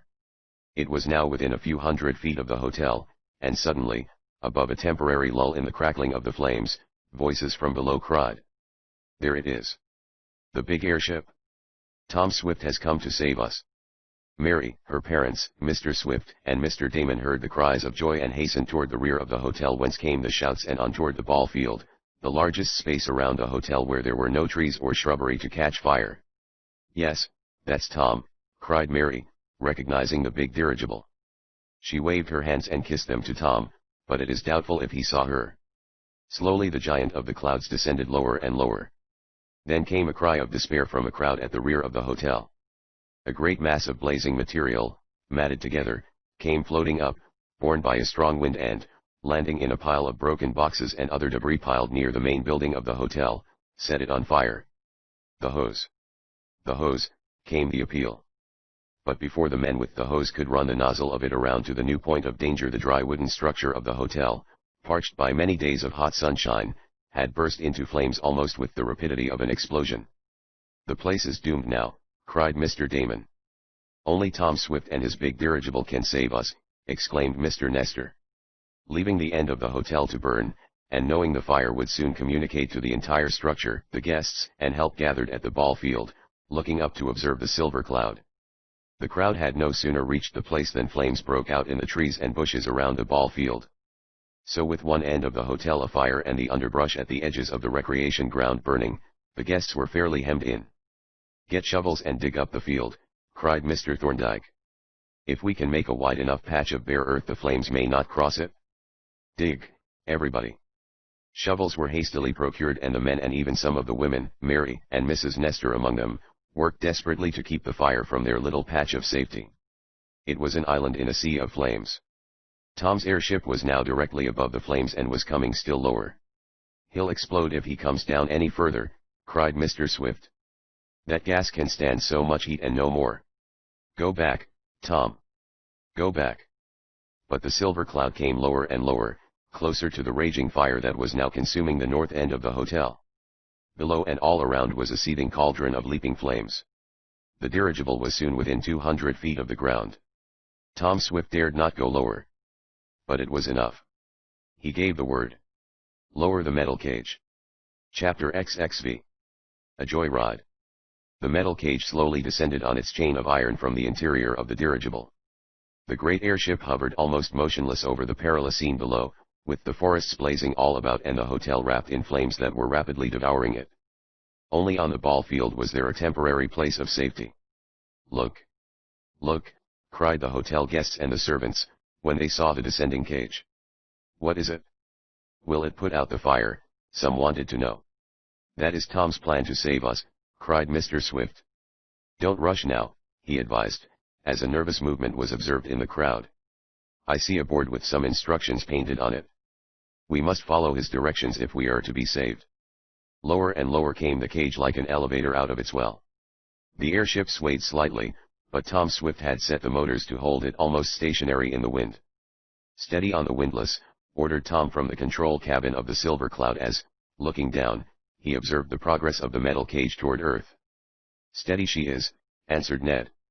The crew was on the alert, every man at his station and Koku and the dwarf working together as if they had never quarreled. With a little jar, the cage touched the earth. There was a rush of frightened men, women, and children toward it, but Mr. Damon, for once rising to the occasion, took charge and ordered them all back. "Let me read what this says," he cried, pointing to the sign Tom had fastened to the cage, for there was no time to drop a portable telephone and it was impossible to hear voices between the airship and Earth because of the crackle of flames and the screams and cries of the imperiled people. Mr. Damon read the instructions on the board. 8 passengers at a time in the metal cage. No more. We will save you all in turn. 8 only. 8, cried Mr. Damon. Then of that 8 must be Tom Swift's wife and his father, shouted Mr. Thorndyke. Yes. Yes, cried many in the crowd. That's only fair. So Mary, Mr. Swift, and then Mary's father and mother were directed into the cage. There was room for 4 more, and Mr. Damon was about to pick out 4 from the most hysterical of the women and children, to get them away from alarming the others, when Mary asked that Mrs. Jardine and her son and daughter be taken up in the first ascent. A little girl was then put in and a signal was given from below to those on the silver cloud to indicate that the cage was filled. Up with it, cried Tom. Quick. The chain wound up on the electric windlass. Slowly the cage with its living freight arose above the ever-narrowing ring of fire. Slowly, but surely, and carefully, the cage went up and up until it disappeared within the dirigible through the door in the bottom. Tom was in the windlass room as the cage was caught and held fast. In a moment the safety door was opened. Mary, cried Tom, clasping his wife in his arms. Tom, she sobbed. I knew you would save us. But there are more down there and the fire is gaining fast. I know, cried Tom, as he clasped his father's hands. I will save them all. Tom Swift, my boy, cried Mr. Nestor, with a choking voice. This is the biggest thing you have ever done. It isn't done yet, said the young inventor grimly. We have a long haul ahead of us. Then, as he saw the last of the passengers come out of the cage, he ordered the machinery again set in motion. Mr. Jardine clasped his wife in his arms and held his children close to him as he said, You owe your lives to Tom Swift. Never forget that. Mrs. Jardine and her son and daughter turned to Tom to overwhelm him with their thanks, but he modestly disclaimed them. Where's Mr. Damon? Tom asked suddenly. He said he wouldn't come up until the last, reported Mary. He and Mr. Thorndyke. A hotel manager true to the tradition of a captain and his ship, murmured Ned, who led the rescued ones to a cabin where they could rest and recover their nerves. Are you all right, Mary? Tom asked, as he went back to see that the windlass machinery was working well. All right, Tom dear, she answered. You came just in time. I hope so, he murmured. Again the metal cage descended, was quickly filled and hauled up. In this way the work went on until 6 loads had been taken aboard the Silver Cloud. Then came a new problem. We're loaded almost to capacity, Tom, stated Ned, as the dirigible began to settle. What are we going to do? We'll have to fly to a place of safety where the fire isn't threatening or where it has burned out, Tom answered. There we'll unload these folks and come back to take on another load until we've saved them all. Got to work fast, commented Ned, as he saw the raging fire below. And we will, echoed Tom. There was almost a groan of despair from those still in the safety area of the ball field when they saw the blazing hotel and witnessed the departure of the dirigible. But Tom wrote and dropped a message which said, Cheer up. We will soon be back. The young inventor was as good as his word. Circling over the blazing forest, Tom, in the control cabin of the airship, saw a large tract on the mountainside, a cleared plateau near a small lake in which a little water yet remained.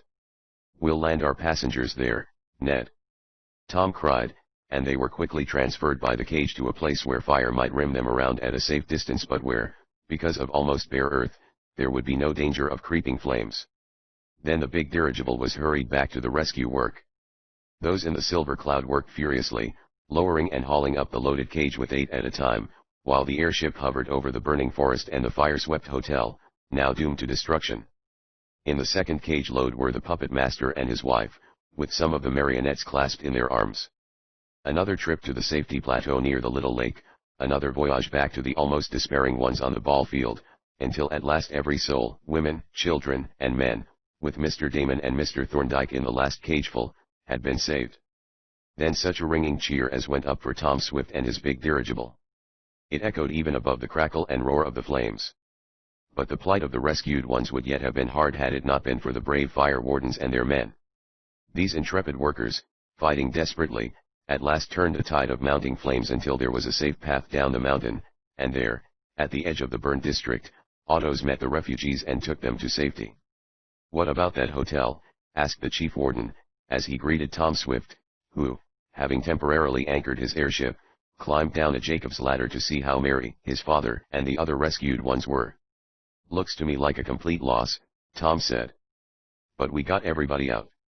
Say, what made this fire gain such headway? He asked. Gasoline and oil, was the answer. Do you mean a filling station exploded? No. A crazy man held me up, socked me on the bean, saturated the woods with gas and oil from my delivery auto, and set fire to it, said the wounded driver who was among those rescued. Who?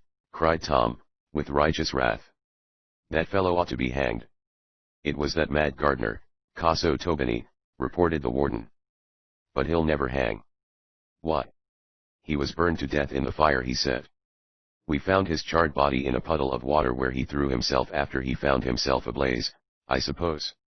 Near him was a tin box containing a letter in which he said he set the fire to revenge himself on the hotel manager. What a terrible revenge, Tom murmured. It would have been more terrible but for you, Mr. Swift, said the fire warden. You deserve a Congressional Medal of Honor. Oh, cut that out, answered Tom lightly. I'm satisfied with this, and he put his arm around his wife. I suppose all my pretty things are burned in that hotel, sighed Mary later, when she and her family and some other passengers who had decided to travel that way, were voyaging in the Silver Cloud. It was headed for Shopton. The remaining refugees were being cared for at resorts lower down the mountain, well away from the blazing forest, the fire now, however, almost extinguished. Well, Tom said, I'm afraid there can't be much left. Later, however, it was found that the main part of the hotel did not burn, for the reason that 2 great water tanks on the wing which first caught fire fell and put out the blaze. The fire wardens and their men did the rest. But the hotel was not fit to be used. Mary and many others, however, were glad to get back most of their possessions. As was to be expected, the papers the next day were filled with stories of the great fire and Tom Swift's exploit with his big dirigible. The Swift Construction Company and the Jardine concern were spoken of as having added much to the science of air navigation by the construction of such a ship, while a great deal was said of Tom's ingenuity in rigging the metal cage. Tom was delighted with the prowess of his craft. Only in that way could the many lives have been saved. Well, Mr. Swift, did I come through clean? Asked the dwarf several days later when the exciting experience was something of a memory. Yes, you did, Chalk, was the answer. I am glad I trusted you. But I hope this doesn't mean that you and Koku are going to resume hostilities now the danger is over. Oh, no. We're good friends, chuckled the dwarf. Little man sometimes good as big man, was Koku's contribution to burying the war hatchet. And from then on the 2 extremes of life were good friends. I said, Tom Swift, remarked Lawrence Jardine, when they were talking over the matter several days later, that I would do anything in the world for you if you would save my wife and children. You did. As a memento of this, I want you to accept my check for all you spent over and above what my brother advanced on the construction of the big dirigible. Then the ship is yours absolutely. I can't accept an offer like that, Tom said. Why can't the original contract be carried out? Where is your brother Martin? He and you and I ought to get together on this. I don't know where Martin is, said Lawrence, rather bitterly. He acted the fool and almost plunged me into bankruptcy. If I ever see him again. Will you forgive him? Asked a voice suddenly from the hall outside Tom's private office, and Martin Jardine, no longer the gay, careless character he had been, walked in. He was so serious he was not even smoking. For a moment Lawrence Jardine stood looking at his brother. But when Martin held out his hand pathetically and again murmured something about forgiveness, Lawrence was not proof against this. All right, he agreed. We'll let bygones be bygones. But why did you try to involve that dwarf with you, Martin? I don't know. Because I was a fool, I guess. We both were, but I couldn't let him come through clean and not do so myself. I'll make it all up to you, Larry. All right, Marty. The 2 brothers were reconciled, and Tom Swift left them alone for a little while. But he was soon called back to the office, for the now reunited Jardine firm members wanted to re-establish the contract Lawrence had repudiated, and this was soon done. Then you will take over the Silver Cloud as you originally agreed to? Tom asked. When she is finished, said Martin, and his brother nodded assent. She's finished now, except for a few repairs and fitting up some of the passenger cabins, Tom said. You can have her next week. Then here's a check in full settlement, said Lawrence. But I'll only sign it on one condition. What's that? Asked Tom. That you and yours, I and mine, and brother Martin will have a joyride in the big dirigible, was the stipulation. I'd like to take a long voyage away from fire and smoke. I had enough of that up on Mt. Cammon, for Lawrence had been among the volunteers and had done valiant work in saving many. That suits me, Tom said. Provided my wife will go. Mary accepted gladly, so the summer ended in a glorious outing in which they sailed over half the United States in the silver cloud, to the no small wonder of many cities over which they soared. Mr. Swift's health improved so much that he was able to go along, and among the guests were Ned Newton and Helen Morton as an engaged couple. The end.